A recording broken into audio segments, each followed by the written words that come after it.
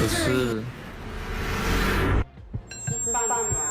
这份热爱似乎不被认可，也许这只是梦。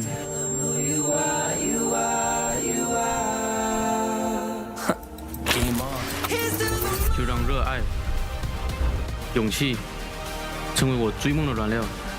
要实现这梦想，就必须马上行动，做就对了。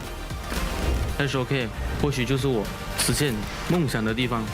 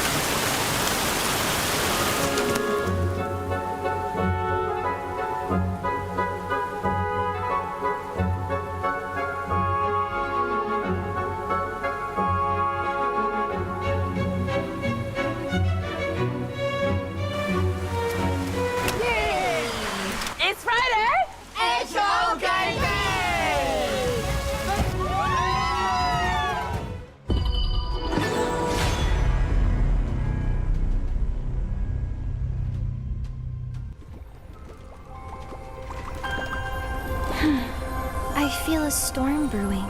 Time to take action. Lady Diadema! The target has appeared!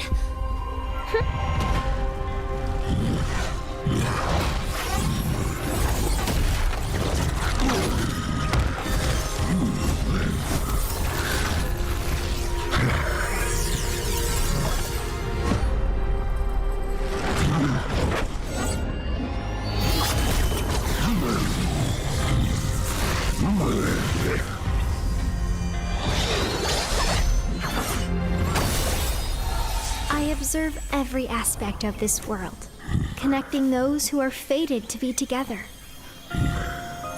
and dealing with the dead whose spirits yet roam the mortal realm. Only the creator of bonds can give them release.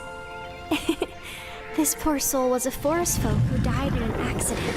His spirit remained in the mortal realm because he wanted to say farewell to the love of his life. Lord Ogran, is it really necessary to take him so soon?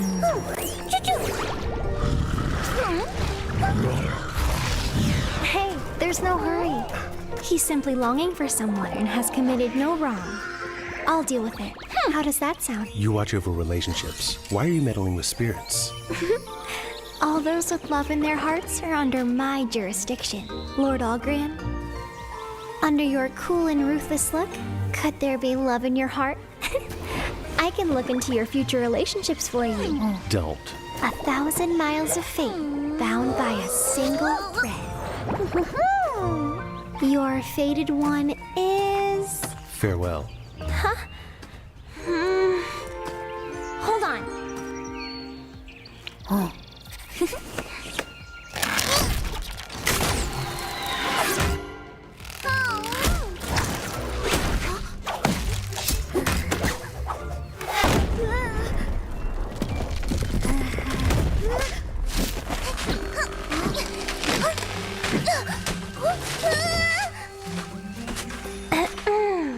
Cerise! Cyan!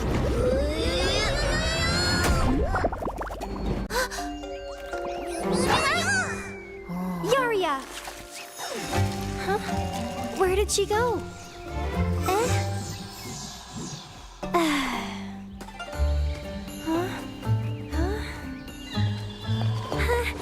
Hold on! I'm not done divining your fate! I don't need it. It'll be a bad omen if the ritual doesn't complete. If you leave now, you will walk alone for the rest of your life. Is that really what you want? He's making this difficult. Just have to take a shortcut. I heard the mention of fate is great for relationship fortune telling. We should try it out. Will they see us? It's really far. Not at all. A breeze will take us there in no time.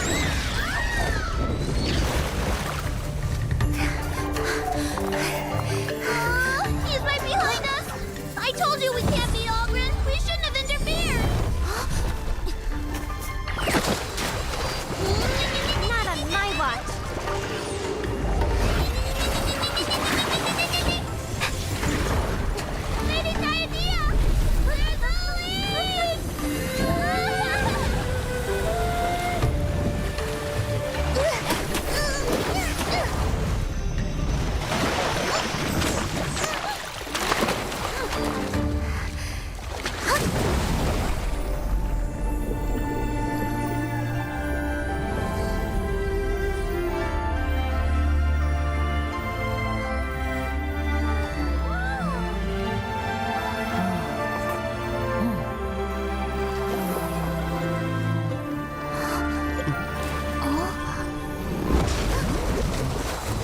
You can't fly now that you're drenched in the water from Luster Lake.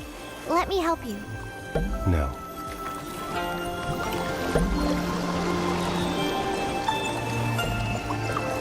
How much longer? Let's just go with the flow.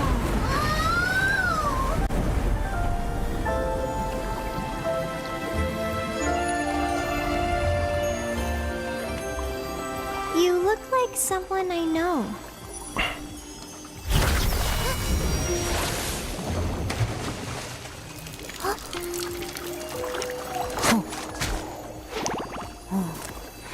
Lady Diadea, could it be him?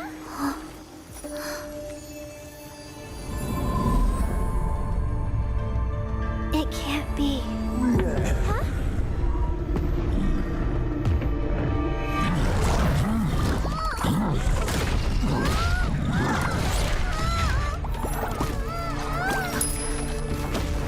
Don't be afraid.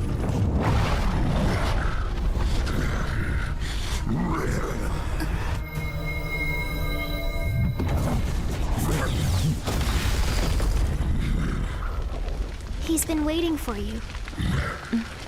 Go on.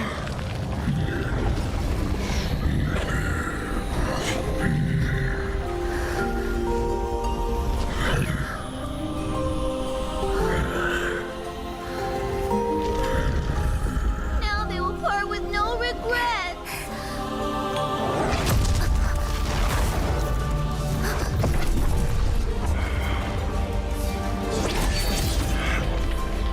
Hold on!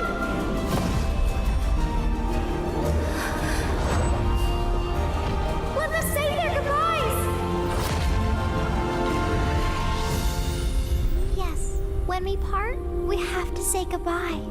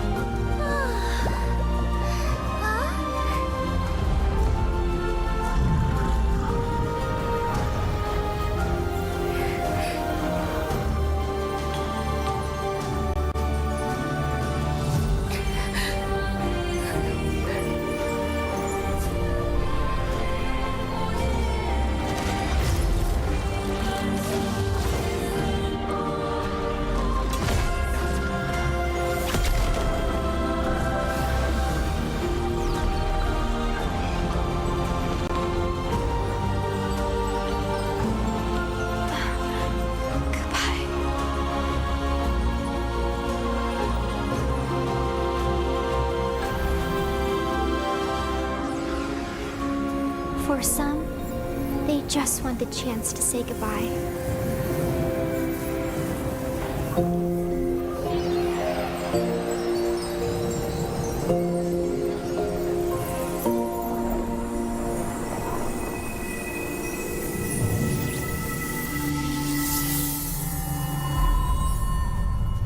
You're still here.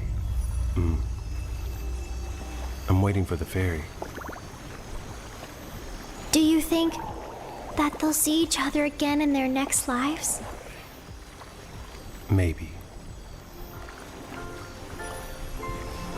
How long have you been a seer? You're a quiet one. Have you always been so quiet? Probably. Actually, I can swim. I know.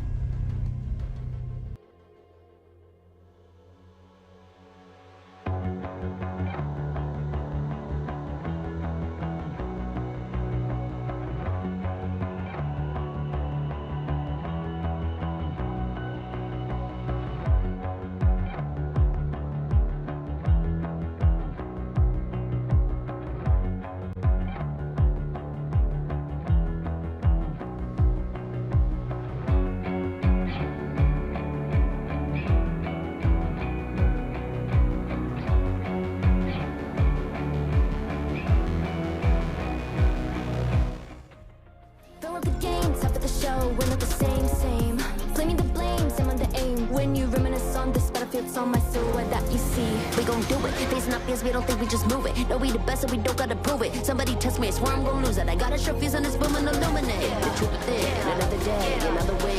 You got the power to turn around. Inside a champion, yet to be found. Calling out for the game. This all, it's on the hide. Won't you yell out my name when I sing on top of our lungs? Where I belong. It's my ride or die. Oh, won't you yell out my name? Let's begin. Crush the foe. Look at me now. Ready to go. Victory. Power within. We're standing tall. Fight for your name. Ready to give it all. Realme 13 Plus.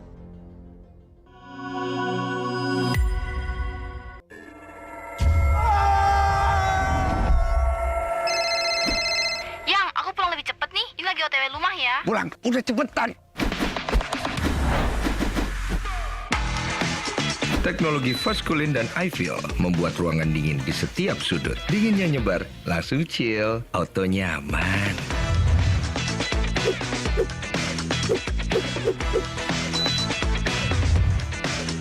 Dengan Ed Garment, tumpukan cucian kotor gone, semua yang ada di dalam jadi lebih terjaga, lebih dingin, dan lebih segar dengan Power Cool. Nikmati gambar yang lebih real dengan Kilet Pro dan Dolby Vision. Rasakan pengalaman suara yang mengitarimu dengan Dolby Atmos. Sayang.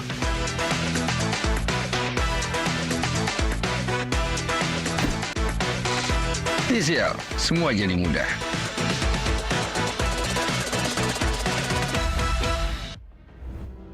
Chino ye Baidama, a queen yego, me sharping nevada. Chino Lashi Boago, Bialan I met, a queen yebo.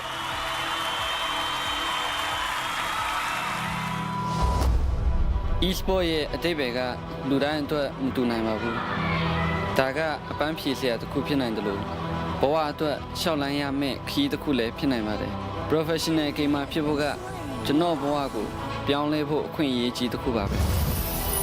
大家အားလုံးထက်အရေးကြီးပါတယ်ကျွန်တော်ဘဝမှာအခက်အခဲတွေအများကြီးရင်ဆိုင်ရပေမဲ့လည်း HOK ကြောင့်ဒီအခွင့်အရေးကိုကျွန်တော်ရခဲ့ပါတယ်အရာရာကိုပြောင်းလဲဖို့အတွက်ကျွန်တော်ဆုံးဖြတ်ထားပါတယ် HOK မှာကျွန်တော်လိုဘာမှမဟုတ်တဲ့တစုံတစ်ယောက်ကလည်း game ကိုစိုးမိုးနိုင်ဖို့စွမ်းအားတွေရှိလာနိုင်ပါတယ်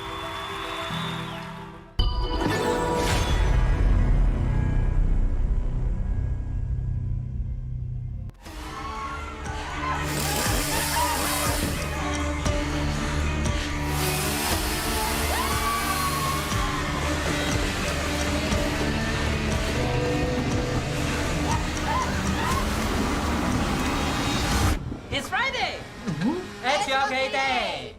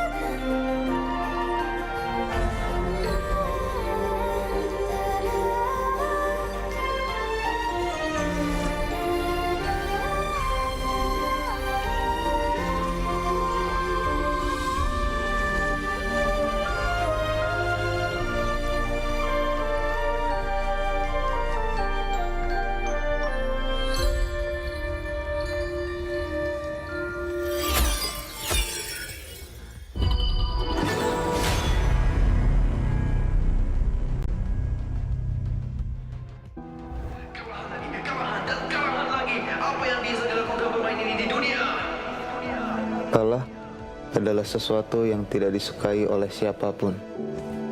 Atau mungkin aku memang tidak berbakat. Saya harus kerja seperti orang lain.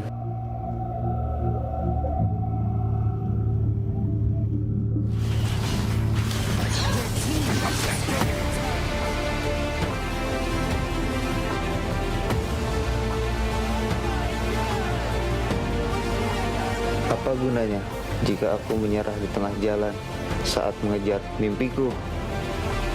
Ingatlah mengapa kamu memulai. Yakini dirimu dan wujudkan mimpimu. Setiap kemunduran adalah langkah menuju kebangkitan yang lebih besar. BLCK, mimpi yang mendefinisikan kita.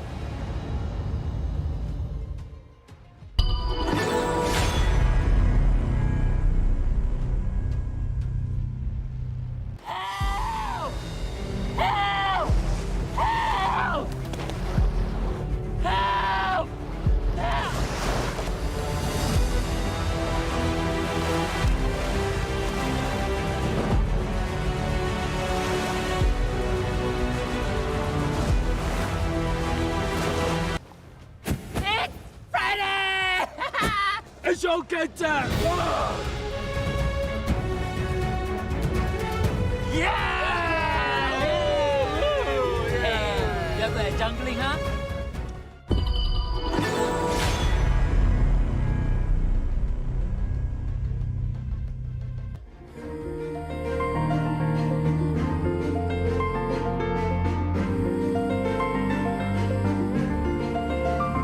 Time away, travel through time and space, let it feel cozy.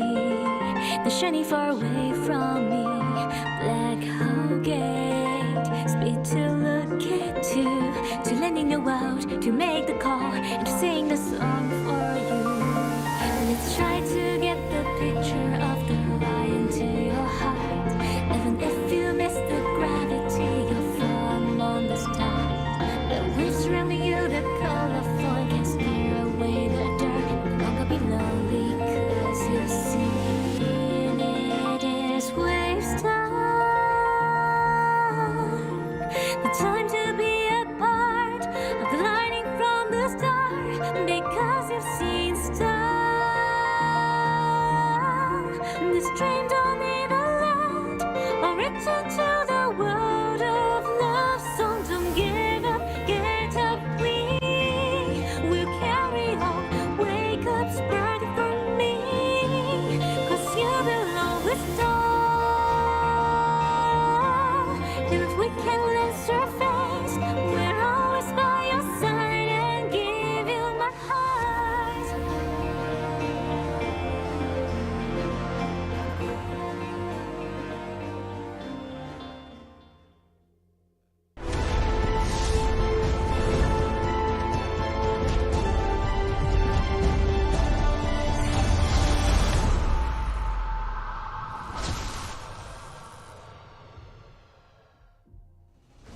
Hello, ladies and gentlemen.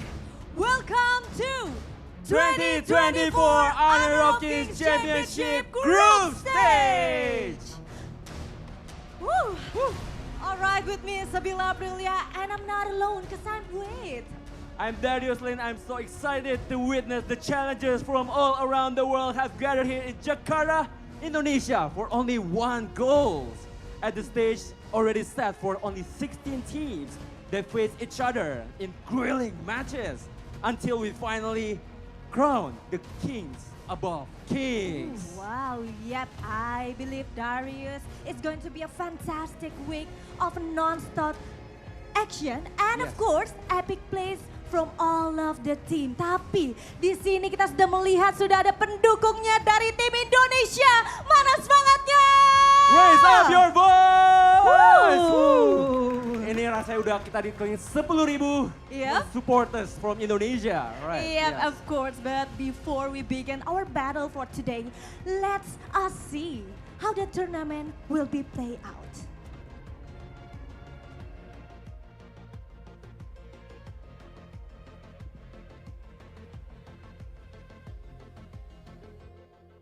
arena to see teams from all around the world battle it out and be crowned true kings of the world. 16 contenders are set to compete after completing their respective qualifying tournaments. First, the Honor of Kings Invitational Mid-Season 2024 qualifier Black Shrew Esports. Then, the following representing regions from their local qualifiers: Turkey, Brazil, Philippines, MENA, Malaysia, and Indonesia. We also have contenders from the SEA Wildcard Qualifier, the Pacific Play-ins, the America Play-ins, and the EMEA Play-ins. All eyes will be in Jakarta, Indonesia, where these teams will meet each other face-to-face for the first time on an equal stage. We begin the group stages from October 12th to October 17th. 4 seeded teams will be randomly drawn into 4 groups. The 12 remaining contenders will follow. With this, each group will consist of 4 teams each. Teams will then undergo a single round robin in a best-of-3 format. The top 2 teams from each group will advance to the knockout stage. So, which final 8 teams will stand above the rest? The challenge begins for the road to reign above all. Let's witness the action together. Wow, that's so impressive to see the tournament format of HOK Championship 2024, right? Of course, and we have a very amazing pool of prize, Sabila, to give out to the teams $1 million. Woo! And of course, the champion of the group stage will take the lion's share of $300.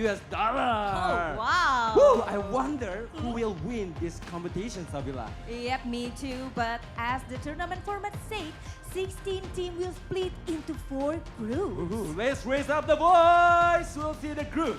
Yep, and starting with Group A, we have Dominator Esports, Mahadewa, FUT Esports, and Blacklist International. And the Group B standings: Nova Esports, Team Balkans, Kagendra, and Team Vitality. Moving on with Group C, we have Alpha 7 Esports, Boom Esports, Team Secret, and Influence Rage. And of course, last but not least, we'll be facing each other in the Group D. There's Black Shrew Esports, Impunity, Fearless Esports, and Revenant Esports.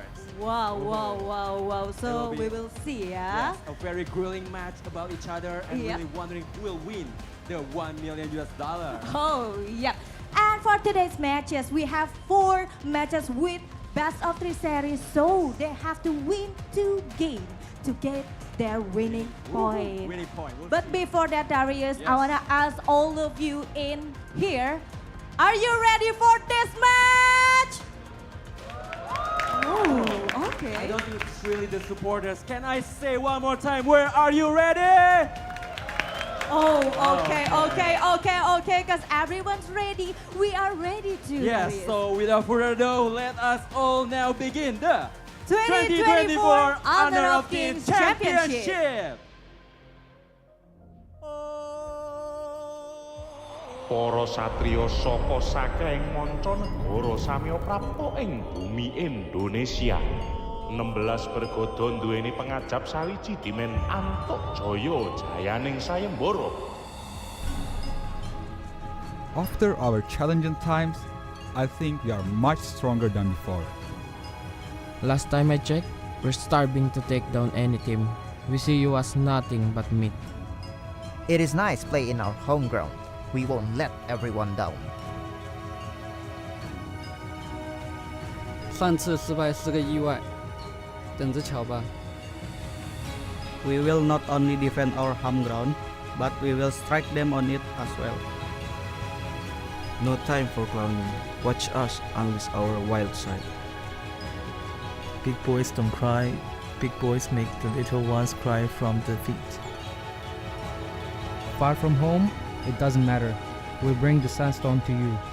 Gumuruh warta sayembara gedhe wis sumrambah saindenging bawana. We conquered the south. Now we aim for the world. Novo oponente? Eu gosto disso. Vamos deixá-los cegos com o nosso poder. I cannot wait to step onto the stage and watch them struggle to get a point against us. Just wait and see. You'll find yourselves on our win streak list. You win some, you lose some. No, we'll win it all.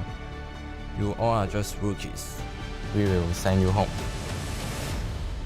这里是战场，不适合弱者。There's only one king. Remember the name. Para pinunjul miwah para satriya ngaluhur sing kalah bakal kapikut pewayangan asoring jurit, ingkang menang bakal sinurak asma luhure kuncara saindring jagat, gumregah kanggo bombonging manah, gumregut kanggo ungguling kaluhuran patut.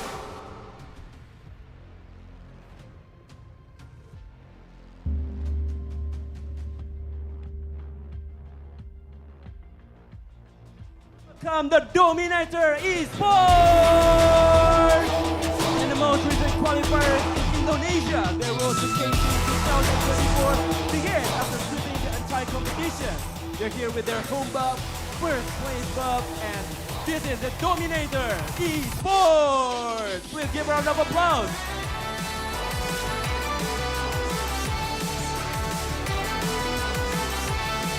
And the next team, please welcome Blacklist International.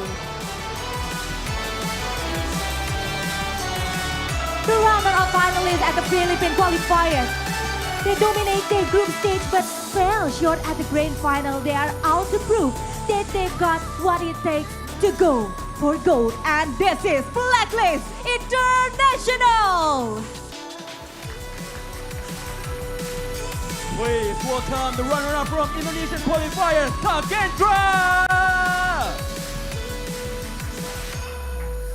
They're out for the rematch in the world stage, and they have their eyes on the prize and also carry a home court advantage.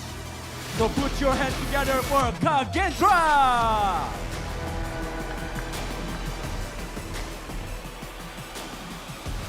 And next, please give applause for Team Falcon. Representing MENA, they make their way on stage to show the world they consistently rising esports scene. They will be only team from MENA in this competition as they carry the flag of their region, and this is Team Falcon. We welcome the Impunity, the members hailing from Singapore and Myanmar. They're representing the wider region of Southeast Asia. And they're here to prove themselves after winning at the CWT qualifier. It's time to face the competition as they fight their way to the top. This is Impunity.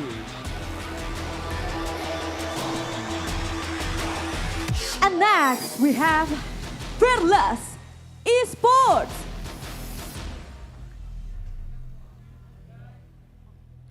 Next, coming from the Pacific Play-ins after the tough battle to secure the slot at the Honor of Kings Championship 2024, they stood on top to represent their regions.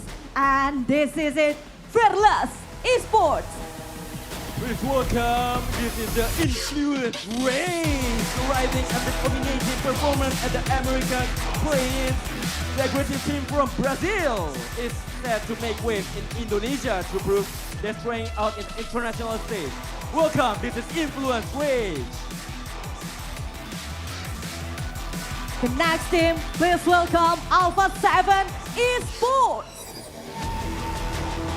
Introducing the Brazilian team, they participate in the Torneo de Ascenso, where they reign above the 7 contenders in this tournament. They're here to bring pride to their region and attention to their growing esports scene. And please give applause for Alpha Esports. And the crowd favorites and runner-ups to the Malaysian qualifier, Team Secret! They seek their redemption against Nova Esports. But most importantly, this is the champion title, Team Secret!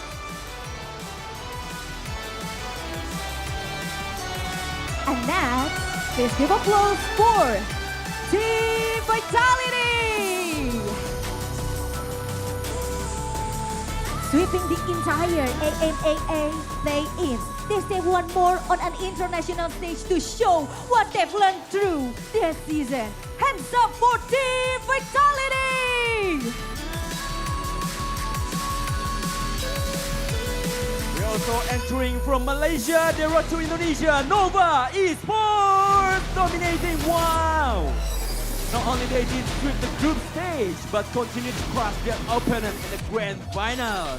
So give it up, this is the Nova Esports. And next, we have Boom Esports. Reigning above the Philippines qualifier, they finished their run with a sweep against the opponents. They're first on an international competition for Honor of Kings, and this is Boom Esports. Revenant Esports, the team coming from the CWT qualifier, a new organization entering the scene of Honor of Kings. Let's give them a warm of welcome as they stand for the first time in worldwide tournament. This is Revenant Esports. And for the next team, please welcome BLCK Esports. After competing against teams from around the world at the first Esports World Cup in Riot, they stood on top as the best of the best. This time, they test their strength in Indonesia, introducing BLCK Esports. FUT Esports, all the way from Turkey. They carried throughout the Turkey qualifier to stand before us today. As the only representative from the region, they are surely making their country proud.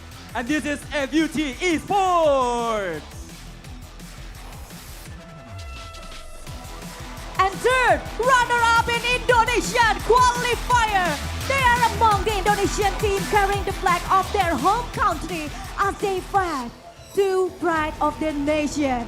Please welcome Mahadewa.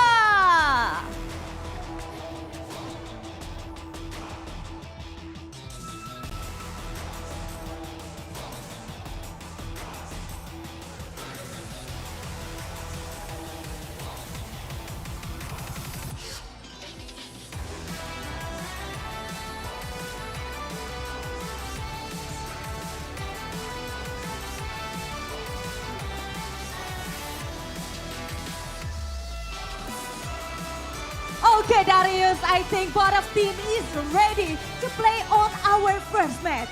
Yes, so I want to ask for the FUT supporter, raise up your voice! Woo! Dan sekarang jangan mau kalah, pendukungnya Mahadewa, mana semangatnya? Oh wow, I think they're so ready. So let us confirm one more time, Sabila. So Honor of King Championship, all supporters, are you ready? Yes, because we are ready to. So we don't waste any more time. Let's give it to the casters. Casters, the time is yours. Have arrived. It is time to make it big in Indonesia. Right now, we have 16 teams with one dream, right? $1 million in the prize pool. And of course, you will have your favorites. But right now, it's your favorite kind of tofu, Kindofu. With me is Holler and Blam. Let's start with Holler. How are you feeling today, I'm man? feeling great. I'm excited. There's so much energy in the arena right now. I mean, they're all 16 teams in one single place. It's getting a little hot in here. Yeah. A little hot indeed. I mean, we just saw all those 16 teams walk out on stage with a point to prove they want to be the King of Kings. Oh, for sure. Now, this is a journey of 1,000 steps, right? And we're going to take you there step by step. First game of the day, we have Mahadewa going up against FUT Esports.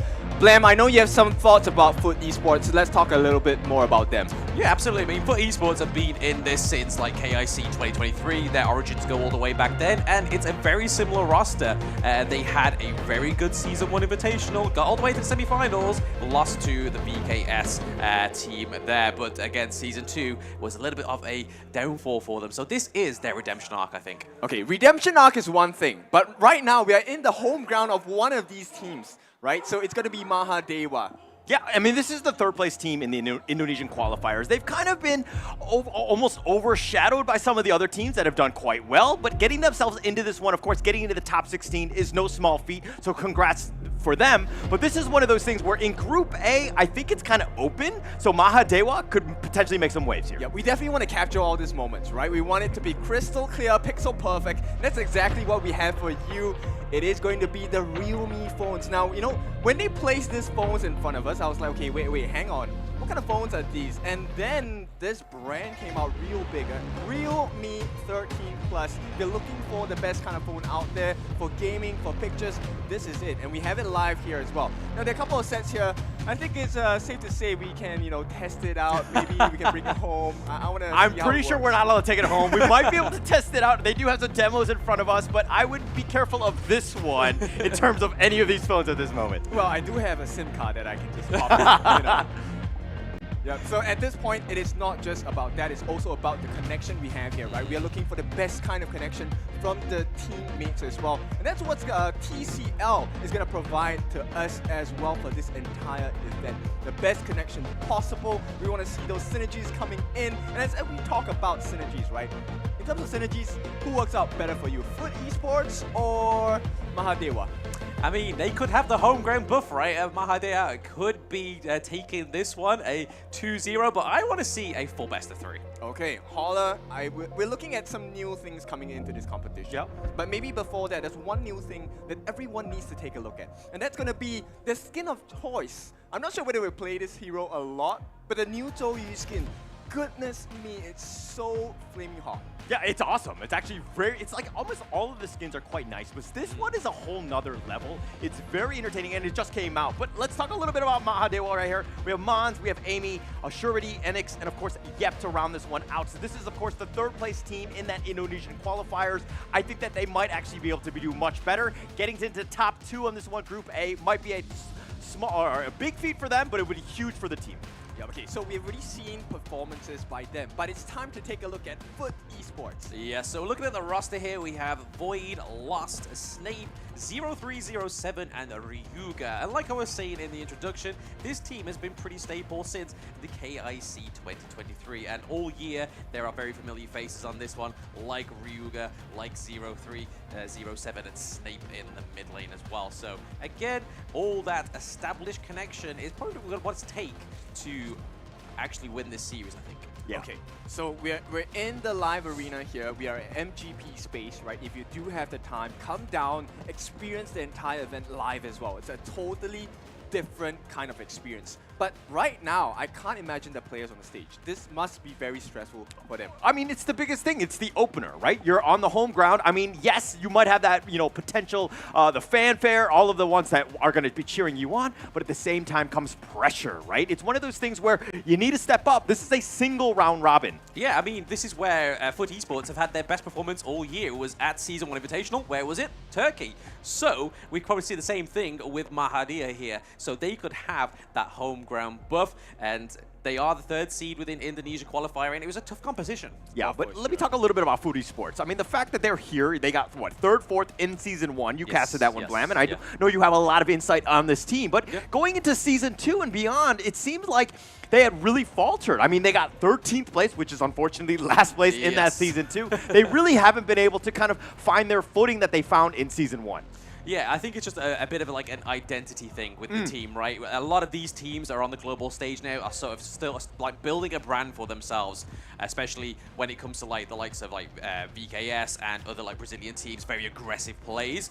Foot Esports are still looking for that charm, I think. Okay, so they're still figuring out their style, their synergy across the board, right? I think we expect the same out of Mahadewa as well, right? So these two teams, they're new onto the scene. Technically, okay, Foot not as new, but Mahadewa definitely bursted onto the scene as well. One of the big 3s in the Indonesian competition world, right? And right now, we will take a look at what is the thought process behind their drafts. I'm curious to see what is it really like for Indonesians in terms of the drafting style, and for Foot Esports, what's going to happen for them as well. Yeah, I mean, there's either that regional kind of difference, or it's going to be those meta bans, and we're seeing it right here, right? The Huan first ban on the blue side, as well as Lubang, and then you've got the Mai Shiranui, which we've been seeing for so many tournaments. That first ban, nobody wants that lady in that mid lane. She is aggressive, as well as the Arlie. Yep, okay, so Arlie, obviously going to be taken out, right? It's not someone that we enjoy seeing, but for the first time, it's going to open up the Dolia. And Dolia is one of my favorite supports. She is so sneakily tanky in the mid to late games when she gets the itemization and the refresh from the Celestial Melody. No joke. Yeah, I mean, early game, you get that great healing right from the Dolia, and when you pair it down there in the farm lane with whichever marksman they are going to go for. But looking over to Mahadia, they have the Lung, they have the Musashi. These are two huge picks right now within the meta.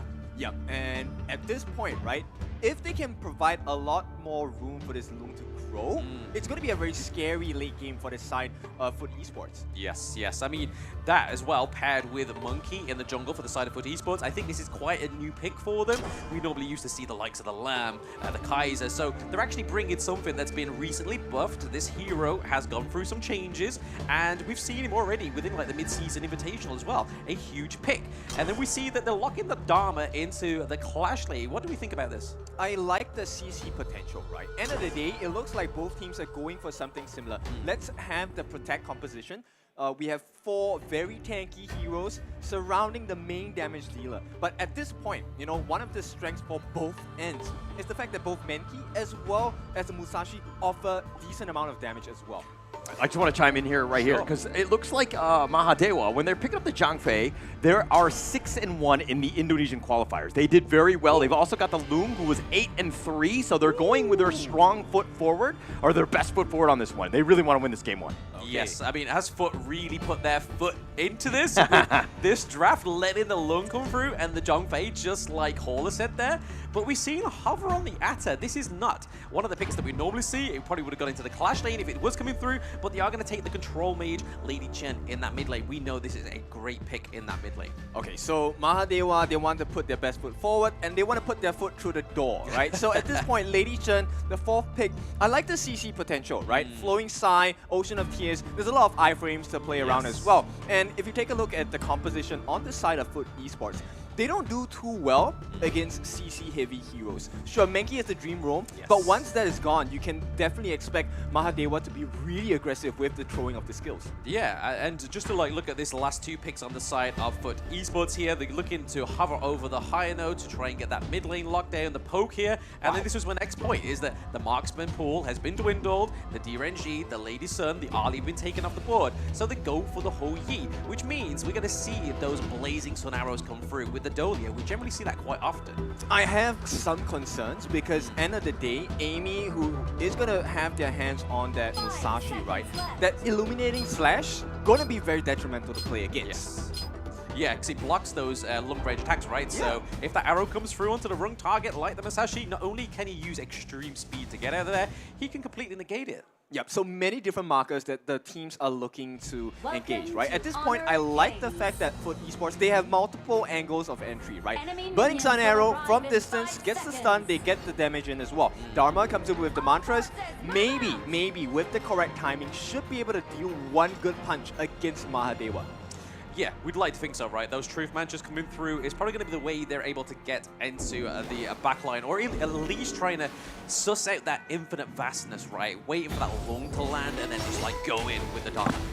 Yeah, for sure. It's like 2 parts to a fight, right?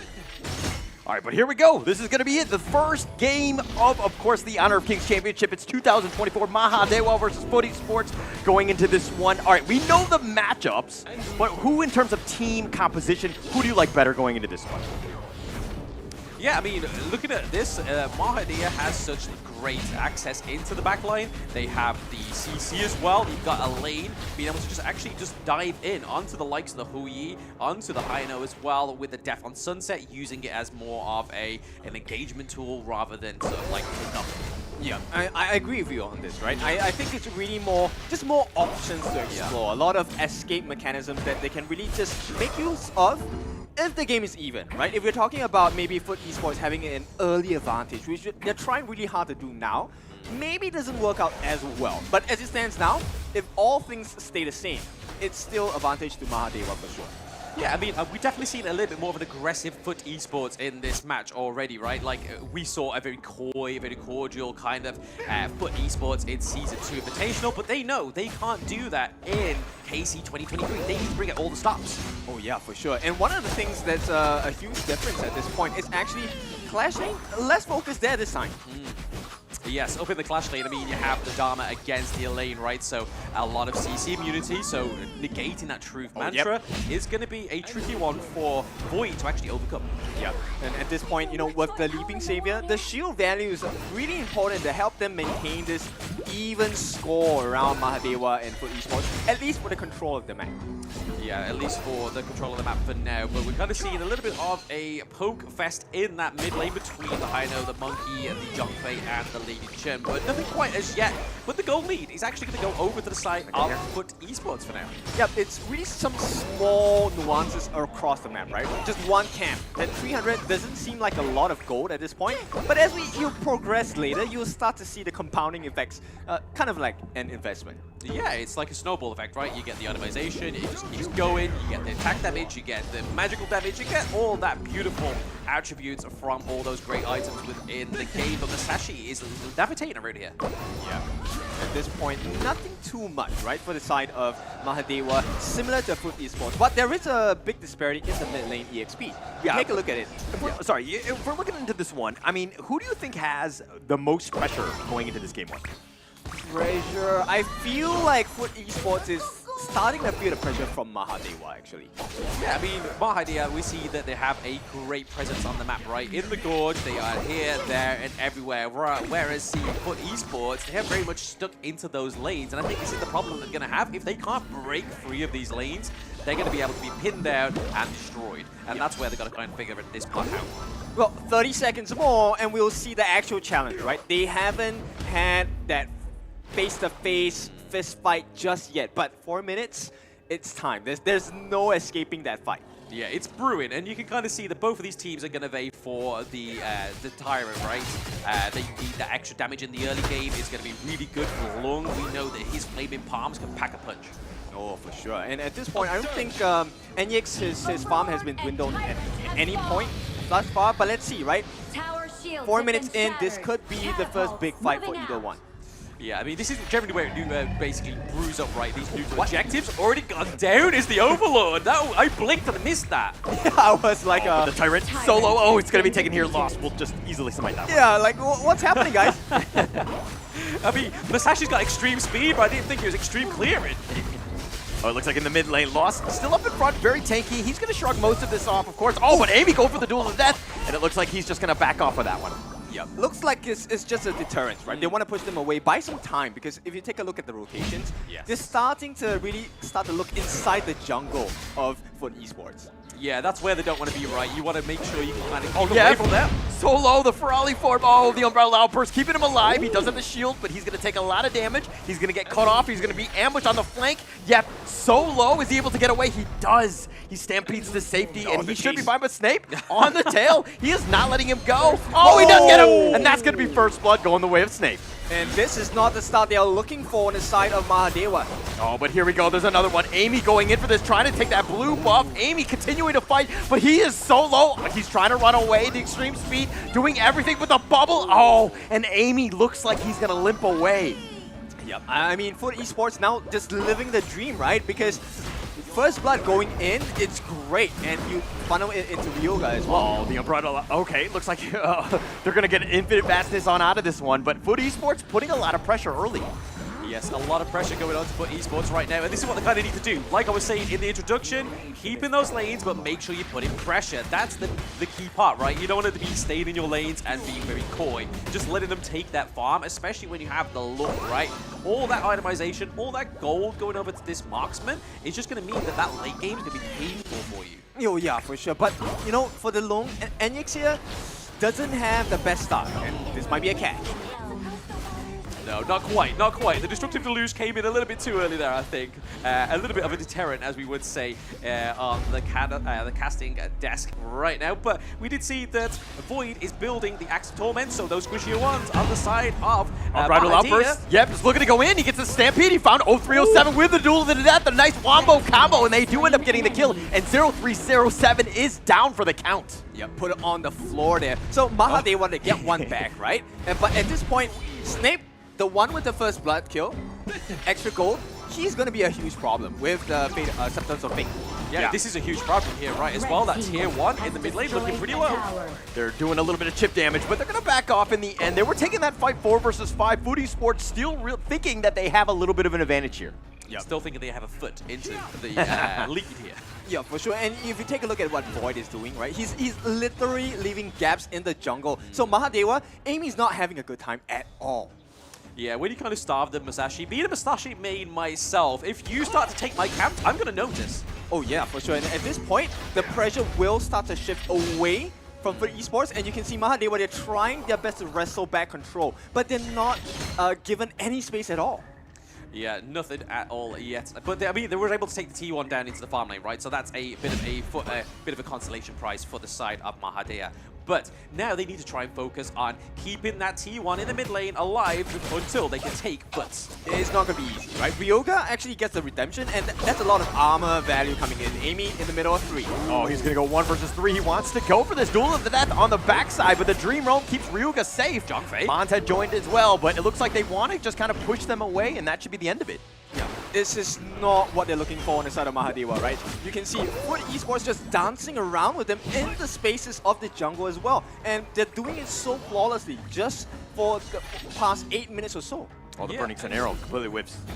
Oh yes, the pieces of arrow coming from downtown, completely missing there. That was beautiful. Beautiful display there. But right now, we've kind of seen a bit of aggression here into the mid lane for Mahadewa. And right now, they're kind of needing it. But that goal difference, look how close it is, guys. Yep. That's pretty surprising, though. But at this point, Tyrant is going to be of value for Mahadewa. They want to continue fighting, so they need to make sure they secure this. At the same time, top lane, this might be a scary situation for Surety. Yeah, you don't want the Lady Chen getting caught out by the Dharma there. The Truth Manta hits hard. They say truth is always the hardest pill to swallow, right? Oh yeah, and swallowing, they must swallow their pride at this point because Mahadewa, they have to make sure they protect this T1 in the mid. Yeah, they want to protect it. Oh, the favorite wind, it keeps him alive. He does, but the Unbridled Outburst is now going to be committed, and it pushes them away. Not the greatest of fights or to start for this one, but on the backside, Mons going in. Nice meteor kill onto Lost, but he's the tankiest one. He will love to do that, but yep, going in. It looks like they found it. The favorite wine from the Celestial Melody lets it do it. X2, but the Dream Roll 4 connecting on it too. They found, yep, the Leaping Savior. He's alive. Enix throwing out those Flaming Palms, just trying to cover their retreat. Yeah, they just give them no space at all. Oh, but Amy over the wall. They're so close. They nice duel to the death. They found him with the Death and Sunset on top, and they found Void. They got that kill, and now they have a little bit of an advantage here, but they lose the mid T1. Yeah, they trade a kill, but for T1 in the mid lane, that's going to open up a lot of territory for the side of FUT Esports now. Looking for that T2, we do see Yep coming in. Yep, and not only that, they didn't get the Tyrant as well. And as we go into the 10-minute mark, where darkness sets in, the shadow versions of the objectives will come out. It's not looking good for Mahadewa. No, not looking good at all, right? I mean, that extra damage, that pressure that the Overlord can put onto you with the Vanguards is something you're going to want to be taking for yourself, especially... Burning Sun Arrow! Okay, does not hit the mark. Yeah, it doesn't hit the mark. My butt clenching on that one. I was kind of, that was so close. I was like, oh, ma. A little bit of a PTSD there for all ourselves. Thinking we're safe from Hui's arrow, but then all of a sudden it comes out of nowhere and collapses. But right now, Lost. May not get lost in. I mean, it's a replay of our ranked games, right? Which is why we're clenching all our muscles at this point. But, you know, now with the shadow versions of the Tyrant and the Overlord coming out at this 10.5-minute mark, this is going to be an important fight. I mean, they're looking to go in, but Lost is just so tanky. Nice Burning Sun Arrow, but they don't really have the follow-up. They're doing some chip damage. Mons taking a lot. He's a little under half at this point, but now the Tyrant is going to be started here. It's going to be pushed away. Lost still up in front. Yep, taking a lot of damage as well, but Mons, I don't know if Mahadewa can fight for this. Yep, I don't see how the positioning is working out for the side of Mahadewa, right? They're so stuck in between. Burning Sun Arrow wasted from the side of 0307, but it looks like Mahadewa will give this up. Was it wasted? Because in the end, it hit Mons, and it did a lot of damage, and now they pushed off, and they almost got a free Tyrant out of that. Yeah, I mean, yeah, okay. It was a pretty good trade, right? I mean, they're able to set that up. They're able to get the Shadow Tyrant, and now they're basically just brewing up the next storm on the side of FUT Esports here. We see the T1 down into farm lane, get taken down. Okay, Dharma may get caught. Oh, Void taking so much damage. He formless this back to safety, but Void took a ton, just kind of face checked that bush. Yep, this is a silver lining, right? At least they have some damage in their pockets. Yeah, that's all that matters, right? They need to start to use that damage to get that gold lead difference because it is edging in the favor of for esports for now. But at any moment, it's that close of a team fight that can be taken away from them. And, you know, Lost gets the ominous premonition, so he is very tanky, slows him down both in movement and attack. Oh, they found him. Oh, it looks like they're going to go. Oh, but the death, that sounds like he's trying to retreat. He does Moonlight Flash away, but Mon's taking a lot of Scepter damage, and they're going to back up. But yep, over the wall, he's going to be fine. This is a huge concern, right? The level difference is one thing, but the damage output is really big in difference between Foot and Mahadewa. Oh, by the win, they're going to find Void. He's just trying to go in, but the duel to the death, and they're continuing to go. The Formlessness is not enough to get him away, and he's going to go down. Void dies again. Yeah, I feel like that was a bit of a miscommunication, right? We saw 3 members of Foot all the way mid, and then obviously Ho Yi was down into the farm lane, so there was no one to actually give aid to Dharma, so a little bit of miscommunication maybe. Yeah, but this is a big opportunity here. All of the ultimates are up. Amy might go in. Might go in, but Lost still up in front, so tanky. And they've been kind of riding him out. The Mankey here, just up in front, does not care. I mean, not only the fact he's super cute, but he's also very tanky. I mean, Enix is just giving sucker punches left and right. Oh, Mons, Death Sunset. Oh, he's going to not connect. He's going to go onto 2. They want to go for this one, but Mons now has to run away. He Moonlight Flashes, but they've Arden got Snape. He was not able to favor Wines. And it looks like they got more, but Lost continuing to chase Yep now on the run. They Flaming Palm does some damage. Oh, just barely enough. Picks off Ryuga. They want to go for this one, and they got 0307 as well. The Flaming Palm onto Lost. They're doing a lot of damage. And Lost, the infinite fastness. He wants to go aggressive. Void, it looks like he's going to be on the run. Yep, gets Leaping Savior back to safety. Assurity going in, but Mons is so low. He's going to go down. Void continuing to fight, but 3 members down, all for the cost of 2.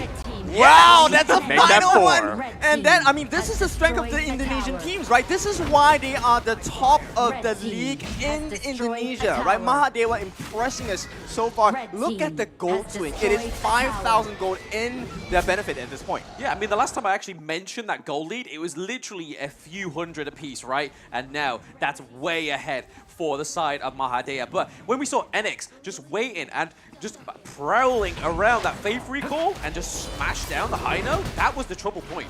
Yep, you know, his name sounds like the golden buzzer, right? And an X. Yeah, you're out, right? You're out of the fight. And that's exactly what he's doing. You know, we were talking about him having a lot of farm in the late game and he's going to be a menace. Yes. He truly is one at this point. Yes, with the Flaming Palms as well, right? I mean, we saw them connect, they hit, and they were deadly, but point out to Void, though, getting that double kill over with the Truth Mantra was pretty good. Okay, so Amy, at this point, gets on that Dragon Rage. Is that something you like? Yeah, I mean, it's going to help the team, right? It's definitely going to be a beneficial for the side of Mahadewa. Do they really need it going into this late point? They have great domination in these lanes. They take 2 of the high ground turrets. Yep. I mean, it also deals health percentage damage, right? So it's something putting Sun Arrow, Dream Roam, they're going to combo it, they're going to go, but he gets on out of there with the infinite fastness, he gets on out, he takes the Uber, 0307, the favorite wind on back, but he's been knocked up, he's not able to get away from the Meteor kill, and they've gotten 0307 already, and they're continuing to go. Mons now on the run, he's trying to stay, Lost still up in front, Enix is somehow still alive, through this all, only 1 death, and that was by 0307, but this is huge, they're going to continue on, they have the Flaming Call, but they do have the burst, and Void is down again! I mean, they are just a better team at this point. Oh, they got another pickoff! Enix is styling, give him the double! Oh my goodness, the double for sure, and they're still looking for more. The Destructive Luge coming through, obviously connected onto the Monkey, was just enough damage to draw him away. Get the higher ground in the mid lane. They're at ground 0, right? Yep, and this could be the start of the end here. Yeah, this is going to be it. They've got all the T3s, the Sunset. They want to just go for this one. It is one last hurrah, but it looks like Lost has been killed. I mean, yeah, he was tanky, but they have the damage. The Burning Sun Arrow. Oh, that was too much. Assurity is down. Enix is down as well, so that will hold. But, man, Super Minions pushing on all 3 lanes now. Okay, so the base is barren. They have so many things to cover, right? 3 lanes of, Super Minions at this point, and the map is practically open for the side of Mahadewa. Yeah, I mean, the dam's cracking right on the side of esports. They're trying to hold it up with masking tape. but it's not quite working. It was a nice effort there from Lost to get the Dream Roll, able to get the kill from Mahadea. A double kill as well, taking NX early and then taking Legion as well. Two of the biggest damage parts. Yeah, and the way they kind of switch between the people who are taking damage and dishing damage has been spectacular on the side of Mahadewa, right? At one moment, Amy is soaking the damage, dealing the damage. Enix is next in line, and everyone else just makes it out with a sliver of health. Yeah, I think that's probably like the only saving grace, right, from both of these teams is seeing what they can do in terms of damage limitations when it comes to these team fights. But Mahadi are looking for another Shadow Tyrant. Okay, so Tyrant definitely better at this point because they're looking for more fights, right? Yes. Who cares about the lanes? Let's just fight, boys. Yeah, I mean, it's only going to benefit the look, right? I mean, those Flaming Palms are already hurting. They're already flaming sore onto the side of FUT Esports. But giving over that extra damage, that lightning effect from the Shadow Tyrant is going to be troublesome. We may even get... Tool of Death, they're going to go for this one. They're going to have the Illuminating Slash as well. He's going to be running. Is he able to get away? Void trying to do it. He dashes over the wall. Formless says he will survive. Now all the lanes are pushing Enix. The damage that he brings to this table just clears waves so quickly. Right, so now it's really a test about patience, right? Does Mahadewa try and close it here, or do they buy some time, get the Overlord as well? I don't think they want to play to that point, right? I mean, especially with the Tempest Dragon going to be up in about 142 seconds. They want to finish it here. They want to go, but the Umbrella Outburst, they've got 3 connected. They're trying to go for this Dice Duel of the Death. That's on the backside. They've got Enix, but he's been killed. This might have been a bit of an issue. That's a lot of damage. Oh, they're going to go for Mons. He's solo, Lost, chasing him out, throws out the bubble, and he's not going to be able to connect on this one, but it looks like they've gotten 2 for nothing, and FUT Esports will hold for now. Yep, they were down, but you never count them out. FUT Esports smacks them back, so Mahadewa, I feel like the better decision, of course, hindsight bias, chill out, guys. You know, they could have gone for the Overlord, and at this point, it is in the bag of FUT Esports. Yeah, I mean, you can kind of see here that Mahadia are struggling to close this game, right? They've been given FUT Esports a lot of lifelines. The Hail Mary there was keeping those minions away from the Crystal, and they did it phenomenally. Yep, and one more thing, the Blood Rage in the kit of 0307, really smart. He just needs to buy more time, right? The team does have damage, they just need him to survive. Yes, and that is what they need to do. I mean, Enix getting cut off pretty early is a trouble for the side of Mahadia. And I think FUT Esports knows that, and that's what they're going for right now, is making sure Lung is off the cards, but keeping the whole year alive from the lane. Yep, and at this point, once again, the recovery on the goal. Look at that. This time, FUT Esports takes the lead, and this is not looking good because there is a very short window. 0307 does not have flash now. They need to catch him right here, right now. Yeah, I mean, you can kind of see that it's not going to happen just here. They're just trying to defend these lanes on the side of Mahadia, trying to get a little bit more of that gold from those Vanguards, trying to just just equilibrium the gold. Yep, and you know what? The real challenge is in 40 seconds. That's when Tempest Dragon is going to come out. Guys, first game of the day, Tempest Dragon. My goodness. Did we expect it? I mean, this is the biggest competition within Honor of Kings, right, globally. So I was expecting this. Okay, I mean, I would love a Tempest game any day. Not me playing. I would like to watch this thing. You don't like that prolonged gameplay, no? No, I like it short and quick. Either way, even on the losing end. Yeah, you know, don't waste time. I'm ready for the next game. Go next. Yeah. But at this point, you know, this is important, right? Yes. Both teams want to walk away with that first point. They want to walk away with the first game. This is going to put them in a better position for the series. And here we go, the true challenges here. The night has fallen, 20 minutes in Tempest Dragon. Yeah, I mean, the thing they've got to be careful for on the side of FUT Esports is these big, thick waves of minions, right? Both in the side lanes, but they could easily backdoor them if they try and prio this neutral objective. Yep, I think Mahadewa, the game plan here is let's just slow the game down, right? We don't take big fights, we win by the lane. Flaming Palm, the Dream Realm Lost. He's going to go for this one. Mons chasing him down. The Favorite Wine just used instantly, and it looks like he doesn't want to take that fight. Mahadewa found a good initiation. You burned some ults, but now what? I'm not sure. It's a reset situation, right? Ryuga actually used that Celestial Melody for Snake, and that could be the turning point, hopefully. Yeah, it was kind of using a little bit of a bait and switch, right? Just kind of force it, but then think, oh, he hasn't got it, but they got the Dolia. Okay. One-on-one. I don't think they want to really take this, right? FUT, both of them can't afford the risk at this point. No, yeah, this neutral objective is looking a little bit too juicy here. We can kind of see Musashi and the Lung already around here. Lost could come in with a fantastic crucial kill. Oh, the Flaming Palm, they're doing some damage, and they found him on the right side. Forbidden Domain pushing him back, the Unbridled Outburst as well. They're just kind of gaining up on Lost. Oh, that's going to be Sage's Sanctuary. That's going to be the first one. Fate Rewind for Snape, but the Dream Realm Lost. He's trying to run. He has the Lingering Dream, but it looks like they want to go for bigger fish. They're trying to go for Snape, but unfortunately, Assurity is down for the count, and it looks like they've also gotten Mons and Foot Esports somehow hold. Yes, they're limping, but they've actually done the damage, and they won that team fight. Yeah, they threw the crutches on the floor, right? But at this point, Mahadewa, yeah, they kind of down, knee on the floor. It's not over yet because they still have the smite on hand from Amy, and more importantly, Enyix still alive. Yeah, and they've got the smite from Zhang Fei, right? I mean, that's double smite you've got to try and contest with. That's a hard thing, but the thing that Mahadewa's got going for him is these lane priorities, right? There's so much big minion waves going on right now. This Blazing Sun Arrow connects, but is it going to be followed up? Not too much to follow up. Mind you, they're still down 2 members, but Mahadewa are continuing to push, being aggressive because they have the super minions, the Duel of the Death, and then Amy wants to go for this one. The Flaming Palm, Sage's Sanctuary, he's going to be back up. Boyd not able to get away. He's immune for now, but he's going to be picked off. Boyd got caught out, and it looks like they're going to take down the base, and they do end up taking Mahadewa. We'll take game 1. What a game, Mahadewa. They are supposed to be one of the strongest, and right now, the message is we are the strongest, right? Yes. There's no comparison. So, first game going into the hands of Mahadewa. Your thoughts about it, Blam? I mean, first game going to Tempest Dragon as well. At KAGE 2024, we're getting a Tempest Dragon game, first game within the whole competition.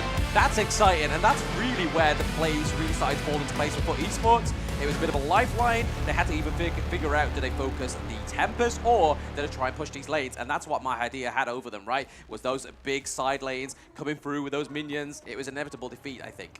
Yep, and that's why you place the foundation, right, into anything that you build. The early game that they secure for themselves on the side of Mahadewa was so wonderful. It really perched them to be in a perfect position because late game, 3 lanes, what do you do? Yeah. I mean, you were talking about it. I think you made a good point in the sense of just kind of slowing the game down. You have the super minions pushing on all lanes, so you just play to time, let that kind of push out, and it makes it very difficult for Foot Esports to even get to that Tempest Dragon. Yep. They had to constantly worry about the lanes, and then you can backdoor it, and you can kind of do the damage that you need to do. You know, it kind of feels like he's complimenting Mahadewa, but it feels like he's complimenting my ranked games. You know, no, definitely not. It's Mahadewa, well. all right? I just want to be very clear. It's definitely not Kindo. Just set the record straight there. We're not bigging up Kindo Fu any more than what we need to within those ranked games. But yes, if you want to support your players, rate and win at this championship. So join Hot Camp to rate your favorite players in the championship and stand a chance at winning some exciting in-game rewards. Yeah, you know what? Skins would be nice. The Zhouyu skin, this new skin, Blazing, whatever.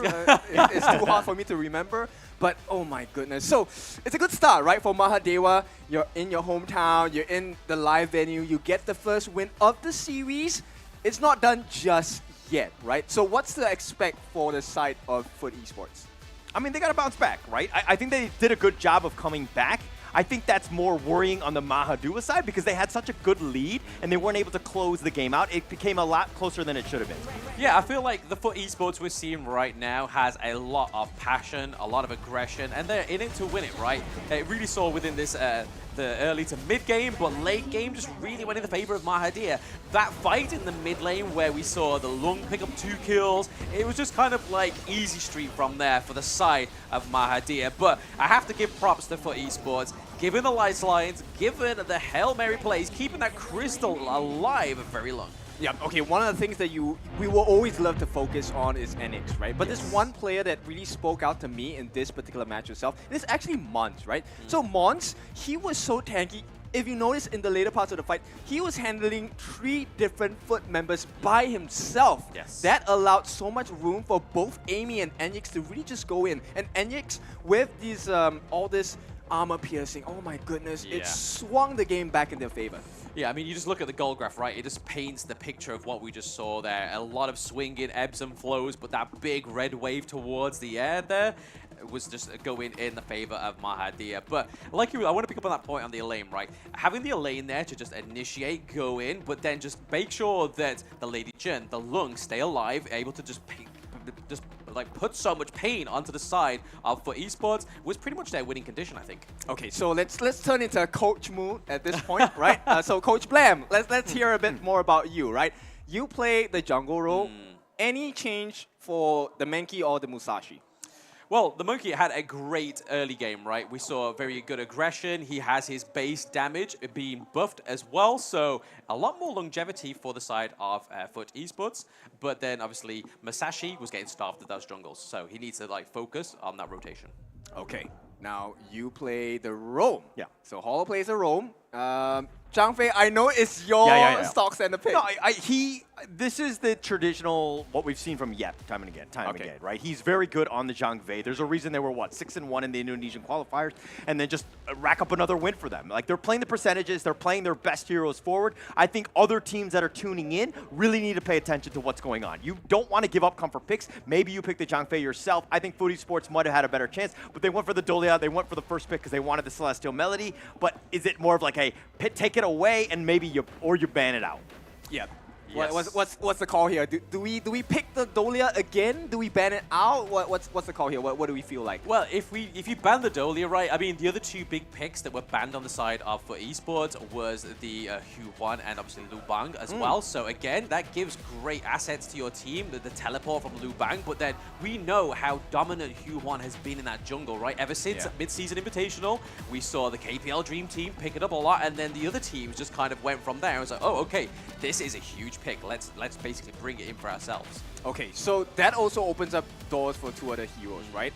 The first one, the new lady that is terrorizing ranked games all over the place, Diadea, my most hated foe at this point, as well as a Da Qiao, right? These are the two options, and honestly, I would prefer facing a Dolia against rather than these two. That's true. That's true. heroes, And that's probably why they kind of let it go. I mean, the Dolia, we've seen it. It's so meta, right? It's definitely that top pick. There's just so many options that you can have with that Celestial Melody kind of comboing in. But going back to it, I don't think FUT Esports were that off. They did some good early, pushes. They got some objectives early. They continued on with Lost being just that frontline tank. That's kind of what you want to do. But they weren't able to capitalize some really good team fights by Mandua where they were able to turn this game around.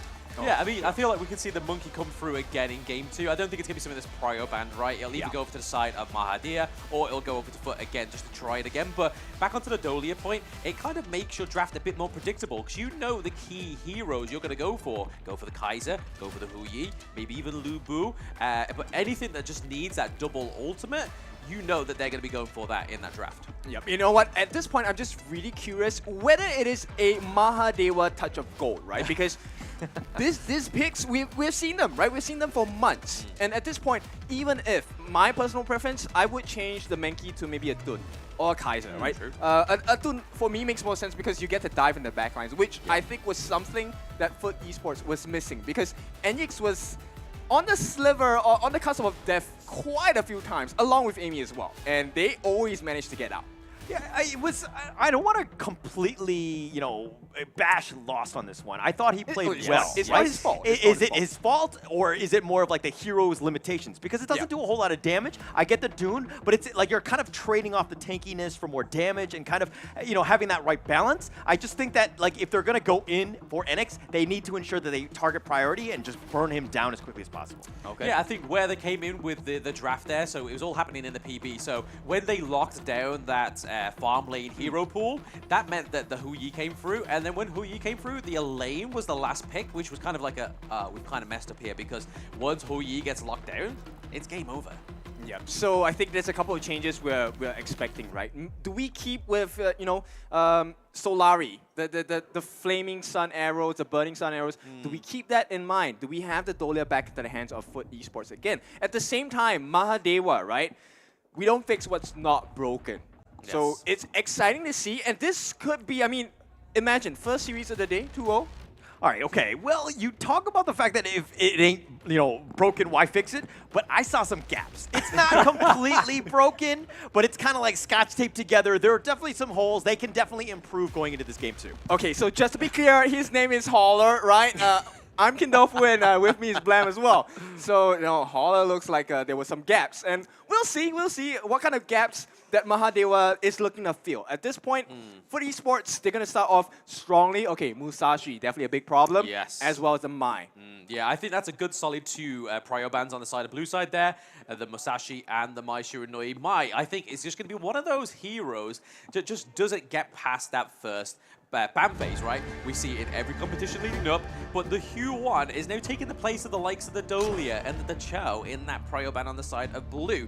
Dolia actually does get put through there, so it does open up a little bit more room for the side of Foot Esports. Did they lock in the Lung first? Did they go for an Orgren? They go for an Ali. Oh, wow. Okay, this is a tough one. Okay, they get the Orgren in the hands of Foot, but it's an Arlie, man. Like, I have not had the best of experiences playing against an Arlie, and even for professional players, when we're looking at the scene, they have been destroyed by Arlies. Yes, yeah. They're very slippery kind of a farm lane hero, right? Able to use the life step, the maple dance as well, being able to cancel out that the range as well with her ability and her ultimate. So again, it just kind of denies the Hu Yi if they decide to go for it once more. But I like the Zhongfei, I like the Orgren. We all love Orgren with the path of passing, the Conductor of Souls, the amount of tankiness that this hero can give into the jungle. But we are going to see the Lung here as well, right, for the side of Foot Esports. Okay, so one major thing, one major weakness on the side of Foot's draft here,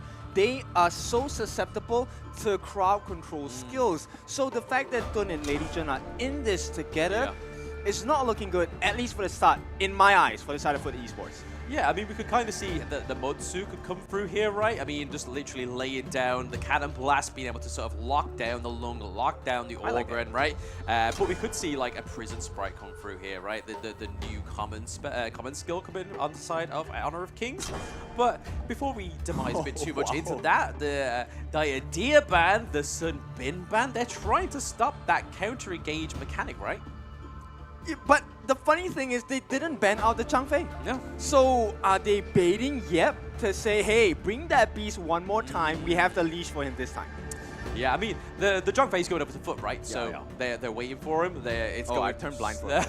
It's fine. But I mean, Ruga's quite a good Zhongfei player himself. Yes. He was what? I think 5-2 in the Turkish qualifiers. Very good for him. You know, the Lady Jean, they were 3-0. So these are the teams or the heroes that they want to pick going into this one. Okay, I feel so validated. All right, Garden Mo not in the game. Unfortunately, I've been killing it, dude, with Garden Mo in my ranked games. Yes. Yeah, I'm not professional, but now, huge burst. The rework of Garden Mo has been insane, right? Now you have so many more charges on your coupled blades. It's a huge amount of burst damage. Disgusting. But hey, we may be getting another Dharma pick here. So again, trying to lock down the Ali, maybe going for the Lu Bang, a little bit of a cross the map aid. But no, I think they're gonna go and settle with the Motsu. They knew you were then better. The Lu Bang up into the Clash lane. Okay.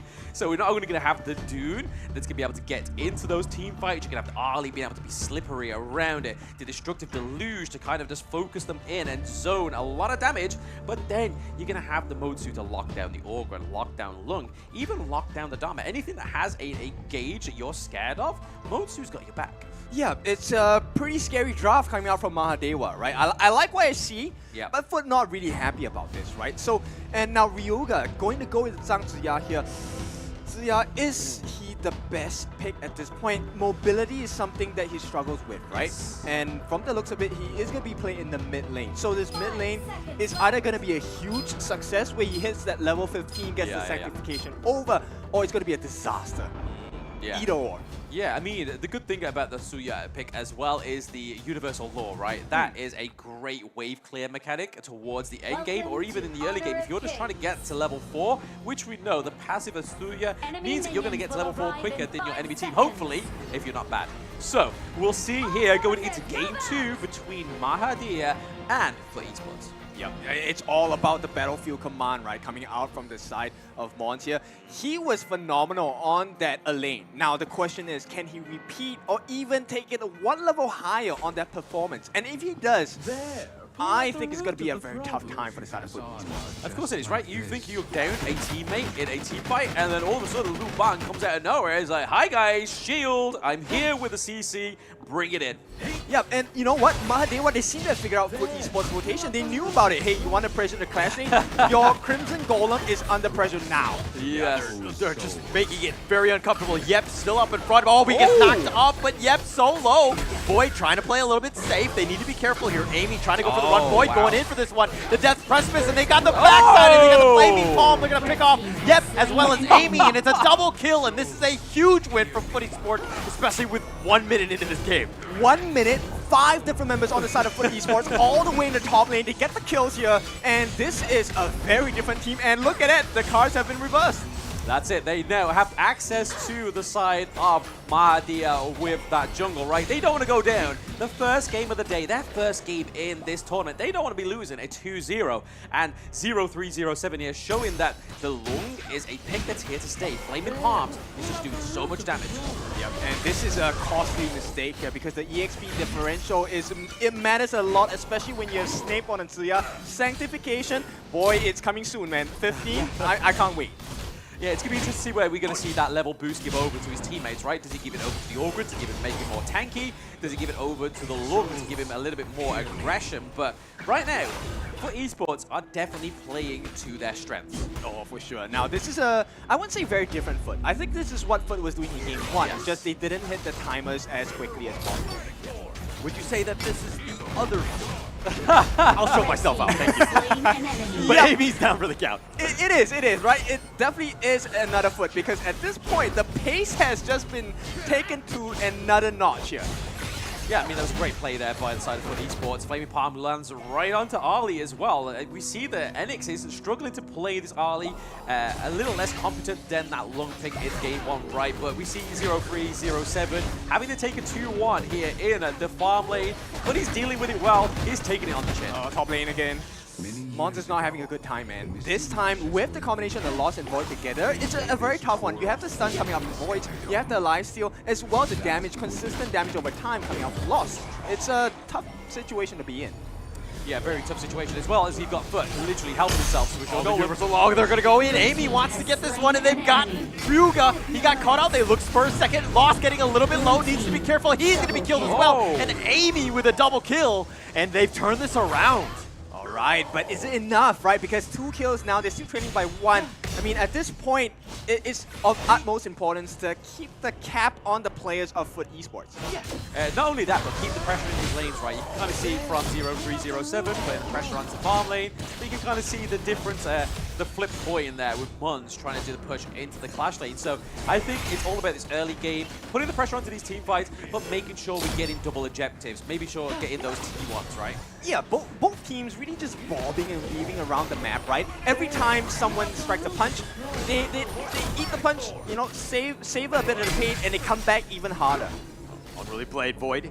Okay, he's gonna be fine, but Amy was just kind of waiting in the wings. Just thought somebody would just go into that push. Yeah, no, there's a lot of action, reaction, right? This is all about those trading the team fights. Neutral objectives are now up. Will we see FUT Esports go for the Tyrant? They go for the Overlord so quick.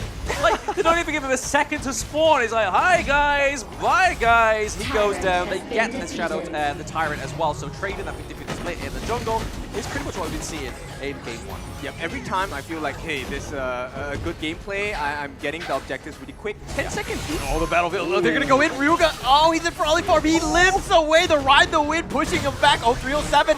Keeping his teammate alive, and FUT Esports right now playing on the edge. They've got Amy, and they will pick that one off. Boy gets the kill here, and they will take the blue buff away.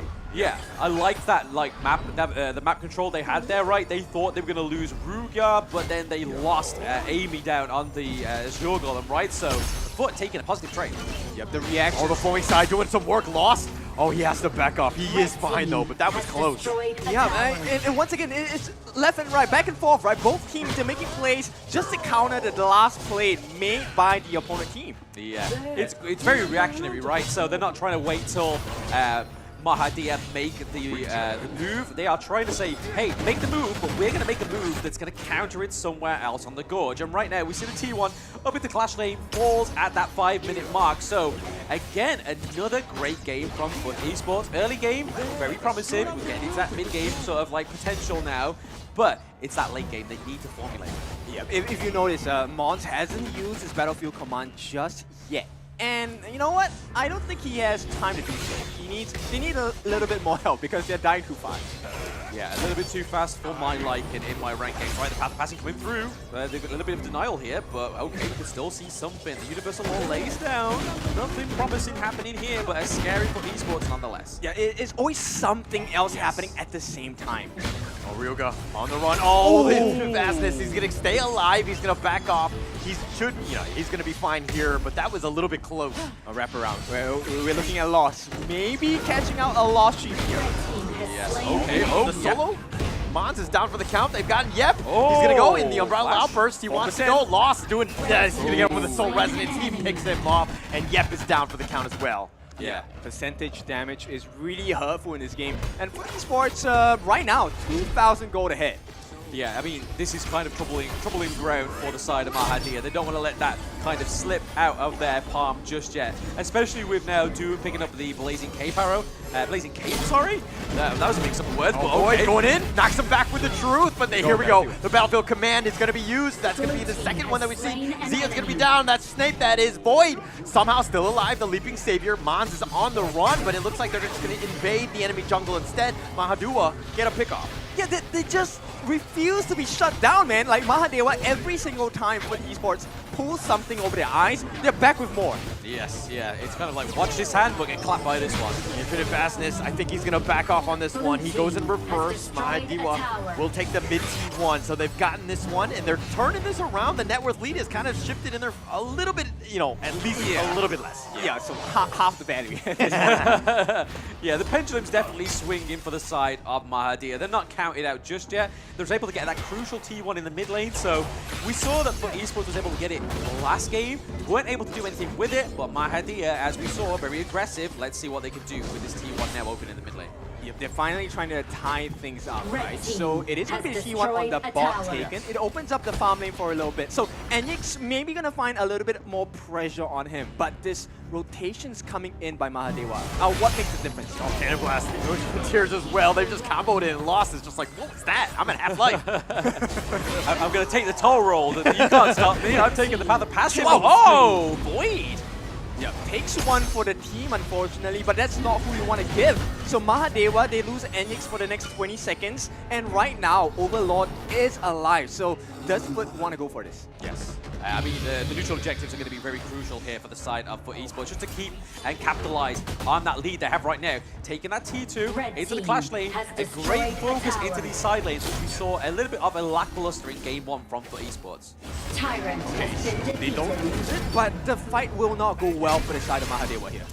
Yeah, Void just going to continue to duel with Amy here. Amy's like, I'll take this one, but he gets enlightened, so to speak. Last is continuing to join, and he's Cannon Blast connected, mid, lost. Oh, he's got the shields, but is that enough? Amy going in for this one. The Umbrella Outburst on top of this, and Amy is looking to be the massive take, and they've already taken Void and lost down. They're going to continue on. Amy is a little bit low. He's going to die. They've got Thick inside the box with the infinite fastness, and he takes the Uber, and he's on out of there.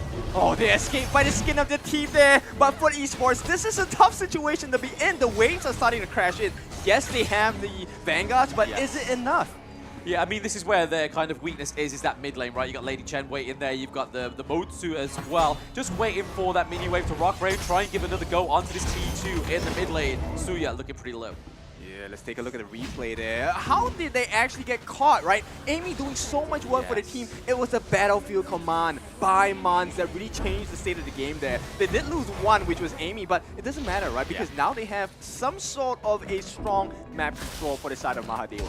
This is the beauty of the Luban, right? Like, you could be down a teammate that you are nowhere near of, but this is the only hero that has this within his grasp. So, using that battle command, getting in there, giving the shield over, just giving onto the Dune as well. What an anchor of a hero. Like, he's already tanky. You give that shield over, he's just going to have a second win, be able to tank so much damage, then allow time for Enyx to get back from the spawn into the battlefield. Yeah, Yeah, I mean, it's an embodiment, right, of Bro Lumpers. All they found, yeah. Oh, what was he doing in no man's land? He's going to be picked off. This is a huge issue. Amy's still up in front. He's spotting this out. The Tyrant is about half. The Unruly Blade, the Wind Slash, and here he comes. The Battlefield Command with the Ferrari form is actually doing some work. The Infinite Fastness forward. Amy needs to be careful. They do have it. The Conductor of Souls on top, and they've actually taken out Amy as well, and 2 members down. Madua probably can't fight for this one.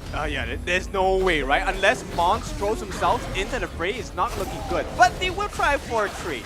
Yeah, looking to trade the neutral objective here, just give a little bit of pressure on the side of Mahadia, is to try and take that Overlord there, and they do get it, so Vanguards go over the side of Mahadia this time around, but the Tyrant is going to come through, give the Lung so much more damage, and those Flaming Palms finishing off that T1 in the mid lane, they do put down the Overlord to stop that push. Yeah, this time a much stronger gamer in terms of control for the side of FUT Esports, right? They have a little bit more map control, and it's working out great for them. Now, the question of taking up the Tyrant rather than the Overlord, and granted it's the Shadow versions, do you agree with what FUT has done so far? I mean, it's a little bit of an oopsie, right? They could have gone for it, but they know that it was going to be contested. So they went for the easy one, right? Not lose anybody, get the damage, just make sure they can clear these Vanguards off of the Gorge. You see the Cannon Blast coming through, trying to lock down Lost, but there is no follow-up just yet. They need to clear these Vanguards in the side lane, or else it's going to be trouble. Yeah, the last fight, it kind of felt like FUT Esports edged that out. And now with the Tyrant's buff, maybe that situation won't be the same, having the same result once again. Yeah, we kind of hope so here. I mean, FUT have played a brilliant early game. They've played a sizable mid game here. We can kind of see Mahadia trying to get a bit of a lead. They're formulating their mid to late game just a little bit better, right? They're pushing back. Yeah, and at this point, once the situation resets, I mean, 10 seconds to go, that's the end of the Tyrant buff. Yes, they've only got a little bit left on that Tyrant buff. I mean, are we going to see another Tempest Dragon come through? I mean, it's looking more likely. We're still a little while away from that. It's only just got to the 12-minute mark, but we can kind of see the Motu trying to be used as a play starter here. But Ali's nowhere near. We're seeing a lot of pressure into these side lanes, but going in maybe here. Oh, Mon's thinking about it. He's been pushed away by Ryuga. He has a Leaping Saber, but Amy in the heart of the enemy team. Unruly Blades, he's going to be back to safety, and it looks like Void on the backside finds Mons, does a little bit of damage, enlightens him, so to speak. Okay, we haven't seen a lot of Enix just yet. He might get caught out here. Oh no! Oh no, he's solo lost, solo on the Rattle Outburst. The Universal Law on top of Lost continuing on. And they find Enix, and they do find the pickoff. He's not able to lift step back to safety. Ryugu continuing on. The Flaming Palm does some damage onto Yep. He's going to limp away, and it looks like FUT Esports coming out the victors with just that 1 kill. Yeah, he was dancing on the knife's edge, did not get into the sheath of the dagger here, and unfortunately gave his life away. Yeah, I mean, you saw Ali, right? Putting so much pain game onto the Ulgrim, but this is the beauty of this pick. Mons getting put out here. Oh, Void. He's going to back off. He's going to let Mons go at this point, but they're still up in front. FUT Esports being the aggressors here. Okay, but they do have a decent high ground defense. Yeah, I mean, like I was saying, the Orgrim able to soak up, they just basically sustained himself from the Ali, was basically the win condition of that last team fight to take. Enix off the cards was a great call. But looking at that gold lead right now, it is steadily going over to the side of FUT Esports. Nothing that a huge team fight and a neutral objective couldn't fix, but it's making sure Mahadia can set that up. Yeah, but it's a 6,000 gold difference at this point, right? So it's not looking too healthy for the side of Mahadewa. There's a couple of things they need to do. And right now, if Lost, no, not Lost, yeah, Lost. If Lost gets his way, he's gonna pincer them in, and that should be the end of Mahadewa. Just making sure that Lost doesn't lose his way, right? Lose his way, don't lose his shoes. He needs them on both foots right now going into this last part of the game, right? I mean, the Shadow Tyrant and Overlord is back up in 6 seconds. They've got to be careful. Universal Law just being laid down. Elliot Moss, it's not being sparse, it's being used a lot. Yeah, and here comes the benefit, right? I mean, all of the waves crashing in, this is a good situation for the side of Mahadewa. Ryuga being chased here, the Overlord at half-life already. I don't know if FUT Esports can get there in time. Amy looking to burn it. He does use the smite. He does get that, and it looks like they get away scot-free. Okay, so Ryuga was looking for the steal there, right? But probably did not have the Leaping Saber. Oh, they found it! X already! Oh, Jordy gets picked off. Void at half-life. They're continuing on the Unruly Blade. Oh, they get the second pick off. They found Yep. The Battlefield Command used on Enix, but that's not really the target they want. Amy still up in front. He gets bursted as well, and FUT Esports right now with 3 kills to their name, are looking to end this game. Yep. And with Amy dead, they can't control the release of that Shadow Overlord as well, so it's not going to be a safe situation for the side of Mahadewa. Yeah, I mean, it makes sense the fact they've gone for the Tyrant, right? Because those Flaming Palms, I think without that Tyrant, probably wouldn't have cleaned up those 2 kills. It would have done a lot of damage, but it would have meant a little bit more chasing for those kills. But they were in their realms. They have the privilege of the Shadow Tyrant, the extra damage, the lightning effect, and right now they're at the Crystal. Yeah, it's a tough one to watch, but they might have to back off because the rest of the members on the side of Mahadewa, they're going to be coming up right now. So at this point, they survive, but they get the door broken, right? Yes. The mid T3 is down. So for Esports, they have 1 foot through the door. What else can they do? I mean, the other take foot some, in the door. Yeah, another one. Just go double this. Take both feet off the ground. Oh, boom, into it. But look at this. The Truth Mantra really set up that whole fight there. The crucial crowd control ×3, man. Like, Void on the Dharma. This is like a beast of a FUT esports, right? They're able to get the high ground turret. They're actually making progression in the series, which is what we like to see, right? Not just 2 stomps, one after another. Well, that's why he's called Void, right? He leaves a void in your team. That was 3 different members gone for like 40 seconds or something. Yeah, a little bit of like, Papa, Papa, where are you? It's like Void just taking them into the Void right now. Universal Law being placed down there, the Destructive Loot as well being exhausted. Dodge it, kind of the Lost actually doing very well to dodge that. Yeah, at this point, it's a bit of a sticky situation for Mahadewa because they can only rely on Mons to get the Splitters going. And at this point, if he travels too far and he gets forced to use the Battlefield Command, that's 1 save gone. Yes, yes. I mean, you can kind of try and put pressure into the lane whilst he's away from it, but then if he uses that Battleground Command like you just said there, it could be game over for the side of Mahadewa because all it takes is 1 clean team fight, and right now, Minions going in. It's not looking too good at this point. This could be the second T3 taken. Oh, the Bridal Outburst cutting off the line of retreat. Amy taking so much damage, not able to unruly blade away. He's going to be picked off, and it looks like this is a bit of an issue for them. They have 5 members still up for FUT esports. They're pushing on all of the lanes, the top lane excluded. Mons has been doing a great job. He can Battlefield Command back to it if they need to, but right now, Mahadewa are kind of looking up at this aggressor, and they're having a hard time. Yeah, I mean, you can see the chinks in the armor already, right? So right now, for esports, all they have to do is finish the job. Void, he goes in for this one. He gets the pick off a shorty. Battlefield Command, but it might have been too late. Mons and Nexus, and they take down the FUT esports take game 2. They did not take their foot off the gas right there, and now they're rewarded for all of that hard work. Look at the faces of the players as well. Now, we are tied dead even 1-1. Boys, what a game that was. Yeah, what a phenomenal series, right? We're glad that FUT esports have found that identity that was alluded to within the introduction. They are definitely a lot more clued up than they were in Season 2, right? Actually getting 1 game on the board is already improvement from that last tournament, so they're here to stay, I think. Yeah, we were kind of poking and prodding. Are they alive? And yes, they are alive and kicking as well. I mean, FUT esports knew how to do it, right? They had the lead, and they knew how to close out the game. That's super important going into this one, because you don't want to give the enemy team a single chance to get back in the game. Yep, they didn't, right? It was kind of like pulling out the straws from underneath a straw house, 1 by 1, and it just crumbled, right? Mid lane T3 done, bottom lane T3 done. We don't even need the top lane. Let's just take everything.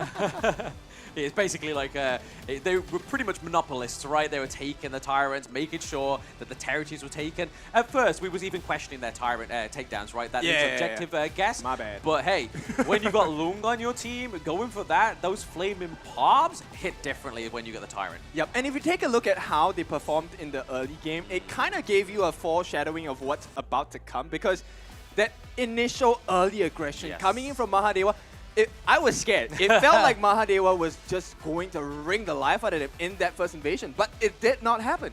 Yeah, it didn't happen. I mean, this is one of those things where, I mean, we're going to have to check the replay in terms of how Mahadewa can kind of bounce back for this one, but it really seemed like they were on the back foot. They were struggling throughout. They weren't able to take any of the objectives that they really wanted to and get themselves back in this game. Okay, so with that being said, in the first minute, you get crushed by 5 different members on the side of FUT esports. You lose the game in the second series of this second game of the set. How do you recover this confidence, right? Because if you take a look at the way the game ran, it was just FUT esports slowly but surely getting control of the game. I mean, was it really slowly but surely? I mean, it seemed pretty evident from the early point, right? Like, we were seeing an invade, level 1 invade. They weren't too bothered about it. They got some double kills up on the board. They, yes, lost a little bit here going into the 9-minute mark. Like I said, Mahadia always having a great early mid-game. Not quite the best early, but for esports, really able to put that aggression on in the early game. Like you said in the closing statement, Kid, not taking that foot off the gas. Yeah, and at this point, I'm just curious to see how is it going to be like in the last game of this series. I mean, this is the first series of the day. Yeah. We have gotten the Tempest Dragon, we've gotten a tiebreaker, and we have seen so many highlight plays from all the different players as well. So I'm going to ask you a very unfair question. Who do you have in the last game of the set, based on what's happened? I always look at the momentum of teams, right? I think the first game, Mahadewa, we're lucky to have won that first one. And going into this one, FUT Esports really dominating that one. They're going to have a lot of momentum going into this third game. Okay, but of course, with the win, we need to see how this came down. So Blam, just educate us for a bit. Yeah, I mean, looking at Void there, giving the MVP, I think that is a very well-earned MVP, right? He was sitting in the brushes. He was getting those truth mantras, that triple times, like crucial crowd control, really came through. Plenty of time for FUT Esports. But again, Orgren coming through is still showing that this pick is troublesome for whichever team decides to go for it and whoever faces against it. Because even though they go for the Dune, right, who was pretty much the kind of counter pick, unless you go for like a Liam Poe or a Kaiser, that the Burning Cape is able to try and mitigate the Orgren. But then when he gets that level cap, just completely choof. Yeah, he gets way more right off the ropes itself. Yeah, I'm sorry. I just want to highlight the fact that 0307, 6-0-3. He was perfect. He somehow survived almost all the crowd control with Thick inside the back. Everything. He was able to get out in every single team fight where he was kind of threatened. He had perfect positioning in this game. I mean, what do you think the 0-3 stands for? Oh, 0 deaths? 3 assists? I thought it was 0 kills. Not quite, not quite. I mean, he proved that he can get the kills on the board there, right? But I think the thing that I'm really interested in Game 3 is how influential is this Lung in the BP, right? Because, I mean, both games, he's now sitting on the 100% win rate. It seems to be, even though he managed to get the Arlie, Enix didn't quite work out the same way. Yeah, but I think they took a risk, actually. I'll be honest about this. I think the pick by Snape on this was a huge risk because he's so immobile. It's really easy to catch him from, based on the members on the side of Mahadewa, and they just could not catch him. And take a look at that. We were asking who was he going to give that sanctification to. He gave it to the Orgren. Yeah. I think it makes sense, right? Especially when we saw that Lost was basically being the initiator, having that path of passing means that he's just able to access that enemy team a lot faster. And you can kind of see here, this gold graph completely different. And really curious, it is actually FUT Esports that takes lesser overlords, yet they have the map advantage in their favor. Yeah, only one overlord, and they was able to dominate with that one overlord. But again, it gives over that damage to the Lung, which we saw plenty of times, not only claiming the kills, but putting the smackdown onto those turrets. Yeah, I mean, I love this series, and this is what you can expect, right, for the games today, because it really was back and forth. Like, there was never a clear moment where it was like, oh, it's a guaranteed for esports win. Oh, it's a guaranteed Mahadewa win. No, this was back and forth, and at any single moment, it could have swung either way. Yeah, and I think we didn't really talk too much about it in the pregame, but Group A going into this, I felt like was one of the closer of the groups. Like all the team skill levels is kind of the same, so we're going to see a lot of competitive games in Group A. Yeah, I mean, after that game, I feel like it's even more closer than I expected, right? And I think this is the best thing about KC 2024, right? It's like we all had a little bit of expectations, but we didn't want to sort of set really high ones. We want to be very reactionary. We want to see how these teams progress throughout the first year of the global esports. Oh, for sure. You know, one of the things I didn't expect I'll be doing today is actually stretching, because there were so many moments I was clenching, whatever muscles you have, dude, I'm clenching all the way. I'm like, oh, shit, he's doing so much work, right, at this point. And a lot of big surprises coming in from both teams. So it's really hard to tell who's going to take this final series. Yeah, I mean, going into this one, I like the fact that you have a lot of momentum. I think that is a huge, one of those factors that could really sway the game going into this one. Mahadewa are kind of like, whoa, we just lost that one. How do we come back? It's like getting punched in the face, and it's like, oh, what do I do now? I'm kind of dazed, but do I fight back? Like, I'm in that kind of awkward situation. Yeah, you kind of like playing with your back against the wall, right? You didn't want to bring out your trump picks in the first day, but they may not have any choice, right? All these teams want to make sure they get the best best starting in this first day. And right now, FUT Esports really upset that. I mean, this is one of those things, or sorry to cut you off, but it's one of those things where, hey, it's a single round robin. You have to be top 2. You might play 3 matches and go home, and this could be the first one. That is a huge issue for this team. Okay, so we will be starting the next match really, really soon. Like we established, right? All points matter. It could be the difference between maybe 1 point, 1 win, 1 loss, who knows? And as we established, it is really close in Group A. So every single moment matters, and you definitely want to be there when it happens. So as we go into the last game of this particular series itself, maybe let's set the stage first. You are going with momentum base, so Yes. I presume you're going with FUT right here. Blam, what about you? Are you behind him? Are you? I think I'm going to, you know. This is a team that we've been keeping a watchful eye on from the Season 1 Invitational, from the Season 2 downfall, and now they're rising up, basically representing Turkey very well in this one. We all thought that, hey, maybe Mahadia, especially being the 3rd seed within Indonesia, it was a tough qualifier, could have taken this one easily, but FUT Esports was like, hey, hold my beer. Okay, so I like the fact that you guys have put your input. I'm going to keep silent for the moment, but... No, I'm just joking. Okay, so we will go into the game. Here's my thoughts on it. I think Mahadewa does have what it takes. I'm going to sit on the opposite camp at this point, but it's up to the coaches and the players to seal their fate, right? At this point, your destiny is in your control. Yeah, I like the fact that you actually went on that side, the Mahadewa side, because you're going to be wrong on that side. Yeah, I'm going to be... wrongfully hated because everyone's going to be like, no, why are you supporting this team? Because I'm right. No, because you're being held hostage in Indonesia. That's why. And what was the thing that we learned at EWC, Hauler? What's L for when it comes to Kindofu? Learning? For learning. Whoa. Hang on. Hold your horses. Prepare to learn, kid. Okay, learning is my best trait. But here we go. Mahadewa against FUT Esports. This is the final game of the best of 3 series. We're going to cut it straight with an Arlie ban. Yeah, Arlie ban Hugh 1 again. I mean, I was asked in an interview, right, how many times we're going to see Hugh 1? I mean, we're seeing her, so I'm kind of still winning here. I said 7 times. But it's in the bans. So maybe we'll start to see this lady come through towards the other series of the day, but Mai Shiranui was just basically guaranteed that 2nd ban. But once more, Mahadia being on the blue side means that they can go for something that's a prio pick, like the Dolia. If it doesn't get banned, they could go for the Organ or the Lung themselves. Okay, so we haven't seen her yet, but I'm really interested to see the Shangguan. I think it works wonders based on how these 2 teams are playing. Yes. So maybe we might see that. And the fact that Dolia is open for picking, it does provide some sense that we might see this judge of a lady come in. Yeah, I mean, like we were saying when it came through in Game 1, it gives a lot of Celestial Blessing. I mean, they give over the Dolia for the Lung, but NX on the Lung in Game 1, it kind of makes sense. He was very aggressive on that. The Infinite Vastness was just timed perfectly. Are you in agreement with the pick? Do you like the Lung pick over the Dolia? I mean, hey, it's got 100% win rate right now, so that could be the lucky horseshoe that these teams need. But Ryuga going for his staple pick again, the Zhongfei, and then Lost going for the Orgren that may take the Dharma, though. Okay, so we're going with business mode, right? There's no place for emotions, right? Numbers matter. It's about the stats, and it looks like we're going to have the lane. Okay, this was the special, probably going to go into the hands of Bonds again. Yes. And we have seen the performance by Enyx on this Lung. And so far, it has been wonderful. But Snape, once again, teetering on the edge, you know, teasing us with the Zuya.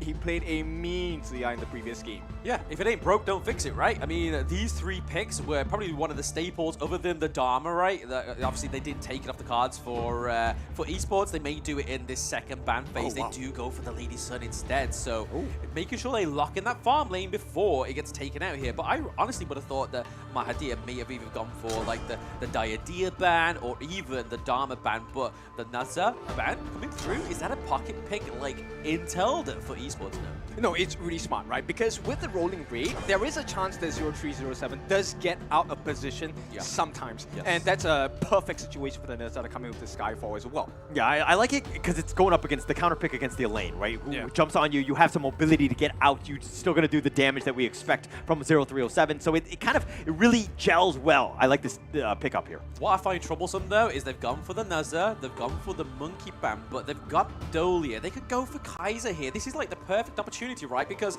they have Mons on the Elaine again, great engage, ban out the Dharma, ban out the Guan Yu. But having that Kaiser with the Lung could be a monstrous team comp here. Yep, you know what? Heino also works perfectly here. Oh! Wow! Kiddo Fu, it's your birthday! It is. Hang on. Do they really want to do this? They're pretty squishy at this point. I'm not sure if this is the play here, but I like this. Mengya is one of my favorite heroes. Now they're just teasing us. Okay, guys, if you didn't notice, Mengya is the next hero coming out. He is one of a kind. I mean, just wait till you see him on the Gorge. I promise you. No, I mean, there we go. I mean, I've done a lot of learning, right? I've done a lot of watching. The Kaiser makes sense. The Princess Frost makes absolute sense as well, right? The Ganemo! The Ganemo, yeah, I pointed that out for you. I was like, this is your birthday. Debut pick. I love this hero. It is, okay.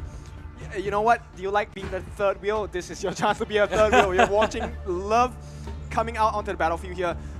You can expect a lot of snipes. And at this point, based on what's happening, I like this Mayin as well as the Zhang Fei combination, because they will be the ones keeping you at bay. And when you're at distance, who works well? Ganemo, Lady Sun, the rolling raid, the couple blades.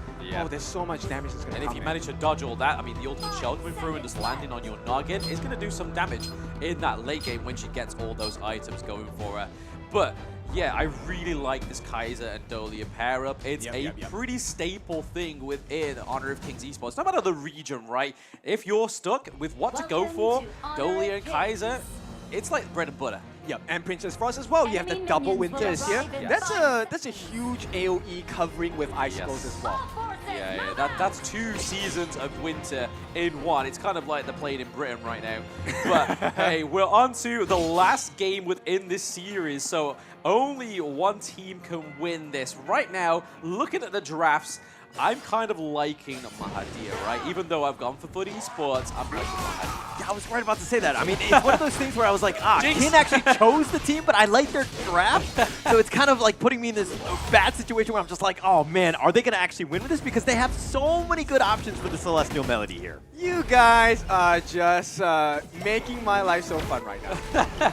Yeah, and I mean, one thing, I have to cheer for the FUT Esports Ganon Mo that you've been touting since the beginning of this tournament, and you want to see it, and it's here. I don't know if I can handle this, man. It's very conflicting, right? I've got conflicted interest right now. We've gone for FUT to take it, but then Mahadia is like, hey, look at these shiny jewels of picks, right? Well, nonetheless, it is now who wants it more, right? Because at this point, Mahadewa and FUT Esports, both of them know what's at stake. Points are available for the taking. And it's 1-on-1. Does speak volumes as how this game is going to go, right? Because they start punching it at each other, but who is the one walking away? I mean, FUT Esports, right, within that 1v1 interaction, the Mayin kind of comes out on top of that one for now, other than like the CC immunity from the Elaine with the Moon Slash. But you've got the HP regen from Mayin. You can go and sit back at your T1 and just gain health. That's the hard thing when you go 1v1 against Mayin. Oh yeah, that's true. It's just not a fun one to do so. And at this point, Amy, it's going to take about half a little life. But okay, let's talk a little bit about the jungle, because this Amy Kaiser versus the Lost Ogren, I think is going to be actually huge here. Lost had a great game too with it, but Amy's so low. Oh, he's going to be fine with that Invincible Warrior. But who do you give the edge to? Sorry, in this jungle matchup. Jungle matchup, like I said, I'm a big fan of Kaiser. I'm a Kaiser main. I would like to be an Ogre main, but everybody bans it. But from last game, the reason why they ban it is that performance right there, right? Like, it was so good. Lost was just able to just navigate, get those engages, but the Flaming Palms are going to be an issue for the Ogre if you can't have that great early game. Yeah, for sure. You know, at this point, it's really around the 14, 15-minute mark where Mahadewa is definitely going to be in their strides, right? So at this point, for esports, I think what they're trying to do here is just try and slow the game down, or maybe hidden punch, right? Get a kill or two, get the advantage to outside instead. Yeah, I mean, First Blood comes with a nice little juicy bonus gold, right? So that's what they're probably going to try and go for, but Mahadia got 3 down into the farm lane. They're going to try and probably set up something here, but they don't want to lose this mid lane. It's a nice little trade here. It gives Kaiser a bit more gold, but my gosh, that damage with a couple blades. Yeah. Okay, so at this point, Snape is just embodying me at this point, right? This is the way Ganemo is supposed to be played, right? Reforged Blades is going to be really weak. Oh, they're going aggressive, Void. Nice. Get serious. He's going to back off here. He's taking a decent amount of damage, though, but they really want this red buff.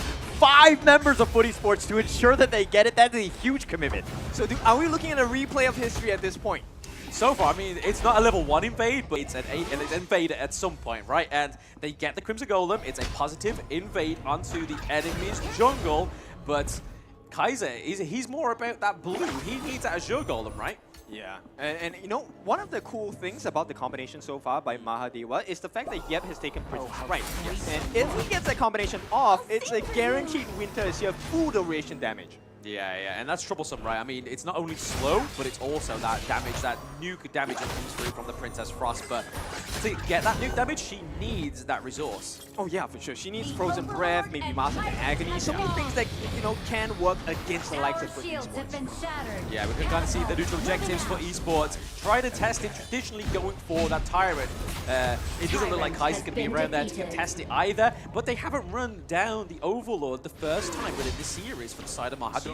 Yeah, I mean, like you said, right, he definitely wants to prioritize that Azure Golem for the side of me. Yeah. So I think it's a worthwhile for now. For now, yeah. I mean, right now, you kind of see that the gold lead is actually going in favor of Foot Esports right now, which is pretty huge, especially when they have a Lady Sun on their side. Yeah, that late game hero, she's just going to bring pain with the likes of the Master Sword, the Siege Breaker, the Axe of Torment as well. Just so much damage can be given over to this hero. Okay, fortune telling for a little bit. So Void does have the Axe of Torment. He might be the first one to get first blood across this game. Yes, yeah.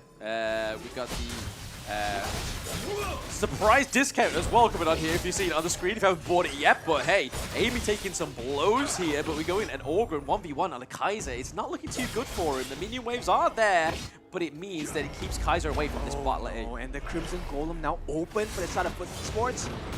Flaming Palm lost. It's going to be a little bit low. Does he actually go for the smite? He looks like he does. He gets it. Path of passing on out of this one. But Ryuga, he leaping Sabers back to safety, but he's being chased here. He's going to use the Umbrella Outburst, but on the backside, Amy looking to fight 1 versus 3, and it looks like Mons is going to give out first blood. Lost is still up in front. He might go down, and he does. But here we go. The Infinite Fastness on back on this one. Void not afraid. He gets serious, and he picks off Yep as well. And Footy Sports coming out with a 2-for-1. Yeah, and this is why Foot is so scary, right? They never walk away with the loss, especially since the second game of the series. They know exactly what they need to do. And once again, they maintain this 2,000 goal lead. And like you mentioned, Lady Sun 0307, it's been an absolute perfect game for him so far. So far, yeah, he hasn't been able to get ganked. He hasn't lost any lives. He's just been able to just farm up. But let's check this replay here, because we saw that Ganemo was able to get the kill onto the Elaine as well. But this was a great engage. The Elaine goes down, so that means that they can't access the likes of the Ganemo, which really kept Foot Esports into this team fight. But the Flaming Palms went through from the onto the Orgrim, just laid some damage. Foot just understands the timing so well, right? Because Assurity, he could not go in. He did not have his ultimate. He did not have his first and second skills as well. Yeah. There was nothing they could offer to the fight, and Amy was left alone for the good 3 seconds. And even with Invincible Warrior, it doesn't do too much when you're dealing with Lost, dealing with Snake. Yeah, I mean, this is the thing about Kaiser, right? He only can be an Invincible Warrior with the items. At level 4, you may get away with it because your enemy team doesn't have those damage items. But right now, 0307, I can imagine, is getting onto his second fully built item. And then you can kind of see that the Scepter Reverberance as well was gone on for Ganemo, and that's already laying the smackdown, right? We saw level 4. He was doing damage onto Kaiser, and Kaiser's a tanky guy. Well, the moment Snape gets the Void Staff, it's bye-bye. Yes. Because that means Enyx and Yep, as well as Surety, instant death with Reforged Blades. Yeah, I mean, it kind of pays like an opposite point of coin, right? They've got the Flaming Palms, but they've got the couple blades. So, again, 2 very hard-hitting skills for both of these teams. It's whoever lands it the best and makes the best opportunity out of them, because hey, Celestial Blessing comes through. The Infinite Vastness means that NX is able to just get out of there, hopefully, without exhausting both of those Infinite Vastness. But right now, this gold lead is still going into the favor for esports. Yep, and you know what works best for them? vision. Yes. So this important first part, getting control of the map. Hang on. Oh, the umbrella hoppers, they found out they slaughter him, but Yep is getting solo all the couple blades, not able to take all they do with him passing. And Yep is down for the counts. They want to take the blue buff as well. They're going to continue on. They have a slaughter, but the invincible warrior keeping Amy alive. He wants to not give this up for free. Amy now on the run. He's been pulled back by the whatever, and the Death at Sunset trying to cover his retreat. They do have the knock-up, but Amy has already been killed. Lost is still up in front. Mons is going to run back. He's going to limp back, excuse me. Foot Esports, though, they're trying to maybe go for Enix. They're looking to cut off the angle of retreat here. Pushes them back, but the infinite fastest will be expended here. Yep, now you can see the major difference of the gold, right? 3,000 doesn't seem like a lot, but when you have someone like Snape... Oh, they found Enix! Oh, but Snape! It's a 1-for-1, so they got something, but nonetheless, Boy gets the kill onto Enix. Yeah, it's a big difference, right? It might not seem like a lot, but look at the damage they're able to output on Setup Foot Esports. Not only that, right, I mean, they've opened up so much. They've got the T1 down into the farm lane. They've got the T1 in the mid lane as well. The Crimson Golem is a lot more accessible for the side of for esports, but we did see that Amy was able to actually smite that one for himself. So they did all the hard work. They did the graft. But Kaiser came out with the Crimson Golem. Yeah, but it's no big loss, right? Because it's Ryuga anyway. He does have one smite. But so what? Lost has another one in store as well. So it's a lot of advantages going on the side of Foot Esports simply because they have more options to explore. Once again, this is why the draft is so strong. But I'm just going to keep it here, right? Mahadewa is still my team of choice at this point. Yeah, I mean, we saw the Shadow Ripper coming through there for the Lung, right? So that's going to be a lot more crit damage coming through and a bit of attack speed as well from that item. But it looks like the T1 may be a bit sacrificial here for the side of Mahadia. Void going in 1v1. Oh, they're doing a little bit of... They're just trading. They're just kind of, you know, pillow fight in the top lane more than anything else. Yeah. Just battering each other with feathers, right? Feathers and air at this point, but soon it's going to turn to brick. Oh, here we go. The Death at Sunset. Who gets this one? It's doing some damage. Void needs to be careful. Lost uses the Conductor of Souls. He's going to heal up. Path of Passing back to safety. Okay, they reset the Death at Sunset, right? So this, they want to go for more, for sure. Yeah, I mean, this is the point where you make it, right? Because he doesn't have the Death on Sunset. Well, he has the Death on Sunset now, so going into that back line, trying to take out Snape, trying to take out 0307, this would be the prime opportunity. But speaking of prime, we do have the Shadow Tyrant and Shadow Overlord up right now. Are we actually going to see a neutral objective finally go over the side of Mahadia? Only time will tell. Yeah, I mean, the skies go dark at this point, 10.5 minutes in. For esports, they still have that foot on the gas pedal, right? It is about a 5,000 goal lead at this point, and it doesn't look like they're slowing down anytime soon. Yeah, I mean, that's great for the side of esports. They get the damage buff, they get the lightning effect as well. And it's not like Snape needs it, right? It's not like 0307 needs it. They're doing a lot of damage right now. They take the T1 up into the clash lane as well. Orgren's taking maybe a 2v1 potentially there, but it looks like he's just there to just take the vision away from that clash lane. Can we talk a little bit about Lost being level 14? Amy's only level 12? Yes, yes, that is a crucial XP outmatch. Yeah, there's 2 levels, right? 2 levels. It is a lot, especially as we're in the mid game now, 11 minutes in. The T3 is being threatened. Oh, the Invincible Warrior. He's looking to turn this around. He goes on him. He goes right into Snape, but he's a little bit low. Void, he's going to continue forward. He does get the pick off, but they want to go for this one. Slaughter, the Death at Sunset. He's trying to connect. Does connect onto 2. Gets 0307. Void dashes over the wall, but he's going to be picked off for that Moonlight kill. And Mons with the double, and now Lost is on the run. Mons is chasing him out. And it looks like Mahadua are finding ways to get back in this game. Yeah, they come back swinging. That was a huge uppercut in the face of Foot Esports. Now mid T1 open up.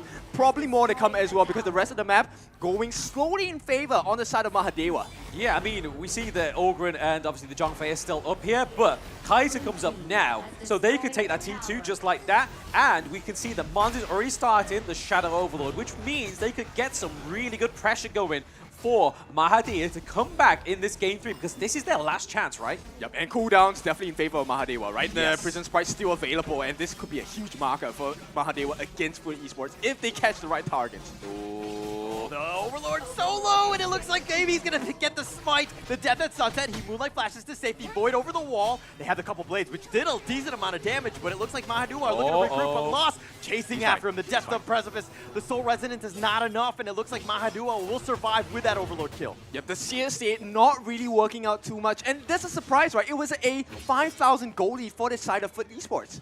Yes, yeah, I mean, that was a great play by Mahadea. It's the final win. They still have the gold lead on the side of Foot. They just need to make sure they can take some of these high ground turrets, get those empowered minions, and I think that pressure is something that's everlasting, right? It's not something that goes away.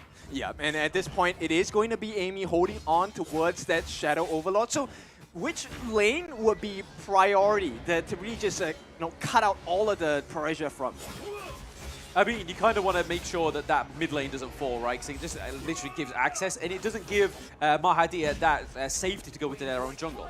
Okay, so they're thinking a little bit differently. They want to have a three-pronged attack on all different lanes, right? So they have a few members on the top, a few members in the mid, and the Shadow Overlord is making its way, taking flight down on the bottom lane. Yeah, I mean, we had a little bit of a juicy minion wave there into the Clash lane, able to take a bit of damage onto the high ground turret into the Clash lane as well. But if Amy being slowed down, Invincible Warriors has to be used. He's going to just kind of run away at this point. I don't think he's going to get any value other than staying alive at this point. Hey, but assuredly, that winter is here, very big deterrence, right? And once again, Yep, it's just keeping that prison sprite as an insurance, right? He wants to scare them with it. Until it's used, Foot Esports cannot go all in. Yeah, it's a cash grab, right? It's like, hey, come and take us. We've exhausted that Invincible Warrior, but now we've got another Invincible Warrior. We have plurals, baby. But the Shadow Tyrant's up. Snape, they need to keep him safe. Oh, but Ryugo gets a little bit low. He's going to take a decent amount of damage. Leaping Savior's back in. 0307 covering his retreat. But things are a little testy at this point with that Tempest being started at this right now. But Lost still up in front. Ooh. Will spot this out. Does have Smite if they wants to go, but it looks like the Tyrant is going to go back into his cave. He's going to heal. Lost still up in front, finds Amy. They're going to look to duel the Infinite Vastness on back. Ryuga a little bit low as well, but the backside, the Death at Sunset connecting onto Void. Void, the secondary Death at Sunset finds Lost. He's about half-life. The Tyrant getting whittled down at this point. Who's going to take this one? And it looks like, oh, he Lost will take this one. And Foot Esports somehow still alive. Lost again with there, but Amy is down for the count. That's why Foot Esports take it at this time. Look at the wave management, right? Yes. Now they have two lanes they are crashing in. Top lane, they can easily deal with that. Yeah. I mean, either the Lady Sun or the Ganamo here, right, can just wipe this lane out. But let's take a look at a bit at this juicy replay here. It started off as what could be seen as a bait for other side of Mahadea, but it didn't go in their favor. We have the Orgrin just able to soak so much damage, go in with the Path of Passage just to make any kind of access to that neutral objective that he wants. When you're against an Orgrin, you can't stop him. He can make his own way. Yep, and all of a sudden, the comeback factor, gone. Yes. Look at that, 5,000 back in the lead again. Foot Esports, full control of all three lanes right now. Yeah, no, you can see some big pushes here. The T2 looking very low. We're seeing that Amy's able to clear this minion wave up into the Clash lane as well. Able to take T2, so it is going to be a fun trade, but 1v1. The Meteor kill just to try to stay alive. He does have the shields, but oh! The Death of Sunset. Okay. Oh, Snape getting picked off on the backside. Amy's going to get this one, but it looks like, oh, they've gotten Snape. Ryuga bolts out for the count, all the cost of Amy. Lost, limping away. Infinite Vastness. Does he go forward? No, he's going to back off. They're going to play a little bit safe. It's 4 versus 3 at this moment. 0307 still has the minion wave. Rolling rates, and it looks like they're going to back. Oh my god, the bobbing and the weaving is insane from both teams. Mahadea, that was so smart. They committed onto Mons on the side of Esports, and they unfortunately, hang on. Finds Mons, the Death at Sunset. Does connect, but Void tanks most of this one. Mons is going to recall back.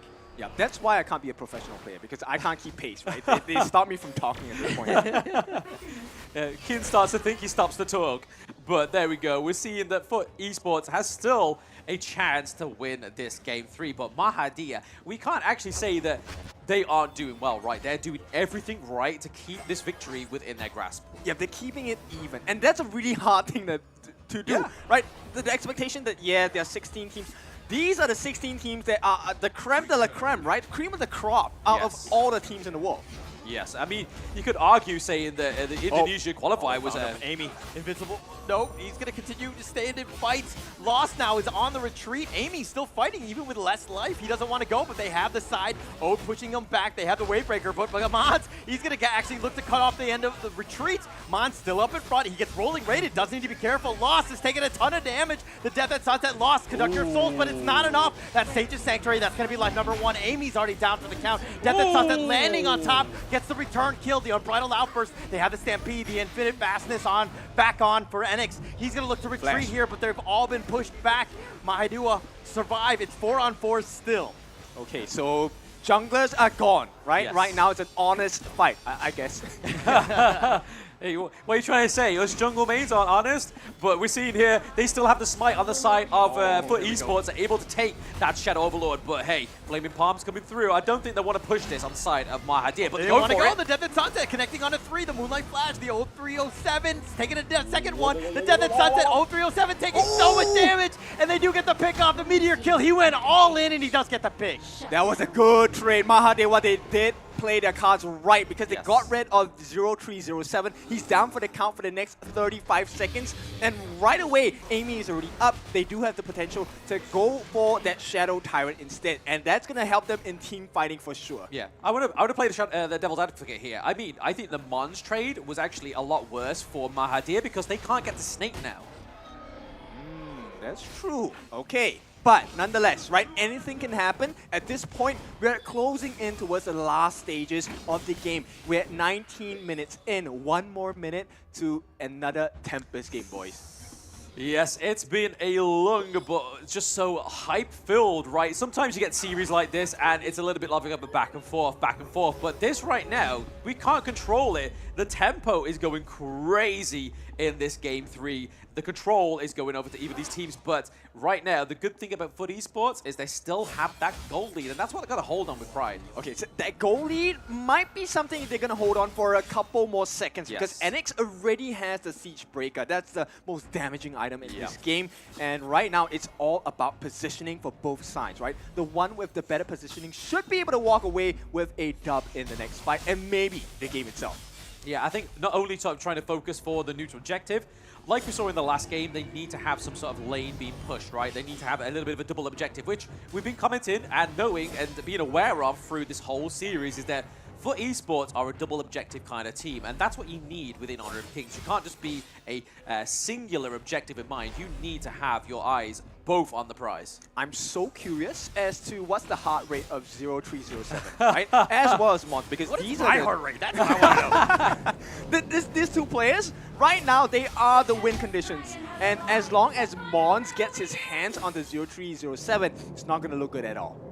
No, yeah, it's all about this fight here for the Tempest, right? I mean, Amy getting focused in here, taking a decent amount of damage. The Invincible Warrior, he wants to fight for this one. The Death at Sunset, Unbridled Outburst is going to be expended as well. The Ultimate Shell, oh, but he's out healing it. 0307 is looking to get picked off, gets slammed down with the Death at Sunset, but Mons all the way up in front, but Amy's been killed in return. Void continuing to fight. Here we go. NX is looking to go, but they've gotten lost. They found him in the pit. They do get the pick off, but NX has been killed. He's going to be back for life number 2. He dies. He's a Gemini in that sense, but they're continuing on. Void wants to go for this one. Yep, now looking to push them back, but it's a 2-for-2. This is so dangerous at this point with this Tempest Dragon up. Yep, nobody's going to be able to take the Tempest at this point. They don't have enough damage that's quick enough to take it without being threatened. And at this point, it is going to be map control. And at this particular juncture, I think Foot Esports definitely has a better advantage. yeah, I mean, they still have that gold lead, right? So they have the itemization going in their favor right now, but they just need that wave, right? They need to make sure they're clearing like a side lane that's far away from the Tempest so they can kind of make sure that somebody's always having to be putting their pressure over to the side and giving vision to the Clash lane. Yep, and they're still 2 tier 2s. They have a lot of work to do on the side of Mahadewa. Yes. Yeah, I mean, it's very much fortified on the side of Foot Esports, but let's have a little quick look at that replay because it was a juicy one. A lot of Sage's Sanctuary getting taken off, but then Snake coming in, the kill going over to the Mayim, but being able to aggress here because she herself has the Sage's Sanctuary. Yep, and at this point, okay, there is a pause. Okay, pause. We're going to take a breather, right, for a moment. Now, we already established this. when Mons gets his hands onto 0307, it's not a good time for Foot Esports. But at the same time, they have a saving grace because they have a double smite composition. They have Ryuga, they have Lost. So which position would you prefer to be in? Well, whatever position is ahead, right? That's the position I'd rather be in. What a smart I don't want to answer. be playing from behind at this point where Tempest Dragon's coming through. I just want to be straight ahead with the gold, with that lane priority. Okay, so at this point, it's a sticky situation because one mistake does cost the fight. Yes. And at this point, Mahadewa, I think they're in a slightly worse position because they have lost too many turrets. It is tier 3s that are instantly threatened if they lose the fight, and in fact, even the crystal might be at risk. Yeah, I mean, I think this is the thing that Mahadia has going for them, right? Is the fact that they have the Dolia. I think if they didn't have the Dolia, having that Celestial Blessing is basically been a blessing in every right for the team, because if they didn't have that, they wouldn't have the double Invincible Warrior, the double Infinite Vastness, the double Death by Sunset, the right? Death by Sunset, which has been very clean within this game. Yep, exactly. But you know what? As Mons, what you'll be looking for is to hopefully be able to take out 0307 with a singular Death at Sunset, because I think they still need more. Nobody's dealing with Snape, and Enix is suffering because of it. Yeah. And we're seeing that obviously Lady Sun, it needs to go for the Sage's Sanctuary, right, to keep alive from the lane. But I think as soon as that one Death on Sunset comes through, it kind of just negates that Sage's Sanctuary. You've already got a lane on top of you. He's got the CC immunity coming in from the Moon Slasher as well. So even if you do get a reset, it's already pretty much all up in your face, trying to get you knocked down. And that's pretty much the win condition, like you said earlier on, Kin, is that taking out 0307 on that Lady Sun means that they have one less damage output. It then all puts reputation and responsibility onto Snape, right? Yeah, okay. Besides that, I think Assurity is one of the members that I actually keep my eyes on quite consistently. Yes. And simply because the winter is here, it's really a big change in the way that the fights go. And if you take a look at the past few fights, he has been landing it very consistently onto just Ryuga. Yes. And I think that is an opportunity that they missed. Yeah. If he could land it on Snape, he could land it on the backlines on the side of Foot Esports, it would be a very different picture right now. Yeah. But, of course, with that being said, it's not as easy, it's easier said than done. Because the Mahin, he has been working hard against Mons, man. But, you know, certain gaps that has allowed Mons access into his farm laner. Yeah, I mean, it's all well and good saying lands the winter is coming onto onto Ganemo, right? But he has guard her grave. He can jump back. He has Splendor within his itemization as well. So if you try and land one, you've then got to make sure that you either get in the Splendor off the board or get in the guard her grave off the board, right? But it's then also making sure that Prince of Frost gets out of there alive. I think that's like the double objective that they have to kind of try and do with Mahadia. Yeah, and that's the risk, right? Because if you take a look at Lost as an Ogren, it's the path of passing, like, hey, welcome to your death, right? And with the Death's Precipice, so far, he has been pretty clinical with it, on point with the placements, and it does separate the team, split the fight quite successfully. Speaking of splitting the fight, we are back into it. 21 minutes, guys. It is the final game of this series. Tempest Dragon about half-life already. Ryuga spots this one out. He's going to be standing up in front, taking the Flaming Palm as well, but lost all the way. He's dueling with Amy, and this is a huge one to see, but the Umbrella Uppers on the backside. They've got Ride the Wind connecting onto Void. Ryuga getting a little bit low. The Death at Sunset. He really wants to go for the tankier ones. He goes for Void. He goes in for this one for the Infinite Fastness. He's maybe circling around. Does he go back? He does, and it looks like ults were expended, but no one had died. Yeah, but advantage in lanes to Mahadewa at this point. Yeah. So all Foot Esports needs to do is to make sure that the waves go back in their favor. They can then play the long game, reset the Tempest Dragon over and over again. They should be able to win the fights because the cooldown for Yep's ulti, Celestial Melody, not that fast for now. No, yeah, it's going to be quite a while, but I think Foot played that very well, right? They was able to get 0307 out of there alive, but lost. The Death at Sunset on the backside. He wants to go. He does connect 0307. That's the Sage's Sanctuary. That's going to be life number one. Do they have the damage to burst him again? Oh, not yet. The secondary Death at Sunset. They do get the pick off. Lost has been killed, but at the cost of Mons, who is all the way up in front. Ryuga getting focused here. Mahadewa are finding the opportunities. They've got a 3-for-1 here and are looking to push this. Maybe they go for the Tempest Dragon. It looks like that's going to be the call here. What a team play coming out from Mahadewa. The way they pincered them in on the side of FUT Esports was so phenomenal. And at the same time, Amy. Oh, okay. Okay. Right. Fighter. The Sage of Sanctuary, Yeah, he does the good. Sage of Sanctuary, but you don't want to expend this here on the Tempest Dragon, but they do have the burst. They're going to take this one up. Yeah. So, I mean, this is beautiful gameplay from Mahadewa. And guys, I just want to say, I'm right. You guys Game isn't Not over, yet. my friend. Not Game yet. isn't over. But I did We've say been I like your seeing- draft. We've been seeing a lot of fights at the Crystals, right? So we could have half a point for me and Hauler, right? We're just like, hey, we like the draft. We don't think they're going to win, though. I'm But just right coming now- back with a vengeance. That's all. Yeah. But right now, it's the odds are stacked against for esports because they have the Tempest Vanguards. Yeah, I want to say the FUT Esports hasn't had such a great game, and they're actually losing because they have the gun and Mo. Boom. Salt in the face.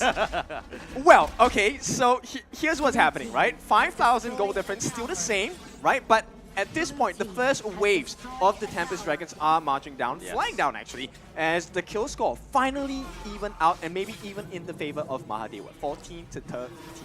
Yeah, I mean, it's a disruption of these turrets, right, that gets for the Tempest Vanguards, right? If that's the key thing, is that they're able to do a lot of damage. Invincible Warrior, he's all the way up in front. He's just going to zone them away. They take the bottom T3. It looks like they want to go for more. The loss has been knocked up. Mons looking to fight this one. Oh, Void somehow survives, but lost. Not as lucky. The Death at Sunset connecting onto 2. He's going to go all in for this one. He gets 307. The secondary Death at Sunset. They want to go for more. They've gotten the mid T3 as well as they top. They've gotten everything. Ashority, the base is again wide open, and they do it. There we Taking go. it. We'll take game 3. Mahadewa, they win the first series of the day, a nail biter for sure, and this is why they have been representing Indonesia as one of the top 3 teams. They walk away the winners, they get some points in the bag. Boys, this was a spicy one. 2 words. Homegrown buff. 3 words. If you split it. I'm not Shakespeare, okay? I come from the same place, but I'm not as good with words. But homegrown buff may be the winner there for Mahadewa, but that was a very close game. Yeah, for sure. You can see, right? The FUT Esports players are not happy with it because it really was by the thinnest of margins that they lost that fight. A simple positioning error. Yeah, simple one. I mean, that's the thing, right? When you have 2 evenly matched teams, it comes down to who makes the least mistakes, or in that case, a crucial one, unfortunately for them, giving up that Tempest Dragon in the end, and Mahadewa were able to close that game out. Yep, they couldn't catch their footing at this point, so they actually were taken out, they fell down. But end of the day, don't worry, it is going to be 6 days of, round robins. Yes, it's a best of 3, so at this point, they may have lost 1 series, but there's more to come. Yeah, it's all about how you bounce back, right? Like, if you can't kind of take the aggression, you kind of got to focus that, right? Yeah, so at this point, let's find out more from the host itself. Let's see who we'll be interviewing right now.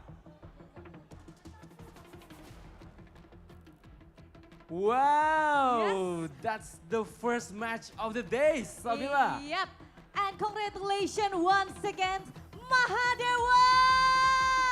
Mana suaranya pendukung Mahadewa? Boleh teman-teman Mahadewa, boleh yuk langsung ke tengah kita ngobrol-ngobrol dulu. Boleh Let's silakan go, kita please ke tengah. join with us, Mahadewa. I Ini feel- temennya mana yang lain? Coba, pakai mic-nya coba. Pakai mic-nya. Mana panggil temannya? Coba maju lagi. Jadi ini kamu yang disuruh interview sendiri? Ya, capek katanya. Capek. Iya sih, kita yang nontonnya juga capek Iya, sebenarnya. oke, lihatnya oke. ya. Tapi kalau misalnya dari aku sendiri ya, apa pilihan kamu gitu? Kenapa memilih Lady Zen selalu di game yang pertama dan game yang kedua dari teman-teman Mahadewa? Karena kita udah dari latihan kita begitu. Dari latihan udah pick begitu terus, jadi kita Oh, because they okay. say it's practice makes perfect ya. Jadi Yep. Oke, dia tuh maksudnya kayak gini nih, Drew, aku kasih tahu ya Darius ya. Jadi Oke. kenapa sih why Mahadewa always pick Lady Zen in the Yes. game 1 and then the game 2? Because when they scream, they always use Lady Zen. So Lady Zen is one of his comfort hero. Jadi itu adalah hero-nya Man, right? Betul? Ya. Betul? Betul. Oke, kira-kira nih dari tadi kan pendukung dari teman-teman Mahadewa itu udah pada wuh gitu. Apa yang pengen disampaikan buat teman-teman Mahadewa yang udah ngedukung? ya buat kalian makasih banyak lah yang udah hadir dukung-dukung Mahadewa, jangan cuma dukung Mahadewa lah, dukung tim-tim Indo juga. Okay. Okay. So tadi kita dibilang translation-nya adalah not just support the Indonesian Mahadewa teams, yeah. but also the other Indonesian teams. Yes, okay. Sekarang last question ya. Okay. Apa yang pengen kamu sampaikan buat siapapun tim yang akan menjadi lawan kalian? Yes. Show them your fear. Show them the fear. Buat tim yang akan lawan kita, ya semangat aja, semangat. Oke, semangat fighting. Yes. Cayo. Cayo ya.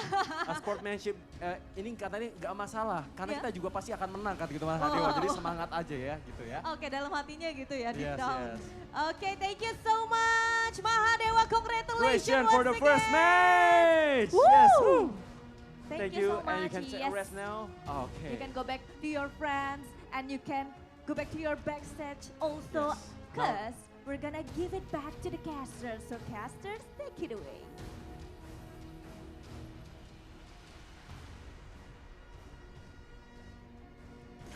All right, thank you so much for that interview as well. Now, this was a big game and a big start to the tournament itself. So we need to break down the highlights as well. I mean, this game, is this what you expected of the first series of the day? I mean, it was a show reel, right? I mean, this game was full of highlights. Like, there was not one moment you're thinking, oh man, like, there's nothing happening. It was just like, bam, bam, bam, multiple objectives. The Death on Sunsets coming through. Dolia and obviously Lung, I have to say, as well as the Elaine, was probably the winning conditions within the BP. Yeah, what a great game. I mean, what a great series, right? Really, two heavyweights going back and forth, Yes. punching left and right. But we're going to check out the highlights on that last one, which was probably the best game of the series, dare I say? Yep, and of course, it's going to be the highlight reel of Mons, man. This Yeah. guy was the GOAT in this particular series itself. He was just all over the place. And of course, yes, he did have a little bit of help with the Celestial Melody, but nonetheless, the Death at Sunsets, the way he got his hands on the back lines of the side of Foot Esports, so scary, so painful. Yeah, I think what separates Mons is like gameplay with Elaine with the Celestial Blessing. Rather than using it as a crutch, he was using it as a tool, right? He was using it to get what he needed to, like 037 and also Snape within these team fights. But it was just a beautiful series overall. Like, for esports, just needed a little bit more, like, oomph. They needed to take the Elaine out, but it was just so hard when he has to double the airtime. Yeah, exactly. And one of the things that they do really well on the side of Mahadewa is to take the attention away from the important members, right? So Mons, as well as Amy, they were constantly, hey, look at me. I am the captain now, right? Don't touch NX, don't touch Yep. We want to get the win. My only concern with Mahadewa is Mons is that, you know, high risk, high reward type of guys. Some other teams are going to catch him out and they're going to control him and they're going to pick him off because he likes to go a little on the solo type of style and he does get some pickoffs and he did kill 0307 many times and that's what you want, but you got to be careful going up against some of these other teams here. Yeah, I think that's a very valid point, right? Because, yeah, we like to see it, but the other teams love to see that as well. So let's take a look at the items, man. I mean, Mons was a monster for this. Yeah, I mean, you can't spell monster without Mons, right? I mean, take an S away, put a T-E-R on the end, you've got monster. But I think all this was aided by Amy as well. We can't discredit the Kaiser. The Kaiser and Dolia combo was huge, like having that Invincible Warrior. But again, I can't take it away from any of the side of Mahadewa. You had the Princess Frost with the Winter is Coming. You had the Infinite Vastness, the Flaming Palms from the Lung, right? 622. And he was getting into that fully 6-slotted build there with the Infinity Blade there. You got the Shadow Ripper, the Daybreaker, and obviously the Siege Breaker as well. So a lot of damage coming from Lung within that team comp. And then look at that 0307. You can see that he was the real victim of this one, a victim of Mons.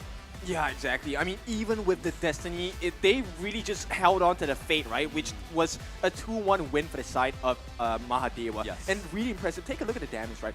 Enix, now, a lot of people might not find it the best item to build, but in the professional stage, the Skydome made so much difference because Enix was able to one-on-one against Lost. One-on-one with the help of 2 other members, but I count it as a one-on-one, right? So what? Yeah. Where's this math coming from? Yeah, I don't get it, but okay.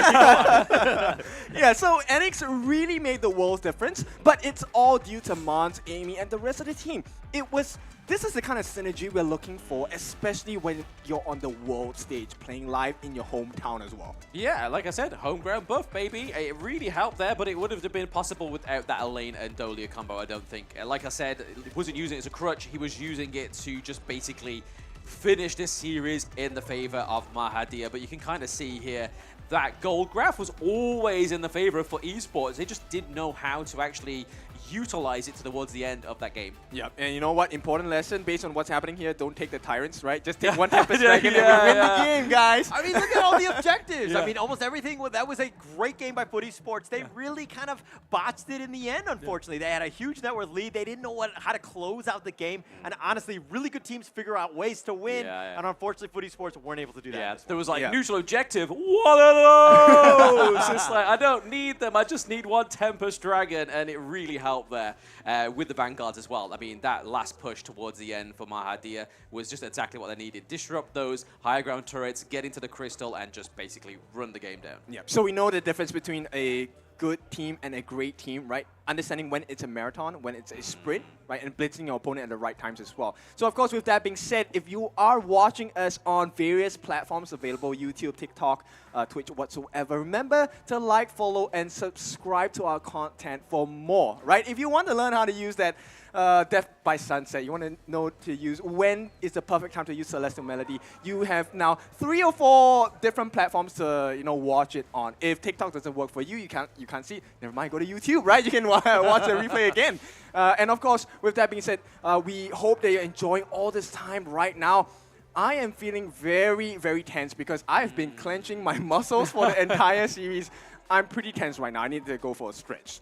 How about you guys? I mean, that's the craziest thing. That was just the first match of the day. Yep. We have 3 more, and this is going to be every day for the next 6 days of just games back to back to back to find out who's going to make it to that knockout stage where only 8 teams move on. Yeah, exactly. I mean, all these teams that are in this one, we've already said it many times, and we saw them get introduced on stage earlier on. These are all the best of the best, the creme de la creme. Obviously, there is teams out there that just missed it just by the skin of their teeth getting here, but there's other teams that have taken their place, and that's what happens when you take the eyes off the prize. Okay, so with that, we are looking to break down more games for you, but before that, we need to take a very short break. But for this short break itself, it's time to kind of wonder, right? $1 million prize pool, a million ways to get to this $1 million prize pool as well. So we'll leave you to ponder for a bit. And right now, we'll go for a short break. When we're back, we bring you the second series of the day. We'll see you soon.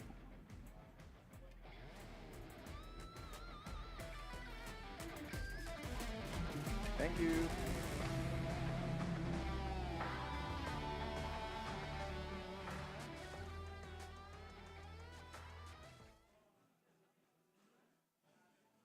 Fill up the game, top of the show, we're not the same. Flaming the blame, same on the aim. When you reminisce on this battlefield, it's on my silhouette that you see. We gon' do it, facing up fears, we don't think we just move it. No, we the best and we don't gotta prove it. Somebody test me, I swear I'm gon' lose it. I got a sharp fuse on this boom and illuminate. The truth is it, another day, another way. You got the power to turn around. Inside a champion, yet to be found. Calling out for the game, there's no time to hide. Won't you yell out my name when I sing on top of the walls where I belong? It's my ride or die. Oh, won't you yell out my name? Let's begin, crush the foe. Look at me now, ready to go. Victory. Power within, we're standing tall. Fight for your name, ready to give it all. Realme 13 Plus.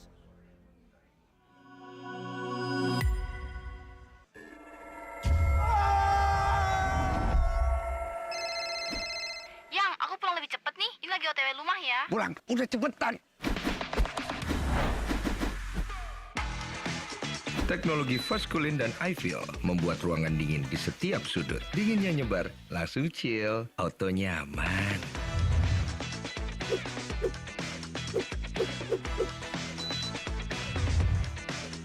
Dengan Edgarment, tumpukan cucian kotor gone, semua yang ada di dalam jadi lebih terjaga, lebih dingin, dan lebih segar dengan Power Cool. Nikmati gambar yang lebih real dengan Kilet Pro dan Dolby Vision. Rasakan pengalaman suara yang mengitarimu dengan Dolby Atmos. Sayang.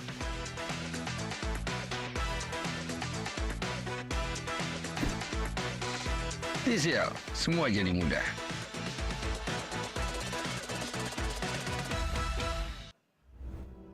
Chino ye apaidama, akwin yego, mie shapwin nibade. Chino lashi boago, pianle naime, akwin yebo.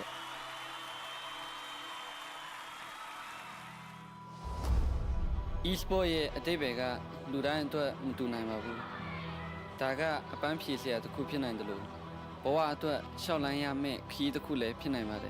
Professional gamer people ga, Chino boago, pianle po, queen ye ji the kubabe. 大家အားလုံးထက်အရေးကြီးပါတယ်ကျွန်တော်ဘဝမှာအခက်အခဲတွေအများကြီးရင်ဆိုင်ရပေမဲ့လည်း HOK ကြောင့်ဒီအခွင့်အရေးကိုကျွန်တော်ရခဲ့ပါတယ်အရာရာကိုပြောင်းလဲဖို့အတွက်ကျွန်တော်ဆုံးဖြတ်ထားပါတယ် HOK မှာကျွန်တော်လိုဘာမှမဟုတ်တဲ့တစုံတစ်ယောက်ကလည်း game ကိုစိုးမိုးနိုင်ဖို့စွမ်းအားတွေရှိလာနိုင်ပါတယ်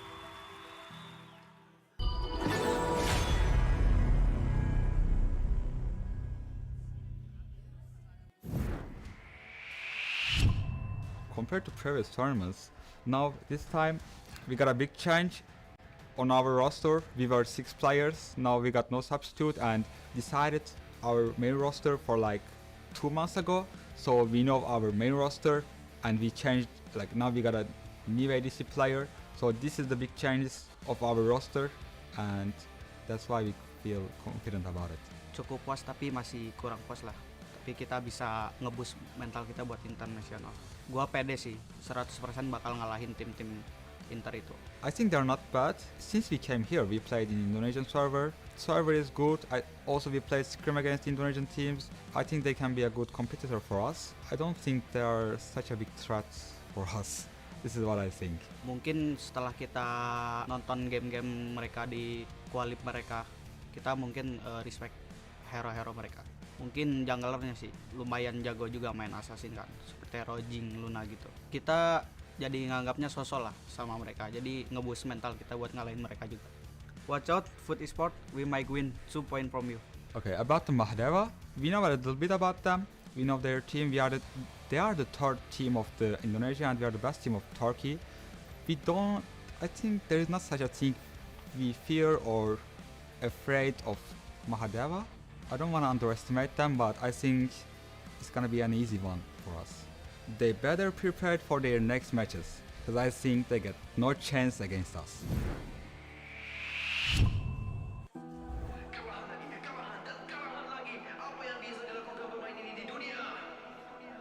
Kalah adalah sesuatu yang tidak disukai oleh siapapun.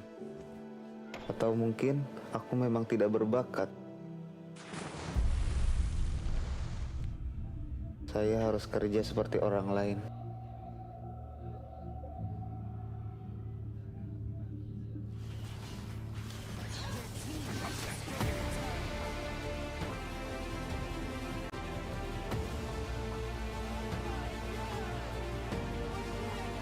Apa gunanya jika aku menyerah di tengah jalan saat mengejar mimpiku? Ingatlah mengapa kamu memulai. Yakini dirimu dan wujudkan mimpimu. Setiap kemunduran adalah langkah menuju kebangkitan yang lebih besar. Di SOK, mimpi yang mendefinisikan kita.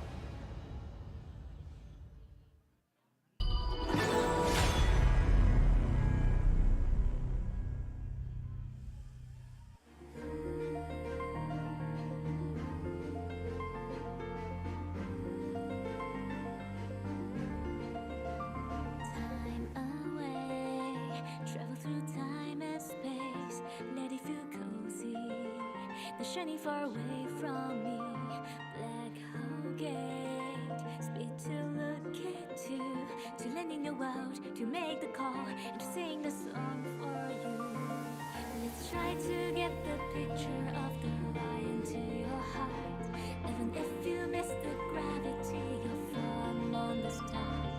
The waves surrounding you, the colorful can scare away the dark. No longer be lonely, 'cause you see.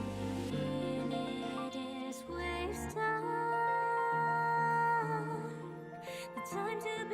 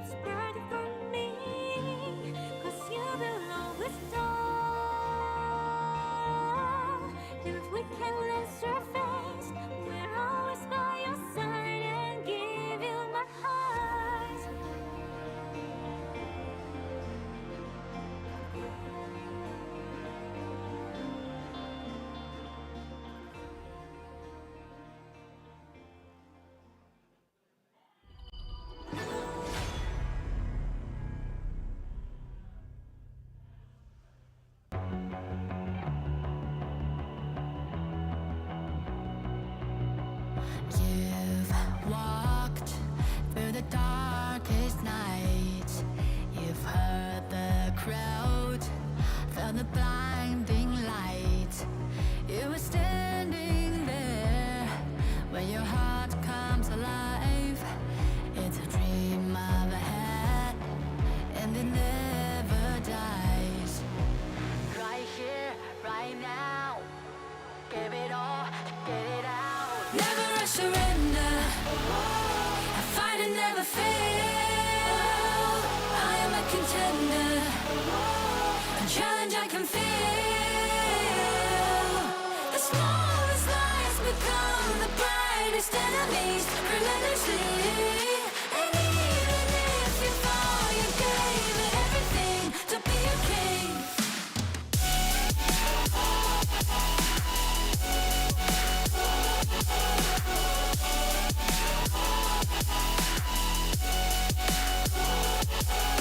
You carved your way with a sharp attack.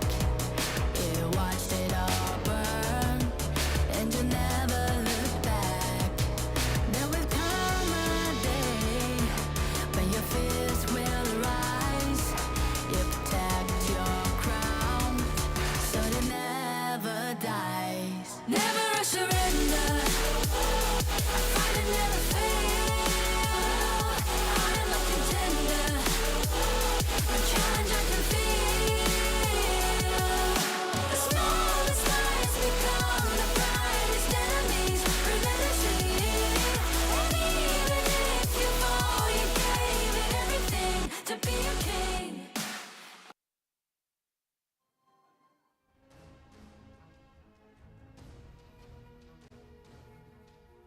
Hey, welcome back everyone to 2024 Honor of King Championship! Oh, with me, Darius Lin, and with my partner, of course. Sabila Aprilia, and you know what, Darius? Yes. It was an intense match from both of course. teams from our first match for Yes. today. And after this, we gotta see our next match Woohoo. between Impunity versus Fearless. Fearless, Yeah, yes. that with the same best of the series system. Okay, Ooh. so 2 points to Yeah. get the winning point, yes? Yep, I'm agree with you. So are you ready, Sabila? Because we will witness the second match. Yep, I'm ready. I'm super ready. But before that, hello guys, who do you think is gonna be the winner? Impunity Can I hear the voice from here? or Fearless? Oh, okay. So this, I will still don't know who will, because everything can be happen, yes? Yep. In every All match. right. All right then. So without any further ado, Yep. so please welcome the team's gonna play Yes. on this match. Oh. Okay, oh yes. So Darius, what do you think is gonna be the winner on this match? Because I think when I see the first match, I think the second Yeah. match will Yeah. always have like, if you win in the first match, Yeah. it doesn't mean you will win the second Whoa. match. Yes? Whoa. So yes, I mean like preparation, like he say, we just prepare every day and we can win the match, right? Okay, that's a Yeah. Darius. That's a Yes. Darius thing, right? Because I think that's the mental, because I think the mentality of the match, Yeah. yes, it's like you have to keep prepare at every Yeah. every inch of the moments, Yeah. because everything can be just come back, yeah. Ooh, okay, Like, if the okay, epic okay comeback when we see like this, Yep. I really love the MVP. Yeah, of the that first is the recap of the game one or the match one on the first first match, yeah. Yep. Game 3. Yep. Ooh, as we know, a line from Mahadewa. Ooh, so. Because I thought that. I'm so scared to see a lion from Mahadewa. Yes, but you know that FLCN, Yeah. I almost think like, come on, I think they'll just come back from the second matches. Yeah. I think they will win the third match. Yep. But yet, anything can happen. So good luck. Yeah. And once again, congratulations for Yes. Mahadewa. Yes, from our Indonesian team. Yes. Don't worry, because we still got a lot of match for all of you. Because we still have 3 more matches for today. Yes. With the same system. It's a best of the series. So. I think we have to see like the team are going to prepare, right? Yep. So, Estabila, Yeah. I mean like for today matches, the second match, Yeah. which one do you think like, who will the role that they will be choose? The Who do you role? think? Yeah, the role. I mean like from the Fearless or Fearless Impunity. or Yes. Impunity. Which one do you think, what kind of What role they would choose? Role or hero, right? Yes, what kind of hero. hero. Okay. For hero, I think Dolia. I'm Dolia. Yeah, okay. Dolia. Dolia and Is it from Ladies and. Ladies and. Yeah, Also from like the first yeah, match, Ladies and again, yeah. Dolia, Ladies and Long or Algren. Long. Yes. Okay. Oh, why can you tell me why one of the reason you choose the hero like that? Because as we know, Dolia, when I met Dolia on the rank, Yes. I just want to surrender. You just want, please run. I don't want to face it. Yeah. Yeah. Okay. I mean, like if I was in the match, Yeah. I think, I don't know. I feel like Yeah, if you I feel choose, like- because in the match like Yeah. this, everyone choose their best hero, Yep. right? Yep, But of course. even their best hero. Yep. So Darius, I think we're gonna start our second match for today. So please welcome Fearless.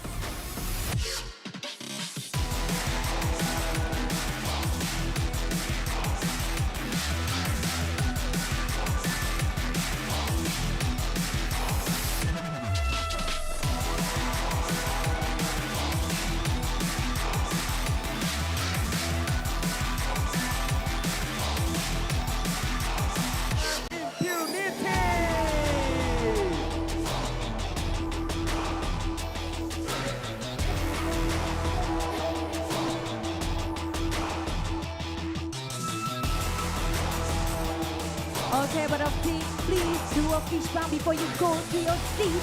Because we have to play our second match for today.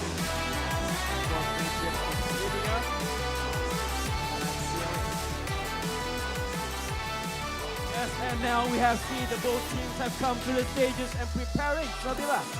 Yeah, of course. And don't forget to support your favorite team or your favorite players on our YouTube channel. Yes, so don't leave your places because the match will start now. Yes? So, Darius, without any further ado, let's give it to the casters. So, casters, take it away.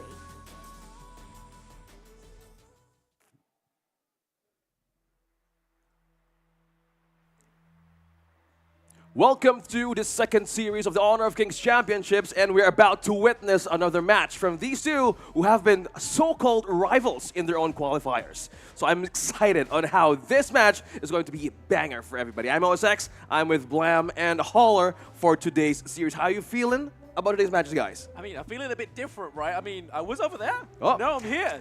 That's as much different as I can feel right now. That's so. how quick we transfer.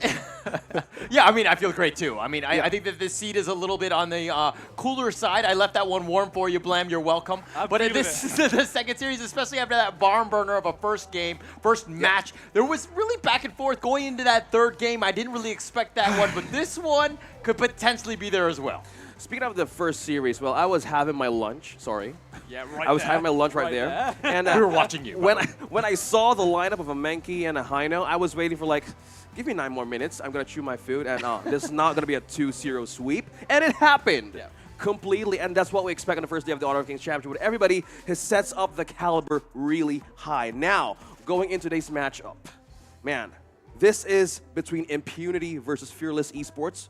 We saw how they entered the stage, very fearless, how they entered, completely, man. And speaking of how they want to do this game, based on my data, man, I didn't get any much of a research from that team, Fearless Esports. Both of them strong. I mean, going into this one, right? Yeah. I mean, Impunity was the SEA wildcard winner. Yeah. Fearless Esports was the Pacific Play-In winner. And both of these teams getting into this group of, well, you know, I would say, what, is the group of death, dare I say? Kind of a scary one, especially with Black Shrew Esports in that one. So every single win is going to matter. I think that win, Blam, as we talk about this kind of team fights between Impunity and Fearless Esports, I think one thing that stands out is how they matter with no data. As you said, they have qualifiers, yes, but how they play, because they're close to, what do you call this? How KPL plays back in the Esports World Cup. Yeah, so, I mean, Impunity had a better run at MSI compared to the other teams. I mean, they was able to take Kagendra out, they was able to take Vitality out, and this was with their previous roster. Yep. Now they have a new roster. This is why I think that this match is definitely going to go the full mile. Well, speaking of that, now, since you guys are looking at our screens, this is the TCL X955 QD mini LED with HDR 5000. So, get your screens on because this match is going to be a hot series as Impunity and Fearless about to enter on the second series of the day. Now, going back on how these teams move, I've seen how they went through on the qualifiers of the of Singapore. Mostly want they want to play with the Don Musashi and the Lady Zhen, right? So it's more likely is it a common thing nowadays? Very, very common to be honest. Yeah. Lady Shen, obviously control mage in the mid lane, very high prio. Yeah, and so far, one thing that all stands out is this skin that you were asking during breakfast, the Zoyu skin, man. Yeah, it's very nice. It's very nice, and you can actually get it during the Championship of Honor of Kings. Log in to watch the championship with exclusive skins happening with Zoyu Purple, Thunder Blaze. Go get it as you watch the games of today. So I'm excited, man. Like, looking at how the meta forms in the first day of the Honor of Kings, what do you expect from this one? I mean, there's a lot to be sought for, right? This is Fearless Esports. They pretty much had an undefeated streak here, only losing one round from Open Series to Players. Wow. It's a crazy time. I mean, you know, going into this one. But here's the thing is that when these kind of stomp in, they haven't really faced that adversity, right? And it's one of those things we joke around where you either win or you learn, right? And so when you're not really losing, dare I say, you're not really learning. And it's one of those situations where if you continue to stomp, we're going to have to find out once they hit that brick in the wall, so to speak, and they might come out with a loss, how do they react to that? Yeah, that's exactly how these teams matter in the first day. Because, again, you mentioned about single round robin heading to day number 1. It's more important how these teams learn because I had a chance to spoke about with the teams earlier with some teams from Boom Esports as well on how they actually set the expectations here because everybody's coming in like fresh. Yes. We just had a patch and we have teams preparing for new heroes and metas coming in for this championship. So I'm excited how these two would actually matter for the points moving forward in the group stage. As you said, the group of death. Yes, Group D titled very well and very fittingly. Yeah. Death. Well, I'm excited, man. Completely on this one. So, as you wait and be excited for our match of the day, new hero Mangya, okay, is now available. Well, for 588. We've been watching this VODs during breakfast and completely, for the marksmen and the gold laners out there, this is the best farm hero there is. Yeah, I mean, he doesn't do the greatest damage, but it's that pressure, the constant applying of damage is going to be nuts. Well, for me, for being in the farm lane, if you want to have a great pair, I know you play Rome, man. Yeah. Completely. Would you have this partner with you when it goes out, or would you rather ban it? I mean, for myself, it depends on, okay, whenever I see like a new hero come out, generally speaking, they are absolute trash when they're on my team, and they're amazingly like gods if they're on the enemy team. So it really depends on that. I had experience one time about having the Zilong, the Yeah. Prince of Lunling. Yeah. Man, like, when will I get that chance? But having a win with the Prince of Lunling with you, or even the Sima Yi for some instance, but it never happens on my side. Same as you. Yeah. How about you? You are an assassin. You played Musashi yesterday. Exactly, yeah. I mean, the thing about like Prince of Landling and obviously Sima Yi, you need to have that solid early game. You need to be getting those ganks early on because if you don't and you're playing from behind, good luck to you. I think that's one thing that the first series mattered, right? I think it's all about how the momentum smoke. Man, I have seen Ogren and Long in one composition. Yeah. Regardless how the team's like, oh yeah, they have been nerfed, they have been adjusted. I think not. No. I mean, they're still meta at the end of the day. We've seen the win rates, and you can't really argue with the data. Yeah. They're very strong. They're going to be highly contested. And it looks like some of the players have kind of really specialized into that one. So going into this one, enemy teams need to be aware of this. They need to do the good scouting. They either need to ban it or pick themselves. I mean, it's one of those situations where the draft is very important. Yeah, speaking of the draft, and one thing also stood out was I think the front line nowadays is very important on how where could be the Ogren falling down. Will it be the clash of the jungle? In the case of the first series, more importantly, it falls in the jungle. Then you have maybe the Mankey was one of the options that actually stood on how that team had a recovery back then in game number 2. Yeah, I mean, the thing I think for esports should have done rather than going for Ryuga's comfort pick, which was the Zhongfei, the Motsu against the Ogren really stops those plays as well as the Elaine as well. You're like able to just like cannon blast, boom, you're locked down. That's the combo that you're all looking for, right? And especially on the farm lane, we want that. Now we're looking on the players here right onto the stage. Impunity versus Fearless Esports. I'm excited, man. What excites me most on teams that I have no data with Yes. is to let them play on day number 1. Yeah, this is a team that had a little bit of a shakeup. Blam, you talked about it a little bit earlier. X-Hero was formerly the mid. He's going to be in the Clash lane. Lin Feng has been picked up, as well as both the farm lane. Both of these are brand new heroes. Xiao Lin has actually shifted. It looks like he's going to be taking the mid lane here. And Megumi, of course, the roamer that we've all seen, he's going to be continuing on. But Impunity, excuse me, they actually took their licks in the EWC. They coming back on this one. I expect to see big things, especially with these 2 new additions. Yeah, I mean, the thing is with Impunity as well, Megumi, Xiaolin, and X-Hero, these have been the staple roster all the way from KIC 2022. Wow. So these guys have experience, so having Lin Feng and Up in that mix, I think it's going to be a little bit of a dark horse in this race. I believe it's going to be a challenge. With all teams had this kind of synergy on times of how they were formed through challenges. It's all about how they want to be formed in this kind of competition. Again, having the imports Up in Lin Feng from China. Now, this is going to be a test of composition and synergy right here. Now, we're on to the bans. Dolia and the Musashi, you've spoken out how this picks actually matter in the early game, as well as the early and the Mai Shanui. On the first series of the day, man, I did not expect the Arl to show up that early. I mean, the ban rate, right, of Mai Shiranui is always going to be a huge pick. But I want to pass this over to you, Hauler. Okay. Look what's come through that was banned for the entirety of the last series. All right, look, Yuan has been picked up here with a lady soon. We haven't seen too much of the Yuan because, again, the power of this hero could just completely change the game. But it's a situation where Impunity need to go back into their bag of tricks, so to speak. They need to figure out ways to control it. Maybe emotes. You have some sort of AoE control. Xiaolin has the winter is here, potentially going in for this one. But it looks like they're going to pick up the Ogren as well. So I'm kind of liking how this draft is kind of rounded out right here. I'm agreeing with you, man. I mean, this kind of day that you don't give a damn about the Luong and the Ogren, this sets up for like, oh yeah, go ahead and take it. And it's a test for how teams now adjust to the nerf and how they manage to go up with it from our early game recovery.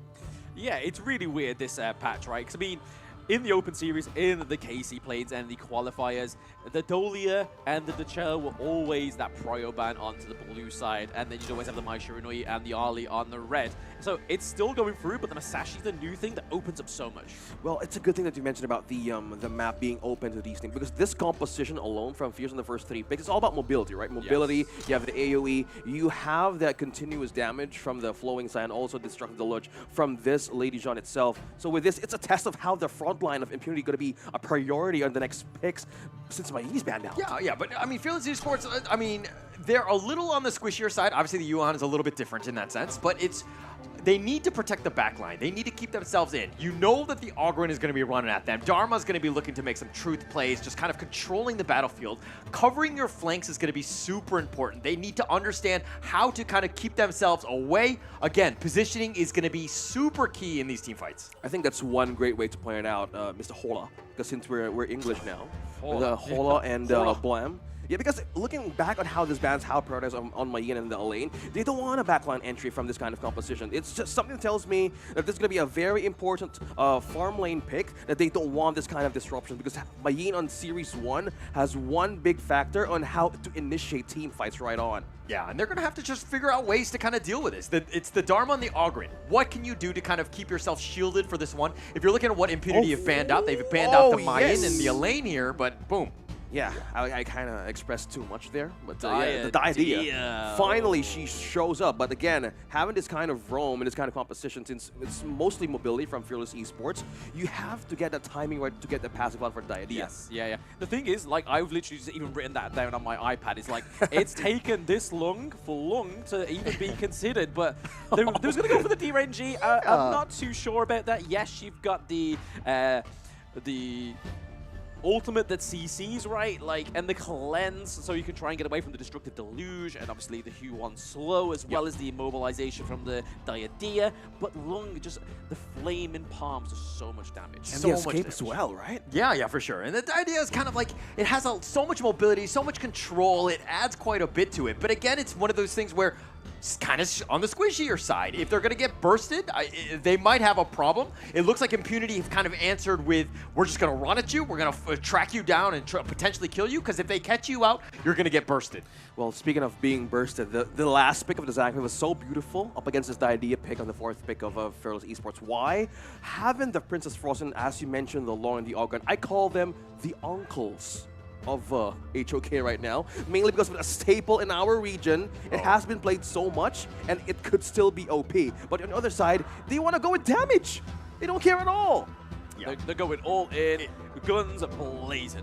Yeah, no, this is the way, and plus they're kind of themed out. They've got an all-female lineup, which is great for this one. I think that there's going to be a lot of potential going into this, but it is a strong one, right? It is, and it's just so excited how this team, Fearless Esports, would pull this one off, because one thing that I'm seeing, okay, Diadea being in front, but one thing that also they need to weigh out is, what if the Zhangfei gets early level 4, and that sets up for another situation on how to counter that outburst right away from that team. Yeah, I mean, there's a lot of damage coming from the side of Impunity, right? That the fact that they must have been thinking something on Fearless Esports Hong Kong, right? Because they banned out the Garo, they banned out the Ho Yi as well. So clearly they wanted to kind of get rid of any long-range CC, right, from the Ho Yi. Yeah. And they wanted to get rid of that shield shredding from the Garo. Yeah. So, I love going into this one in the sense of how the team fights are going to eventually happen. Like the initiation, obviously, you know, you're going to see the Ogren up front or the Yuan, depending on which. They're going to kind of attract a little bit of attention, and then the fights are going to kind of start from there. But it really comes back to how does, Fearless Esports keep their backline safe? What do they need to do to kind of, ensure that they have that safety so that they can get off their skills and do all that damage? That's a great point to ponder, because as we go in for a short, quick pause here before we enter the game, we're not yet on a pause, right? Pause.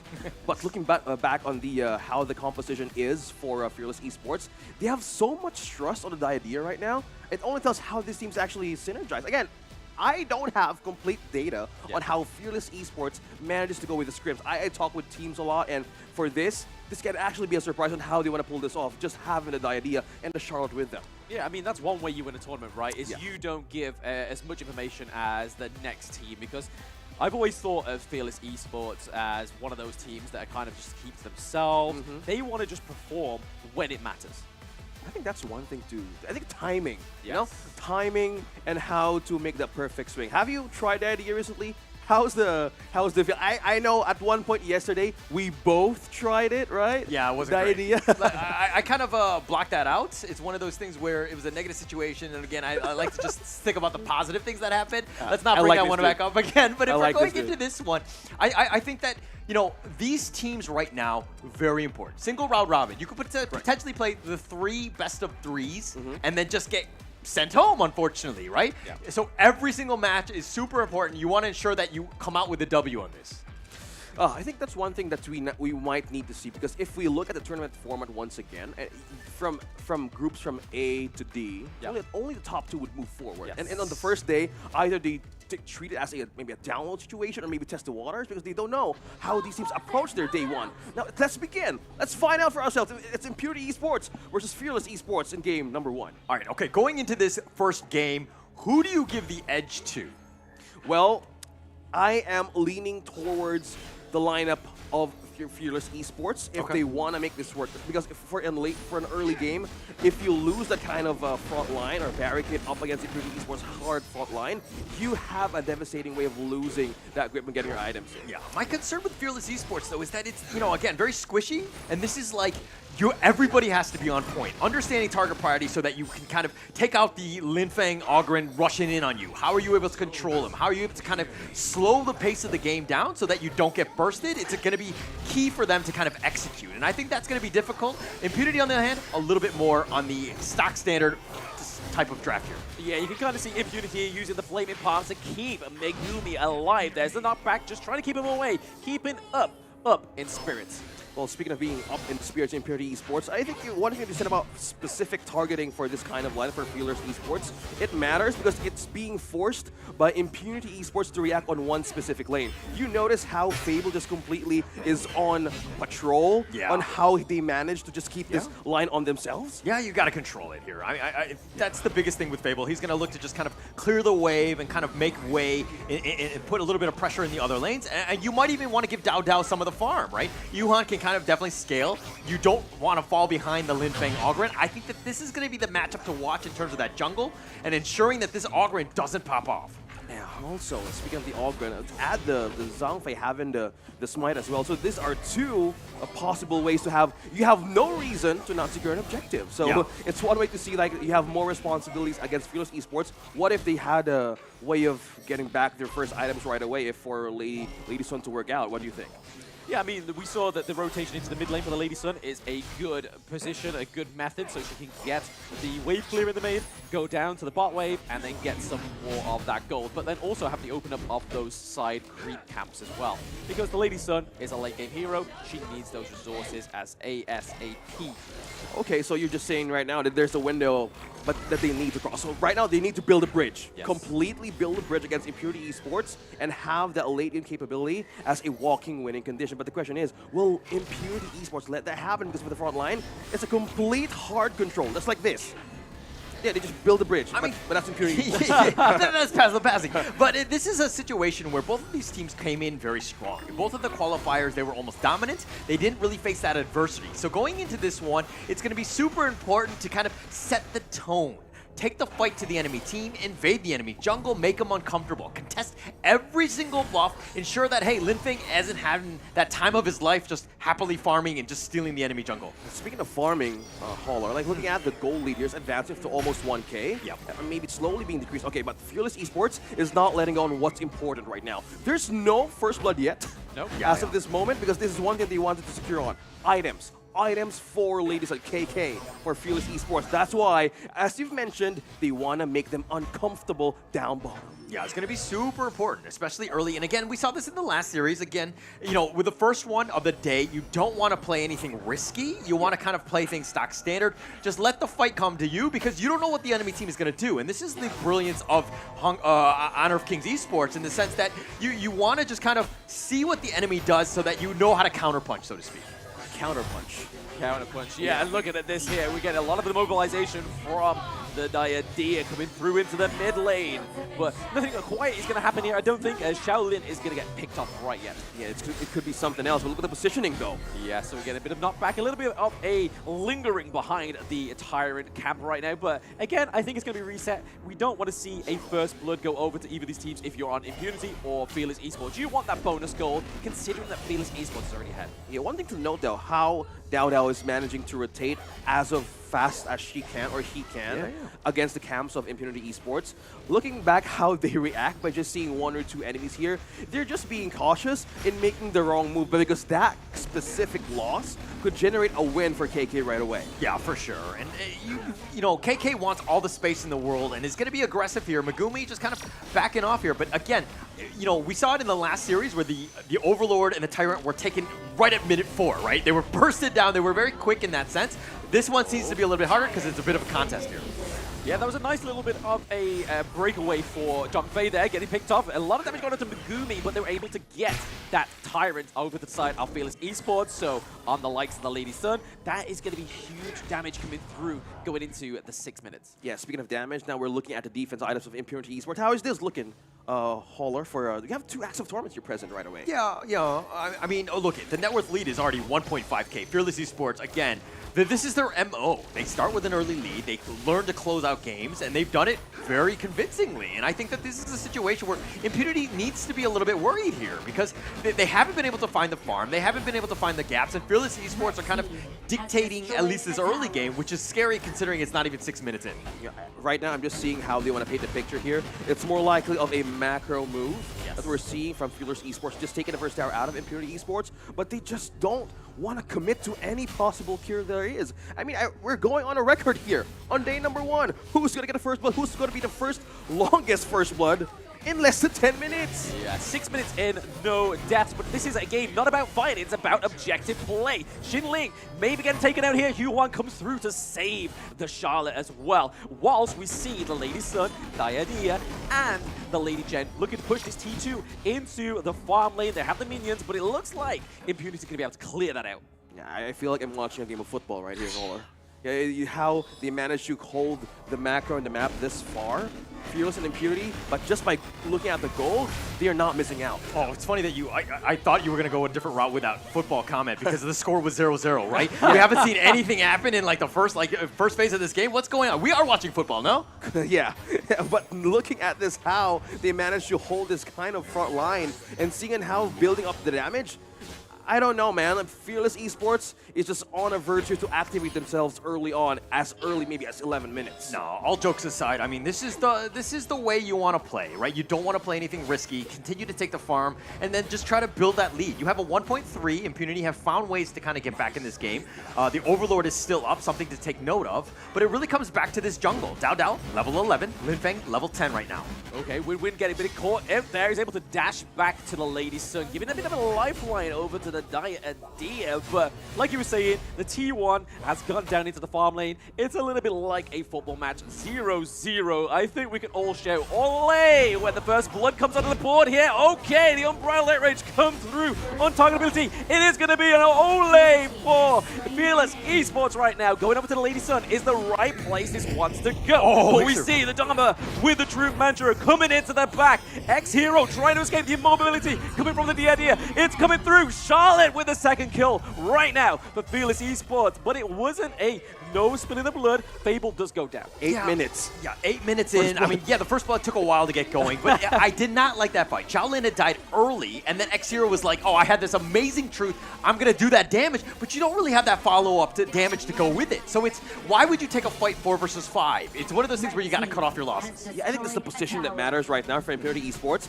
How Fearless managed to get that kill, firstly onto KK. It's like an online switch, right? Yeah. Once she had it, they were all happy to just go in and dive into Impunity Esports, and everyone was forced to back out. And as you mentioned, how Shaolin was the one to go first, I think that from that point that they lost to Princess Frost, it's one AoE factor that they could actually get a comeback factor against Fearless Esports. Yeah, but you can't really make those sorts of mistakes now. You can't push the initiative. You're behind. If you were 5 versus 4, fine. Take the fight. You think you can do it, right? You have a numbers advantage. It doesn't matter what's, this Honor of Kings or, basketball. If you're playing with a man up, you're going to have a huge advantage. You cannot be playing these things a man down, so to speak. Okay, it's increasingly, again, interestingly enough, the Princess Frost went for the Mask of Agony rather than the Frozen Breath, so it's more likely to be the damage Impunity they wanted to capitalize on, but again, they did not need to do that, or not completely necessarily commit to those kind of openings for Fearless Esports, because once they lose it, who's going to be the follow for damage here, right? Yeah, I mean, just the rich get richer in that sense. They're going to do more damage. They're going to get those items. They're going to get themselves in. I mean, this is like, what, a 4K net worth lead by Fearless Esports. Going to be super tough for Impunity to find gaps, because, again, the rich are getting richer, they're getting stronger, they're tankier, and they're going to do more damage. So, again, very scary situation for Impunity. I think I know what book are you reading, man. Am I that obvious? But it totally makes sense. Like right now, how Fearless Esports just staying quiet. Man, for all of the minutes that we've seen and observed how they wanted to take this game for a momentum-based scenario, they're not putting everybody on a forced situation to react. They're waiting for Impurity Esports to make a mistake. Oh, Sheldon making a caught out there, but a bit of a counter engage from Impunity. Megumi using that Unbridled Light Rage to push away Fearless Esports for now. They're just trying to delay the inevitable right now. Both of the all T1s are down on all of these lanes, looking to take another neutral objective over to the side of Fearless Esports. Oh. This is going to be tough for Impunity right now. Again, the Overlord is open. They want to go for the time. They want to go for damage for Fearless Esports. But one thing that's obvious here, they still want to contest this. They don't want to get the other one. Don't you want to share? Look, Impunity looked like they were going to go for the flank around. They were starting to group, but they kind of gave up on this one. And it looks like Fearless Esports have done a great job of just standing in front, zoning it away. Wow. I mean, they're going to look to just take this tyrant, but they're going in. Path of Passing coming through. Is it going to be a steal? No, it is Hu-Wan that gets the neutral objective. We see that Charlotte going into the back line, doing a lot of damage onto the Megumi. And Lin Bang going in with some damage dealt. That is not what you want to be seeing when you are an Ogryn. You want to be tanking and soaking that damage and just be like, hey, keep tickling me. I want that sustain. So Impunity, this is, again, they were scouting around, they were thinking about going from the Tyrant from the backside, but then they kind of gave up on it. The fact that they were kind of dilly-dallying in no man's land, not really committing to something, you've lost time in terms of farm, you didn't get the Tyrant, you didn't get any kills, and now you're on the back foot even further, more. Fearless Esports right now is really starting to grow this net worth lead. Well, speaking of the front line, I think that's the one problem that we're trying to see there from that first contestant we witnessed from the Tyrant. I'm waiting for X Hero to actually have that combo, that flash, and with the ultimate combo paired with the Zhang. Man, they have a strong front line to have a combo against Fearless Esports, but having that doubts and hesitations to go up against frontline Fearless Esports, it's mainly because of the damage that they built through, slowly but steady, but silent. They're deadly. You want X Hero to have that perfect flash, the perfect truth, the perfect engagement, but hey, look, I want $1 million, but it doesn't happen to be this way. You have to be in the right time at the right place. Sometimes you got to be a little lucky. Oh, yeah. If you got a buy-in on one of these teams, you might get like a hint at the $1 million, right? So I got to befriend them right now. I'll be back. Continuing the team fight, again, looking back on how they contested, another point, Fearless was making a live seesaw, like a swing. And Impunity Esports has managed just to follow every possible track there is. See, the zone out, you have the capability of burst, and one wrong out-positioned member of Impunity Esports could lead to a reaction that they will actually have a benefit of. True, but it's a situation where Impunity, yeah, you're behind, but you're grouped up. Now you're sharing the farm, you're just fighting for whatever scraps that, Fearless Esports will give you, but you gotta play the late game, you gotta push, you gotta deal with the lane management. Kind of split up Fearless in some way so that makes them, maybe take a fight 4 versus 5 on some side of the map. Yeah, they need to force something out of Fearless Esports with no contest at all for this Overlord. Yeah, I just want to echo back on the point that you guys was on about. Like, having a strong front line is great, but when you have confidence like Fearless Esports, any front line can just be smashed. You are the bulldozer, and that is exactly the playstyle they're going for. Yeah. I'm just imagining it, man. Like a bulldozer right in front of X Hero and Megumi. They're going to be forced to be a defense right away, but it's not a problem even for Fearless Esports.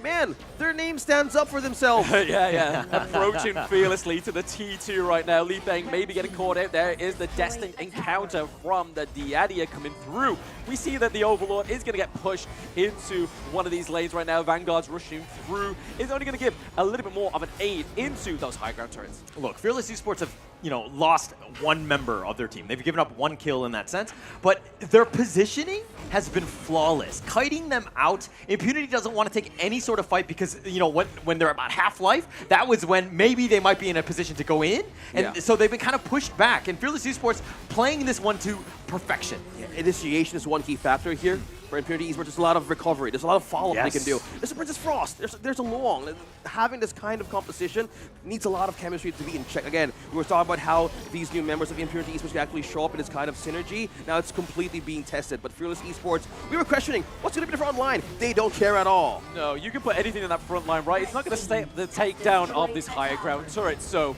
already, we almost have a perfect game on the side of Fearless Esports. Only 1 death to themselves, and they've only got 1 turret takedown. Woodwind taking a lot of that early damage in that team fight. We could have been seeing a second high ground turret in the mid lane being fallen, but hey, Impunity giving due diligence where it is due.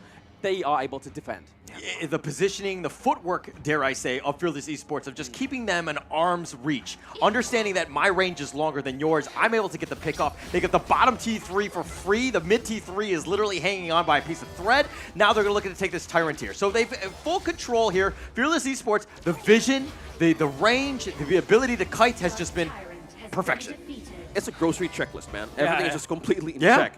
Having 3 items right away for KAGE, for Lady Sun, they just given him enough time to just farm the right items in. And we were seeing, or we were waiting on how X Hero and Megumi could be the game-changing factor on the front line and how to catch one. But so far, it has been like a struggle on how to be in the front line, not even to ice, as you guys mentioned. So this is now a problem. How can they get this? Because they have 2 turrets left in their base to be a defense, and now they're just pushing in. Yeah, and Fearless Esports right now, all of them level 15, right? Even down to Woodwind, right? If we're looking on the other side, not as great. There are actually 2 levels differentials depending on the roles. This is a situation where now even the top T3 has been taken out. Impunity really cannot find that right engagement.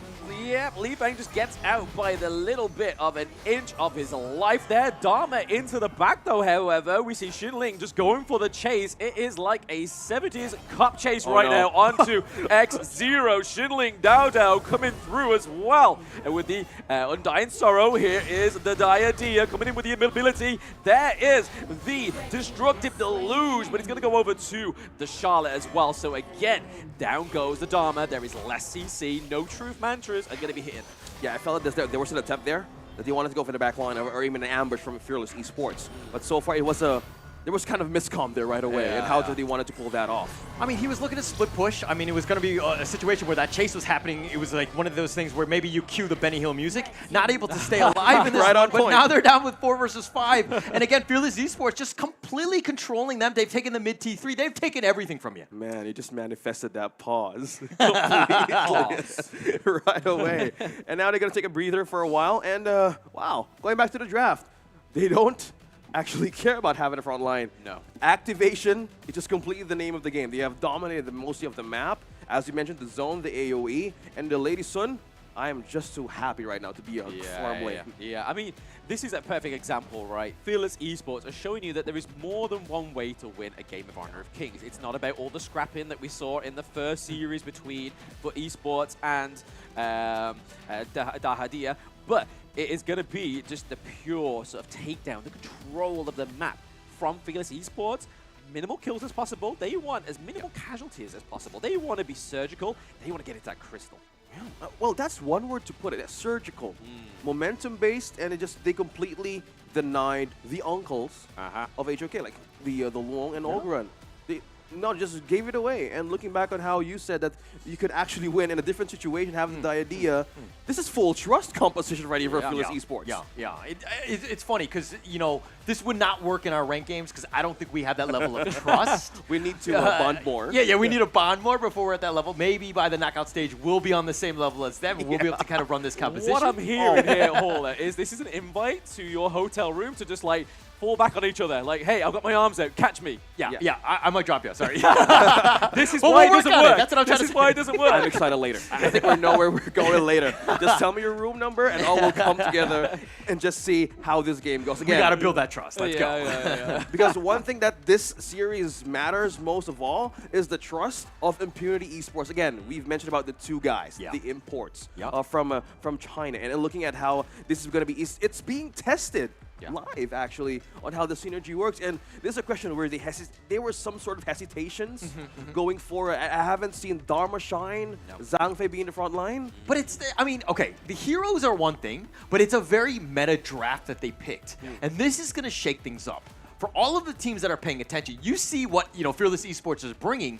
Now this could be the new meta. They're shaping that one. They're creating something brand new. Now other teams are on notice. We got to figure out ways to do this, and now they need to go back into the hotel room, do those trust falls in that sense, and just find a way to deal with this draft. Fearless Esports is literally saying that don't pick strong tanks anymore. Don't pick Ogren. And have trust with your buddies more on. Just fight us head on. I think that's what they probably should be seeing here. It's just like, hey, let's see an unstoppable force meet an unstoppable force. Let's just both go at it and just cause like a big catalysm within the gorge. That's what I want to see in game 2. And speaking of this game, right? You've mentioned about the rich getting richer. Yeah. Although we were just laughing about it, but one thing also that made sense is how Diadea managed to just go around easily. And when I see Diadea, I see movement speed and gold. Yeah. Grants everybody money. Yeah. I mean, like, flawless, right? I mean, there was one single death. I don't even remember who it was, but they'll probably get scolded at by the coach. Like, how dare you die in a perfect game? But that was supposed to be a record. Yeah. And they'll probably go Asian dad with the manager on that one. But I think for this one, it's going to be super important, right? Because where are the chinks in the armor? Where are the gaps that we can kind of take advantage of Fearless Esports? Because right now they're playing a well synergized team. Everybody's on the same page. Yeah. I mean, speaking of the same page, right, the minions are on the same page as well at the crystal, and we see the Winters coming through to try and deter those minion waves to try and get to this crystal, but hey, we're seeing that KK, Dao are just trying to push them into it. We do get another kill over to the side of Impunity right now. We see that Woodwind is going down, so no Diadea going into this one, but hey, no Zhang Fei. No, Ogren as well. There goes your front line. Yeah, there's the minions pushing in down bottom. Will this be the end though? Potentially, we do see the Lady Chen does fall to X-Hero, but there is still Charlotte gets taken out by the Crystal. There is Dao Dao, KK here just to finish off game 1, going over to Fearless Esports. Yeah. Coming in from a pause, and that's how the first game ended. How Fearless Esports managed to, like, okay, this is one way to seal the deal by having our own comfort compositions. And as you said, they're up against a meta draft. But having this composition in their own hands, full trust, and having more coverage of the map says a lot of plays and having that game to themselves. Oh, absolutely. I think it just plays back to that sentiment that I kind of done to earlier on in the game. No front line is going to be enough against Fearless Esports. They are able to just get through. Towards the end, obviously, they had the help of the Crystal that was kind of dealing like a bit of a backline, a bit of a... your back is against the wall. Unless you see the Charlotte punch a hole through that wall, it's going to stand up. But that's what happened anyway. Yeah, and completely looking back on how that draft went, again, there was a moment, maybe at 5 to 8 minutes, it was like something plays in my head, like, okay, Impurity has their right meta draft, but when Fearless Esports had that 8 minutes on their side, it was kind of like delaying the inevitable. Yeah, yeah, definitely delaying the inevitable. I mean, this is the Fearless Esports style that you're seeing, right? Just keeping them afar, just kind of cutting them out. But like, it's funny, because going into that pause, I was just like, oh, perfect game, perfect game, perfect game. And then in the end, kind of messy, they need to clean that one up, because that was actually kind of close. Dao Dao, if he didn't actually get that kill on that one, that could have been, I mean, not to say that they would have been able to come back, Impunity that is, but it could have been a lot closer than it should have been. Yeah, again, we were waiting for the Zhongfei and the Dharma. The truth mantra. Yeah. Come on, man. Fearless Esports, you hear that? Holler says you need to clean it up. Come at me, come at me. You can find me online at Kindofu. Yeah, that's my IG, by the way. Yeah, they're your favorite tofu. Now, if we go back on how that game could still be a possible way of a recovery, I think they needed to stop the momentum of how the Lady Sun and the Farmland just completely having a massive lead by taking all of the gold away from them. Yeah, they need to do something right. I mean, this is the same kind of strategy we see from Black Shrew Esports. They don't go for the kills in the early game. They just get the acquisition of the gold, all the resources, look to push those side lanes, and that's exactly what Fearless Esports did. Well, as we look back at all the stats here, I think one thing to see, well, it was just one tower being taken down slowly, and we were just noticing, oh, it was a low-scoring game, like a football and stuff. And yeah, slowly but surely, yeah, Fearless Esports, a lot of money, have more ways to funnel into KK, and that first kill dictated everything. Yeah. It comes back to the team having a little bit of a better mid-game strategy, right? Being able to just close that one out. They didn't need to play anything risky. They knew that their heroes were far superior, and they just need to get a certain point. They need to get a couple items to get themselves in that level where they can, again, just kite everybody out. And that's kind of what you saw here. Fearless Esports playing that one to the T. Yeah, and our MVP for this one is none other than Dao Dao. Yes. Wow, 007. Hey, that's how you can James play Bond. the Q1, right? Yeah, that's it's how. Like, he's the 007 of the Gorge. He didn't need the kills. He was silent but deadly. He has a license to kill. The license to thrill as well. Yeah, we were all thrilled in that game one, right? Like, there was a lot of thrilling moments. Yeah, a lot. Thank you for that. Looking back how this game was, get back on the highlights. This was the turning point. At 7 minutes, this was the start.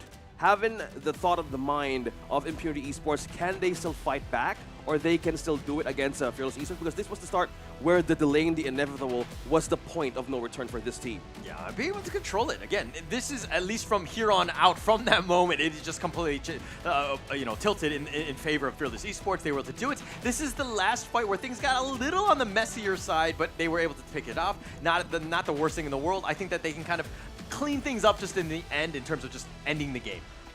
That's it. I think that those are the highlights of the game. Like, for 8 minutes, we see the first blood. Nothing to sugarcoat in that series, but I mean, that's completely dominance, right? Dominance in how they managed to want to set up a perfect game. Looking back on the trophy, this is a reminder on what's at stake here. This is your front line. You need this to survive. You need this to secure this piece of amazing beauty, right? I mean, this is the last tournament of the year. That's the trophy that all these teams want to be taking home. Yeah. So inside that trophy, considering the champion gets 300,000 USD, is it inside the trophy, or do I? I hope. Or do I get it separately? How does that work? Let's go take a peek. Let's go take a peek. I don't know if I'll do that during the break. I hope it could fit though, but it could be cake. Yeah, it might be a little.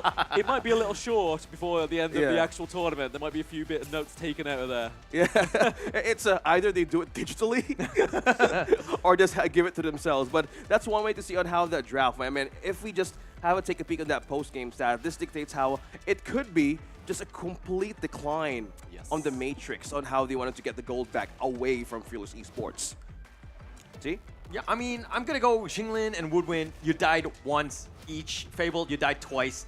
I'm going to have to give you guys a C- on that one. Everyone else, I'm just kidding. I'm just kidding. They had an amazing game. It was a great game by them. They were just completely controlling. I'm just, nitpicking at this point. They had a flawless game.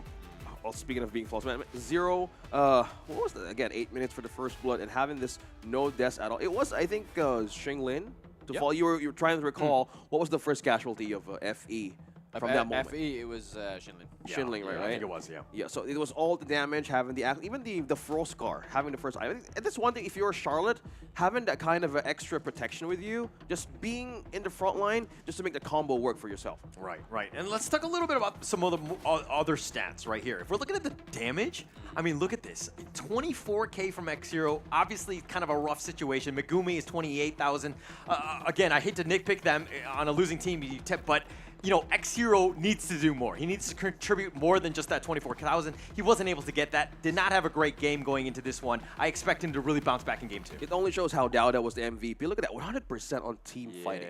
No wonder in my ranked games you don't ban this kind of hero. And you have this AoE that makes every possible opponent actually have this hesitation to go in. Either get melted down or just completely catch up. Yeah. I mean, it's a little bit of a bait and switch, right? Like, you go into the Hue one, she goes up into the air, and then all of a sudden you're up in the air, and you're on your death timer. Yeah, just looking at this stat, so it's a complete decline from impunity that they want to just get back away from Fearless Esports. And it was too late. Like, if they wanted to take the first bite out of Fearless Esports, they could have done it maybe in less than 5 minutes just to count everything out. It was like, what do you call this? It's like you throw a ball of snow in a giant mountain and just completely just rolls down, completely going big and down under. Yeah, absolutely. I mean, that's definitely what happened in that game, right? I mean, they had the clear gold lead. I think they had like 1K gold lead very early on, and they just kind of just kept going with it. They got the itemization, especially like Lady Sun, and you can kind of see what happened there with the Hue 1, Lady Sun, and the Diadea. It's kind of like a hyper carry, right? Like making that Lady Sun just shine. I said it in last series, right? Good teams know how to win with the lead. And I think you just saw exactly what Fearless Esports is great with that. They know how to close out games, and that's what you want to see. You have to be able to do that, especially at this level. You got to close out any sort of game that you have a slight advantage in. Yeah, and I think speaking of advantage, right, the problem of the Zhongfei and the Dharma that I noticed is they can't just go in. Either they can do a counterplay. I think Dongwon was even out of the option, right? They were going for the possible ways to have a great, strong front line on their end, but I don't know. They could either did a counterplay from the team fight if they had the catch.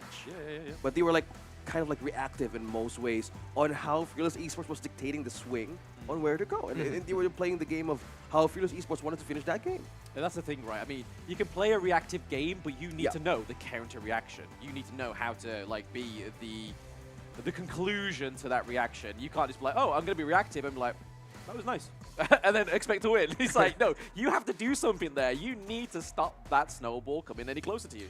I think that's the adjustment that we wanted to see, right? How will they have that front line? How will they have the catch, considering that this team, Fearless Esports, doesn't give a damn about the mana draft? Yeah, I think it's a situation where if you're starting to maybe be on the back foot, you got to figure out ways to get sneaky farm to get yourself back into it, right? You need to play a little bit more risky. I think they were playing a little too defensive, especially when that lead started to grow for Fearless Esports. You got to get, high risk, high reward. You got to go all in at this point. You got to figure out some way to kind of get yourself back in the game. Because, again, if you're going to just group up, you're going to struggle, and you just see that graph just go in favor of Fearless Esports. I think that's one thing they want to build upon, the double R's. The risk and the recovery. I think that's one thing that we wanted to see for Impurity Esports. Again, in the first game, as I eat my beautiful lunch, you guys were sat right there. Sat right there. Oh, it's game number 3. We locked eyes. I was just like, I'm hungry. Go ahead. Enjoy your game, guys. But connecting to that joke, like, this team needs to step up, man. Like, a lot of the experience that they had was completed with the qualifiers. Yeah. You both mentioned how they went through all of the challenges, and now we need to see how they want to react at this team who actually wants to step up, right? That's it. Yeah, absolutely. I mean, it's really showing the experience that Dao brings to the table, right? I mean, MVP of that game, when he came into the team, we was thinking, oh, this guy's come out of nowhere, but the amount of experience, the amount of like success that one player brings to the table was just unfathomable, because AG Global got kicked out 4-0 in their qualifier, got kicked out 4-0 in the Open Series, and then the only time they lost was against Nongshim Red Force, which is a very experienced team, but only lost one round. Not even a game, not even a match, just one round. Just one round. That's all you need. That's all you need. I mean, it comes back to that one, right? Getting that experience is super key. And that's why these qualifiers have been great, because you're contesting, you know, going up against top-tier teams. Other teams want to be here, but this is the top 16 going in. And we're seeing Fearless Esports kind of on that rise. But are they at the same level of Black Shoe Esports? Not sure. We're going to have to find out, and it's going to be super interesting in Group D. I'm excited how the story unfolds with Fearless Esports. When it's day number 1 of a World Championship or even at a tournament, this is where their story grows. Because, okay, we study, we gather all the possible information, and turns out the team that we had research with, it's being tested on how this team has no data, becoming the dark horse, moving forward in the next games or the next days. Yeah. I mean, the interesting thing about Fearless Esports, right, is that they were even part of the Open Series Split 1. They lost at the semifinals to AG Global, so having them come into Open Series 2 with 2 new players to get that revenge is kind of like, it's a scary and chilling story for what could potentially be the conclusion of KC 2024. I think that's the most important thing, right? Again, as we wait for game number 2, it's all about how they want to recover and how they want to adjust with this team. Again, Fearless, the name stands for itself, and they just don't want to play with the possible way that they want to be trapped in the draft, you know? Okay. They've taken out the specifically the Arlie, right? Yes. You know how Arlie's just being devastating nowadays. Yeah. I know you feel that, you know, the Arlies, right? But having this in the tournament here being present, that's where you'll be uncatchable. So will Impunity Esports do that? Will they adjust to that? Or maybe, as you said, Risk. How's the recovery going after for that? It's all about the draft, right? Yeah. I think Impunity really need to go back to the drawing board. They need to figure something out. They've been thrown something that they were not really prepared for. You saw that draft. It was too balanced in that sense. They need to kind of have some sort of counter, some sort of catch, basically to catch a predator, right? Oh, yeah. Oh my God, some just popped off my head.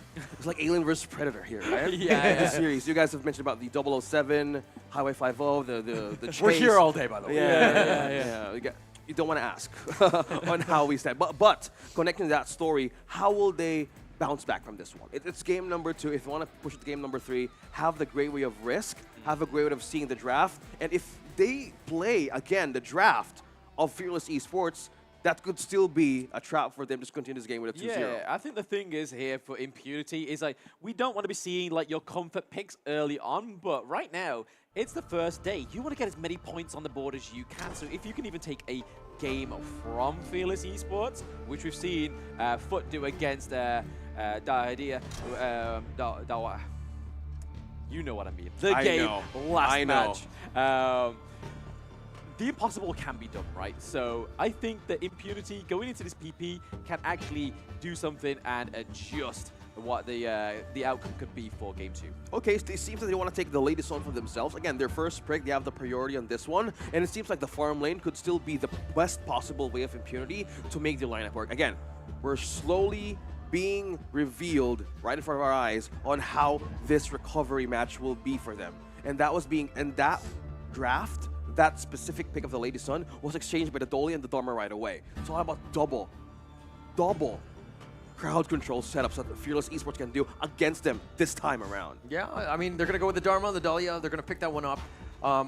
To be honest, I kind of felt like they should have. I mean, they didn't get the Yuan because that was banned. But going into this one, you guys know this. Yeah, yes. The Ming Byron, of course, with the Lady Soon. You know, this is the Ming has been quite powerful for them, Impunity. They have a decent win rate with it. We're going to have to see how that one plays out. But again, what do you think about this X-Hero Byron? Is this going to be the one you want? Is that the matchup going up against the Dharma? How do you feel about that? this on the first 3 picks, this could be actually reactive. And considering that this is a Ming, it's all about how you support the gold lane, right? Support the farm lane with this Lady Sun. And this will dictate on how will they want to defend the farm lane for themselves, because this is the challenge up against Dharma, up against Zol, because this kind of lineup that you're up against Fearless Esports, you might want to consider on how to activate early rather than reactive passively on the initiation that Fearless Esports did from game number 1. They could actually repeat it this time around. They're being the front line. Front line for sure, and I do agree with that, and I think that they're playing a little bit more standard. They had the frontliners in the Dharma and the Dune, and you kind of combo those, that meat wall, so to speak, that's just going to kind of run at you. But to kind of deal with it, do they have enough to kind of out-sustain the Ming? Are they able to kind of get onto this Lady Soon, who's going to be looking to use the rolling rate to kind of, finesse his way out of there?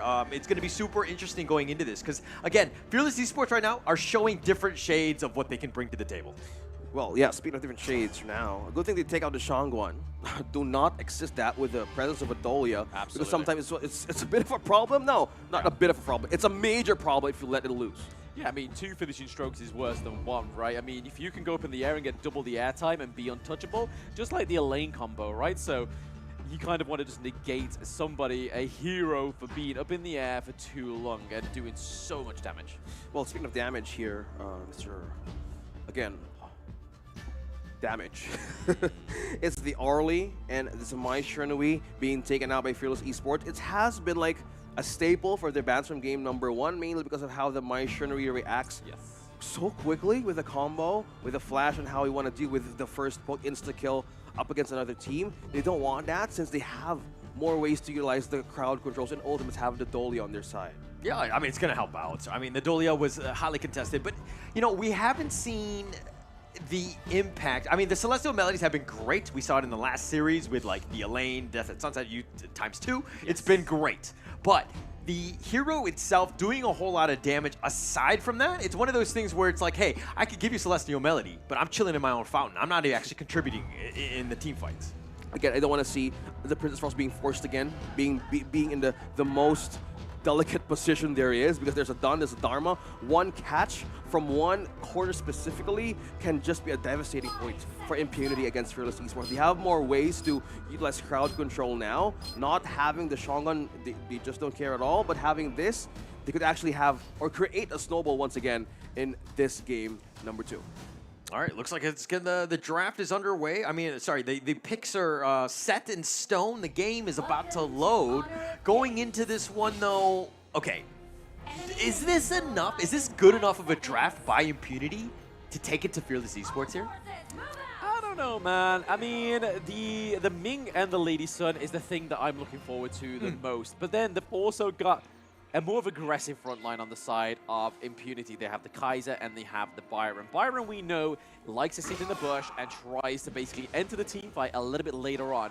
It has the sustain from the force field as well, gets that shield. So it's going to be interesting to see if we see Fearless Esports trying doubt of the Byron very early on. So that's the question, will they force it out against Impunity Esports? Because if the question still continues with the draft of Impunity being effective early game, okay, let's have a check. They have the AoE from the Princess Frost with the Winter is here. They have more ways to sustain this Lady Sun, but they could actually mean business by setting up a trap by Fearless Esports. Again, this Ming alone, I see this hero, a support hero, as a very dedicated one for a marksman that you can't leave your lane just easy. Yeah. And I mean, to be honest, I kind of like, I hate to sit on the fence on this one, but I think draft-wise, they're both good. They're very balanced. They kind of counter each other. There's nothing that really sticks out to me. I'm just like, where one team has a huge advantage over the other one, which is super important finishing up from a draft. Something tells me that Fearless Esports with the pick of the Direnji. Again, not everybody has the winning favor of Direnji nowadays in our games, but for Fearless Esports getting this hero, maybe because of the immunity or the cleanse that they can get, because again, you have slow from the Princess Frost, even for the Byron. So one thing they actually want to consider is they have more trust for KK to not be killed right away. Yeah, why do you keep bringing up our games? You're making me feel sad. It's okay, man. Like, we want to rank up faster. We're in the hole, man. Yeah. Our win rate not good. We're slowly building it up. I mean, who knows? Maybe we could play with them in the same server here in Indonesia. You know? Okay. Well, no, we need to not just do trust falls, but we need to play together. Yes. Right? I think that we got to build that trust. I think we should play together whilst doing trust falls. wait, play. Ah! That's a perfect way to start up the synergy, man. Because the name of this game is always about synergy. Again, Impurity Esports in the first game, they need to step up. They need to have an adjustment here on how to get a kill or even a setup. Speaking of which, it's happening. Yes, the setup is coming through. The truth mantras are hitting differently onto the Kaiser. The Invincible Warrior gets frozen.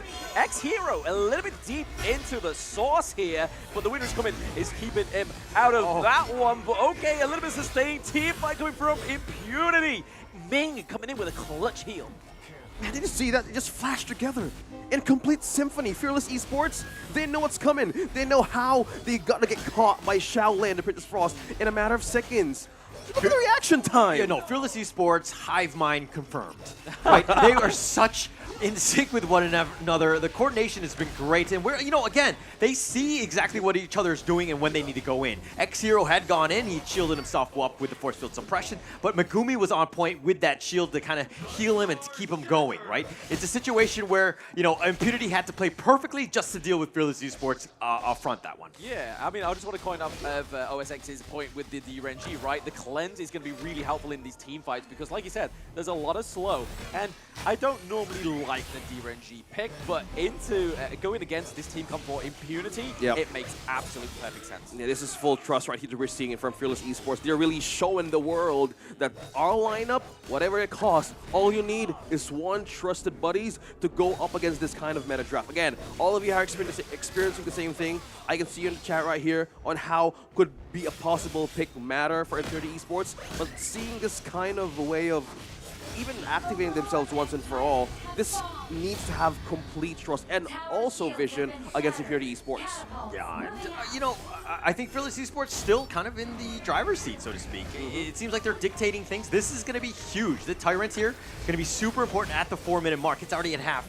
Yeah, we see Elite Thing go in. Oh, they're not going to get the crucial kill theft. It is going to go over. Oh, no, it does. Crucial kill theft goes over to the side of Fearless Esports. X-Hero looking pretty low. It is the first blood for Dao Dao once more. T1 in the mid lane as well.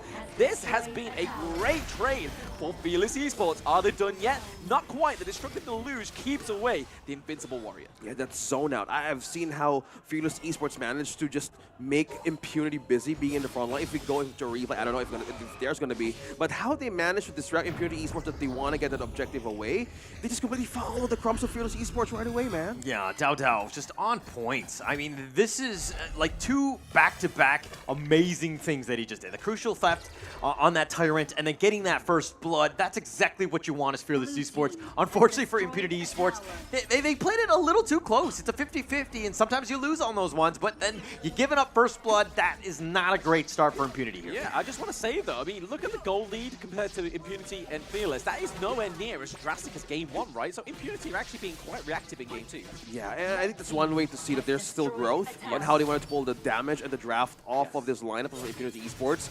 I think positioning has been a great factor of an adjustment here in game number 2, because if they get trapped, in most of the cases Fearless East wants to initiate team fights, that's where the devastating points comes in for Impunity. Yeah, and why the advantages are so key, right? That theft, all of this stuff, it's turned into the mid T1 as well. The top T1 has already been taken out as well. And now Fearless Esports up almost, 1.5 at this point. It's only not even 6 minutes, right? So Fearless Esports, again, playing to their MO, starting with an early lead, understanding how they need to play it. Impunity have not found any answers. Yeah, commending how Woodwind just being on the river there, just becoming the mermaid there is, giving vision for this team. Fearless Esports has more control. And one key factor or question here, they're not getting the Overlord even. Hey, they don't want it. No. I mean, to be honest, I think that's a good call, though. 1 second, though. Impunity going in here. The X-Hero looking like he may have got caught. The flash saves him, though. Common skill coming through for a common save. But just to going back on that Overlord point, if they go for the Overlord, it gives a lot of gold over to them if they take down the Vanguard. So they don't want to give over any points here. But we do see Princess Frost go down. The summer is here. Winter has gone. But that is another kill. Going over to Fearless Esports. That's a quick change of season right away, and I don't want that. No. Global will be bad. No.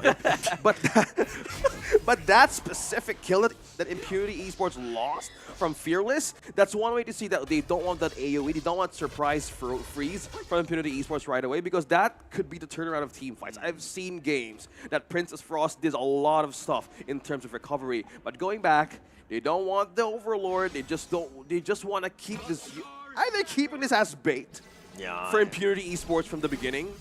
I mean, they'll take it when they're ready, and it looks like now is the time. Dao has Smite up and ready and good to go. They've already got the map control. They're kind of pushing things along, so they'll take it when they want it. All right, don't rush them, man. Yeah, I mean, it's fine. You can't rush art. And that's one way that I learned nowadays, that you just can't rush anything because everything takes time. True. Even the first button game #1, it's 8 minutes. Yeah. And it only shows that how Fearless Esports wants to do this kind of team fights specifically and with precision. I mean, you can't hurry love, you can't hurry neutral objectives. Thank you, Phil Collins. Only fools rush in. So, we're getting a little bit of a compilation there, but it looks like Fearless Esports are definitely dominating the Gorge, right? I think the reason why they went for Overlord at that point is because they had a clear lead in the gold. Wait. What do you mean by you can't hurry love? Oh. Help me out here. You just have to wait. No. Love will come easy. No. It's a game of give and take. Shout out to Phil Collins. Going back on this game again, it's all about the patience. But Impunity Esports letting go of the rope on how they wanted to bring down the goal of Fearless. Look at this. Down there just zoning everybody out, stealing every possible objective there is in their own camp. Yeah, space created, giving it to KK, right? That's the red buff that you wanted. Dao still up in front. The Wind Slash comes through. The Unruly Blade to get out of there. Missing the ultimate shell was a good call by Dao. Oh, that skin is very good. Yeah, by the way, Dao was able to do that because, the Unruly Blade twice because of the Celestial Melody, right? So he knows, again, Hive Mind confirmed, right? Yeah. They're on the same page. Everybody knows what they need to do. I think I know what you're playing nowadays when you're during your childhood, man. The Hive Mind. Phil Collins. Is it that obvious? Well, it makes sense, right? Because how would you react to that? Fearless Esports just putting on the crumbs, everything on the map right here, and Impunity Esports just completely losing to follow what could be the possibility of a comeback. Again, from the goalie that you mentioned earlier, Blam, it's slowly building up. Yes. Almost 4K here. Almost 4K, and not a single kill on the board for the side of Impunity right now. I mean, they generally get the kills when it's a little bit too late, right? So when they're at the high ground turrets, or even at the base, they decide to then get a little bit messy on the side of Fearless Esports. But hey, maybe they'll listen to Coach Hauler, and they will clean up that ending gameplay. But right now, they are taking all the jungle, all the resources from the side of Impunity, making sure they know they can't go out these boundaries. All right, as Coach Hauler, let me just say something to Impunity.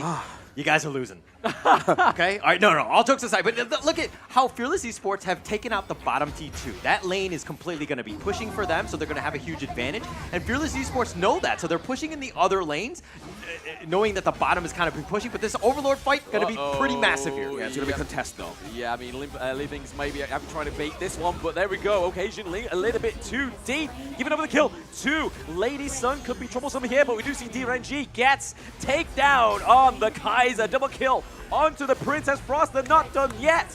Wind Slash coming through. Megumi is going down. That's a 4-1 trade. Dao is wow. That was amazing. Looking to push that mid lane. Not even looking at the Overlord. Like, hey, see you in the review mirror, baby. Xinglin was the only casualty. Even the Overlord knocked him up. But it was one way to see this. Come on, give us a replay. Give us what we saw here. Xinglin was the first one to go, but it was the great recipe to be in the front line. Ling Feng fall down first, followed by Shaolin, and that turned into dust. Yeah, it turned into dust. I mean, Jigglet actually died because the Overlord had the knock-up, the launch, and wasn't able to get away. So unfortunate for him, but great for Impunity in that sense. They got that first kill, but it looks like X-Hero down for the count, just looking to split push. Yeah, the Overlord was biased there. Yeah. You want a knock-up? I'll give you a knock-up. It's not fair. Get out my house. Bang. But Impunity still want to get this through, man. Half HP on the Overlord. Yes, I mean, the Destructive Loot does actually go through, stopping Lee Think here to try and get the smite off Invisible Warrior. A little bit too late. The killing spree comes through once more. The steal from the Overlord as well. This is a Hail Mary of a play right now for Fearless Esports, currently up by 8k gold. Looking to take some more with this minion wave. Higher ground turret looking like it's in trouble, and they're going to take a clean one in mid lane. Well, we're not going to sugar things up right here, right, guys? It's now or never for Impurity Esports. They have entered the point of no return, and now they need to have a clutch move. As you've mentioned, they need a Hail Mary play against Fearless Esports. Either Shaolin does something again to turn things around, but it's going to be a risky move. It could be the sacrifice of his life for another defense. Yeah, Linfeng going in for that one. That was a 4 versus 5, trying to force it, but X-Hero going down once more from D-Renji. Shielding again, MO straight into the back using the Truth Mantra. Truth hurts, and the truth is Fearless Esports takes a 2-0 victory from Impunity. Wow. Fearless Esports on their start of this group. It just didn't matter on how the meta draft is. We're just gonna play our game, and we'll make things work. The Durenji, okay, no bother. Just don't ask them why, and they just did it perfectly. Yeah, they're perfect, and that's exactly what you want. And I mean, Fearless Esports, we're sitting right next to them, and they are just shouting, they're hooting and hollering, they're calling out who needs to die. Everything that you want from this team. They are fired up, they're very passionate, they know what they need to have done, and they did it to the T. That was a perfect game, and that was a very quick one, because Fearless Esports, again, know how to close out games. Again, there was a point of no return scenario once again that we've witnessed in that game. And slowly, it was the struggle on how to reach the backline of Fearless Esports once again. The Unruly Blade having the Dolia, man, despite the nerf for this hero, didn't matter. It's still the mechanic on how you wanted to amplify your team in team fights and early game. Yeah, no. The Ming didn't actually, like we were saying there, it's kind of like... It's great when you're in front, you know what I mean? It's great when you're not playing from behind. We saw some really clutch heals in the early game, saving the Byron at certain points from those ganks, but other than that, what else did it actually offer? Especially when you've got like a clear, precise team like Fearless Esports. They know what they want to do. They know when they want to take an objective, and they'll take it at that exact moment. I just want to also add on that, I mean, it's one thing to take the objectives, but it was like every single ambush, the conversion rate was quite high. Yes. They almost always got a kill, and they ensured that that snowballed into some sort of objective, and that's how you want to play. Very smart play by Fearless Esports. They just had more read on the map, and they had more ways to get a hold of how Impunity Esports want to get those objectives. They have been luring them for some time, right? Yeah. There's so much some there in just what I said, but looking back on how that objective was the turnaround of everything, the take of Dunn, taking that tyrant away from them, just made a crumbling move from there. Yeah. Smart play, and that's what we expected from Fearless Esports, right? Going 2-0, just cleaning house, just make a short day, right? Let's make it easy. Let's do it for them, and they knew how to close out the game. Very impressive from that. Impunity now backs on the wall.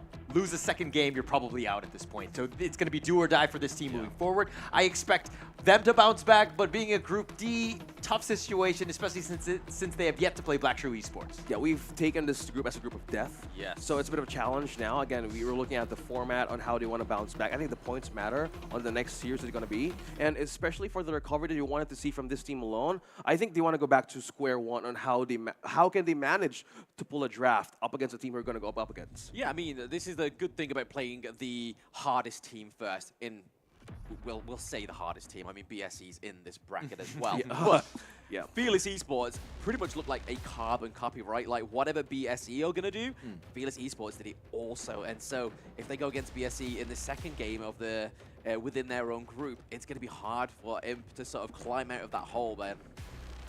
Yeah, it's a big... I want to see. I want to see how they recover, right? Yeah. As we go on the next time of this tournament. Let's see. Okay, congratulations, Fearless!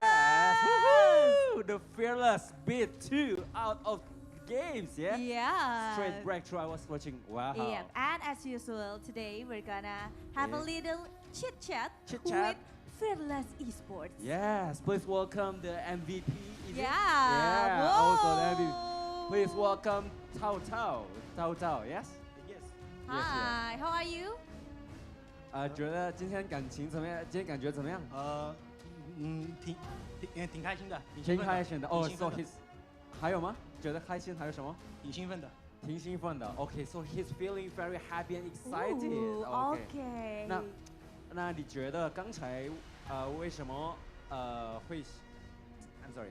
你觉得刚才从1到10的难度这一场和是怎么样？这一场的话6到7吧。6到7 ，OK. So Sabila, he's the MVP of our star today. Yes. He's saying that from the scale 1 to 10 of these matches, Yeah. it's around 6 or 7. Oh, wow. Or 7. Okay, Yes, maybe my okay. question is why you choose Dia or Dia on your first match, first game? OK, so 让我翻译一下。所以他第二个问题呢，你为什么会选择嗲嗲这个 hero 呢？什么？就是你为什么会选嗲嗲？刀就是对，为什么会选刀刀呢？就想在第一场你选刀刀是不是？第一场选。对，第一场。刚才你就是为什么会选刚才你的选手？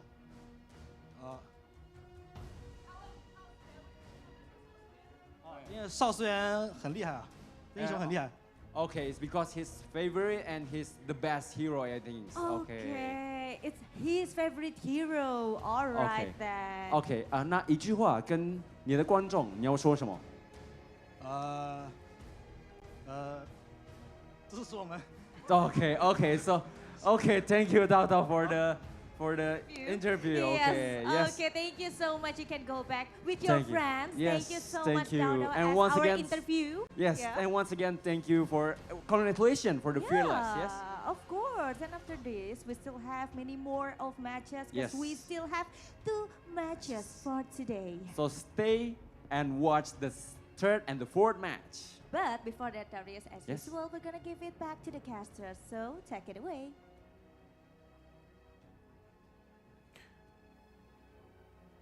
Amazing interview, and just how we see that game flawlessly ended by Fearless Esports 2-0. I'm curious on what they went on the post-game stats, man. This shows how they want to do a precise move against Impunity Esports. Yeah, I mean, that's all what it is, right, about Impunity, is that they just need to be a little bit more precise, a little bit more clear with their objectives. Yeah, exactly. I think that's one key word of the game, objective. Who do you want to take, right? Who do you want to take up against Fearless Esports? Because one thing that they had target in their own eyes and their crosshairs was the Princess Frost. Yeah, I mean, it was on point. Like, they knew how to do it. They know how to play with the hero. Very smart. Like, you could see that this team is well coached. They've practiced. They know how to, when to go in. Almost every single gank attempt was successful. The conversion rate was quite high. But let's talk a little bit about this MVP here. I mean, Dao game, back-to-back MVP. Love the skin. It's like, yo, this guy is something else. Like, the MVP back-to-back, it just shows that, is it a mage that he plays? No, he's not a one-trick pony. Is it Dune? Yes, he can be a tank as well. So I want to see something a little bit more aggressive, maybe later on in the tournament from Dao, just to see if he has all those different combat styles, right? Because the Dune and the Hue 1 was perfect. Well, speaking of being perfect here, we've seen the first objective here being zoned out by Dun, but by this specific team fight, this is where the first casualty, Xinglin, turned things around by Fearless Esports. Having the great chase, they were on pursuit to take everybody out. That almost led into an ace. Yeah, and, Blam, you're talking about how Dao had this amazing game, double MVP. I just want to see more of this guy because I'm seeing so much potential from the jungle lane. He's dictating so much of the pace of the game, of the control, his team fight, his initiations are on point. He's fearless, living up to their names, sorry, pun aside. But his team is there to back him up, and it's been it's fun to watch. The thing I don't want to overshadow, though, here is KK. Look at that, 4-0-2. DRNG, we know him as the utility marksman, right? You go for him when he doesn't do as much damage. He's hard to play from when you're behind, but the level ahead we had with KK on this DRNG is just phenomenal. Didn't even go for a defensive item other than the boots. Physical damage on the boots, he was like, hey, I'm clear, I'm good, I've got my boots. They've got steel toe caps, let's go in. Yeah, one thing that they want to see there, right? It's the first item. You mentioned the 402 and the Renji. Having the Doomsday first sets things up that the basic attacker is more enhanced from there on. Yeah, and it's Fearless Esports, like, they went all offense, all gas, no brakes. Let's just go in and just blow people up. We have ways, the Dharma, the Dune, you had the meat shield. That's going to keep him protected, right? Keep him, let KK work, and he's got 4 kills because of it. Yeah, it's a double K. Double that, 402. The synergy with the Lady Jen as well. I mean, UA able to go in with Dun, you then cast the Destructive Deluge, you then kind of zoned the whole of Impunity, especially when we see the Invincible Warrior coming through from Li Deng as well. Because once he commits to that, sorry mate, you've got to commit. It's like, hey, there's got to be no commitment issues here, you have to go straight in. And unfortunately, that Destructive Deluge caught out Li Deng a lot more than I thought he would. Yeah, speaking of Lady Jun, one more time, look at this, the similarities of 66% from team fights against Shaolin, the Princess Frost. We're talking about Anna and Elsa here, right? Yeah. Look at their participation in team fights. They're the most important factors on how to make things in their favor. Yeah. But I mean, the gold graph, right? I mean, it's nothing like, whoa, it's like crazy. It's like a little bit here, a little bit of a lead. I mean, this was the most important thing, I think, a takeaway for Impunity, is they was actually able to match that early game resource transaction with Fearless Esports. It's matching that, but then also matching just the pure ferocity of Fearless Esports. I think if they learn that over the next few games, it would be good. Yeah, and if you're looking at this gold graph, it's kind of like chess in the sense that the early game, I match you up. Yeah. But my mid game from Fearless Esports, I am so well coached. I have the strategies down pat where I'm able to just control the game. That's an experienced veteran, so to speak. Chess, Honor of Kings, kind of similar in that sense of just being able to play to that level. Yeah, who's going to make the first move, right? Exactly. That's one point that we wanted to see. Because, again, going back on the post-game stats and the items, wanting to see that the Dowda, again, we were looking to see how this guy could actually be a great potential. I think, again, they could still be possibly grow or become the dark horse of this tournament alone. Absolutely. I mean, that was my kind of like inkling going into it, especially Open Series and KC play-ins. It's like, I got to watch out for these ones. Being fearless, okay? Being fearless. But right now, you guys who's watching us right now online, don't go away because we're heading in for a short break for the next series.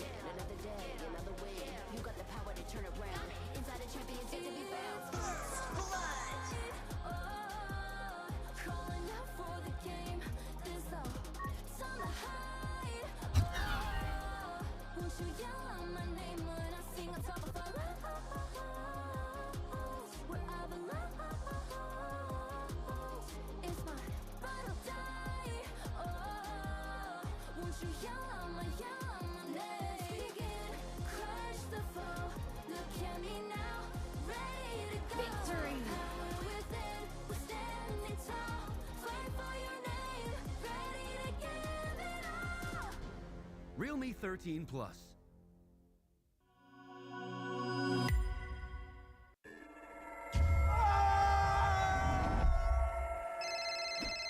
Yang, aku pulang lebih cepet nih. Ini lagi OTW rumah ya. Pulang, udah cepetan. Teknologi fast cooling dan I-Feel membuat ruangan dingin di setiap sudut. Dinginnya nyebar, langsung chill, auto nyaman.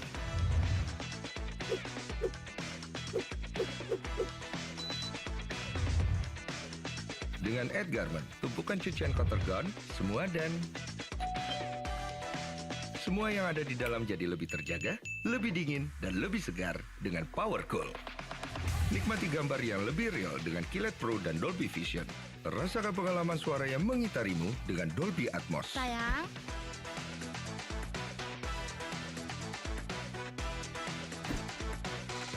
TCL, semua jadi mudah.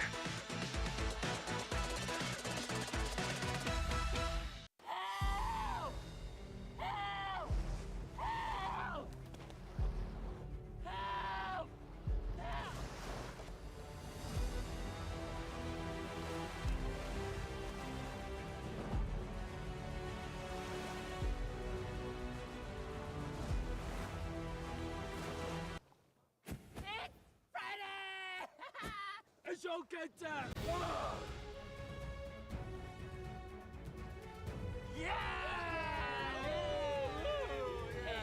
Just jungling, huh?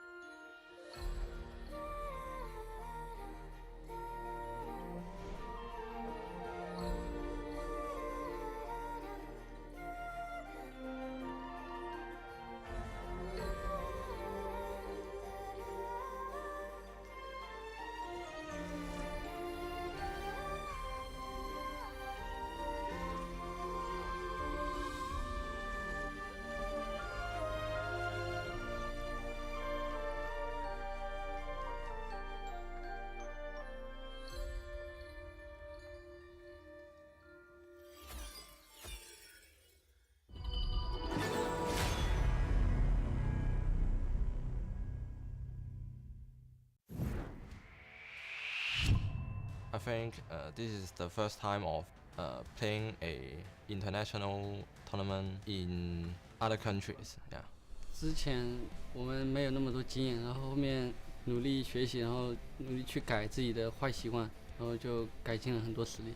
就比如游戏中的，就这波不该走这里，然后应该要绕着走，就是这些。For our team, we do the task on our position and we add them together. Then just like 1+1 is for our support. He was the Alpha 7 coach. He had an experience of coaching other teams. So when we are playing, he have something to teach us too. 我觉得一点都不怕。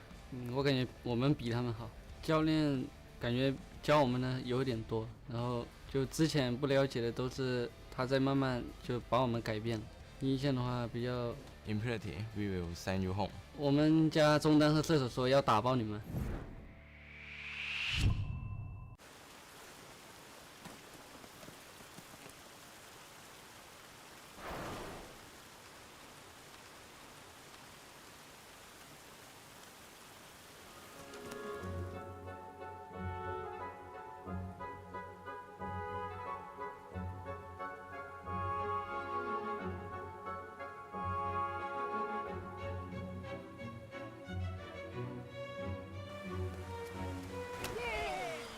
It's Friday!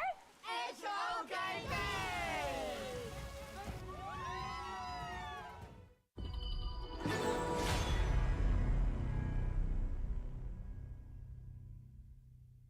我常常在想，如果我不执着于梦想，我的人生将会如何？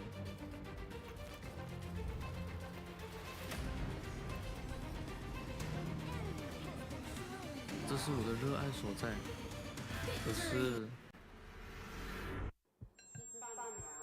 这份热爱似乎不被认可。也许，这只是梦。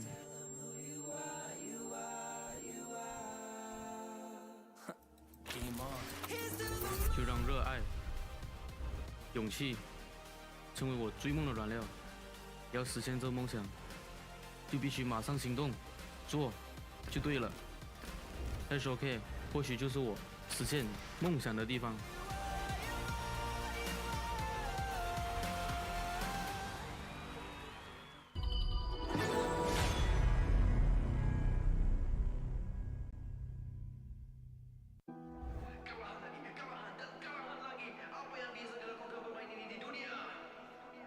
Kalah adalah sesuatu yang tidak disukai oleh siapapun. Atau mungkin aku memang tidak berbakat. Saya harus kerja seperti orang lain.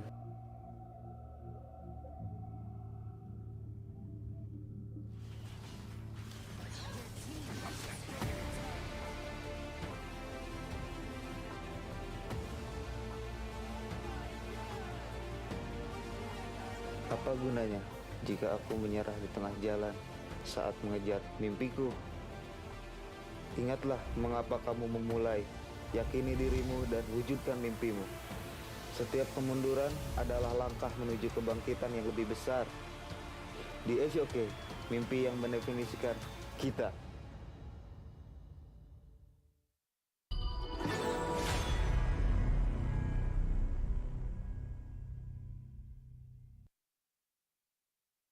Throw up the game, top of the show, we're not the same. Blaming the blame, same on the aim. When you reminisce on this battlefield, it's on my silhouette that you see. We gon' do it, facing our fears, we don't think we just move it. No, we the best and we don't gotta prove it. Somebody test me, I swear I'm gon' lose it. I got a sharp fuse on this boom and illuminate. The truth is this, another day, another way. You got the power to turn around. Inside a champion, yet to be found. Blood! Calling out for the game. There's no time to hide. Won't you yell out my name when I sing on top of our lungs? Where I belong. It's my ride or die.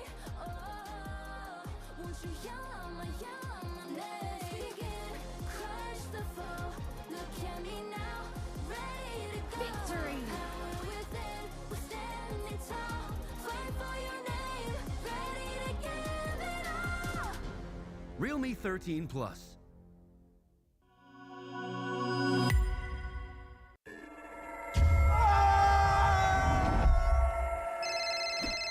Yang, aku pulang lebih cepet nih. Ini lagi OTW rumah ya. Pulang, udah cepetan.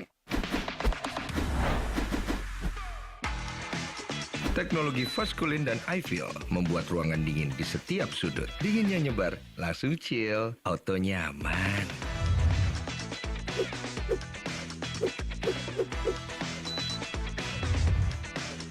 Dengan Add Garment, tumpukan cucian kotor gone, semua yang ada di dalam jadi lebih terjaga, lebih dingin, dan lebih segar dengan Power Cool. Nikmati gambar yang lebih real dengan Kilet Pro dan Dolby Vision. Rasakan pengalaman suara yang mengitarimu dengan Dolby Atmos. Sayang.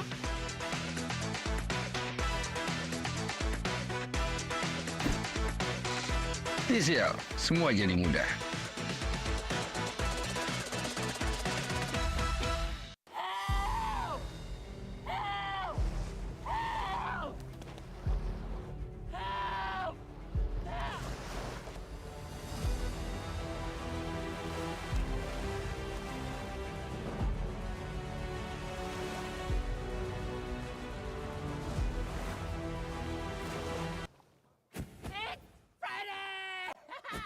It's okay, Dad.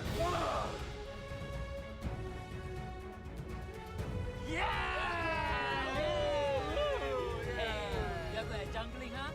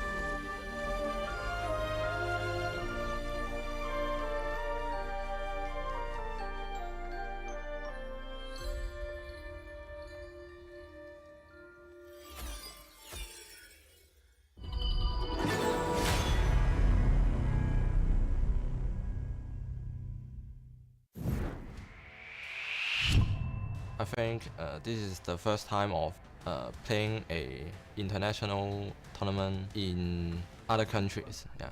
之前我们没有那么多经验，然后后面努力学习，然后努力去改自己的坏习惯，然后就改进了很多实力。就比如游戏中的，就这波不该走这里，然后应该要绕着走，就是这些。For our team, we do the task on our position and we add them together.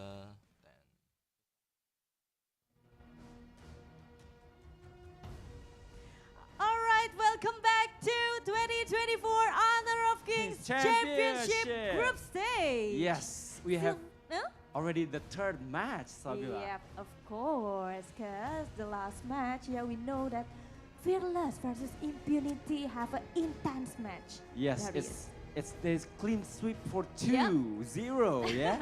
And that's unexpected, okay? Yep, because we thought that in the first match they're going to be 2-1 and this is 2-0. Oh, okay. all right, but after this we still have, this is the interesting match. Oh, you know okay. what? Yes, Why? that's right. Because the third matches,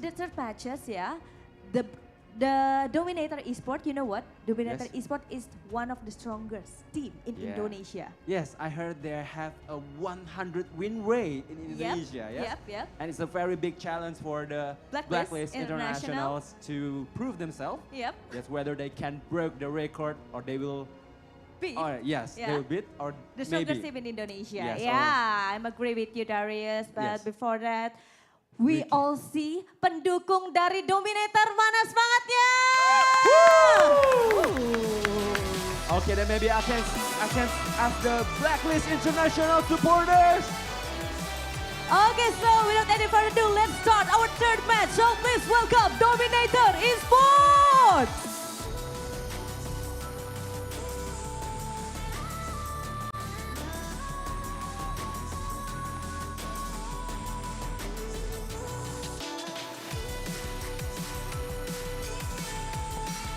And please welcome from the right side, the Blacklist International.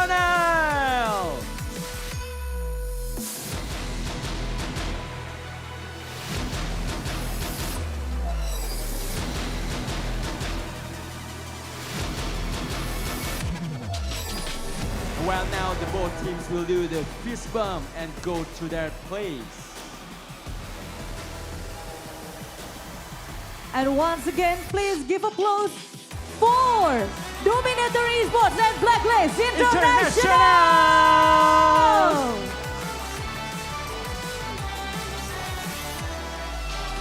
Okay! Yes, I'm very excited for the me third too. match. And I can't wait to see how this third match out today is going. Yes, will it be 2-1 or it will be a clean sweep like the last matches? Okay, let's prove it. Because we're gonna give it to the casters. So casters, the time is yours.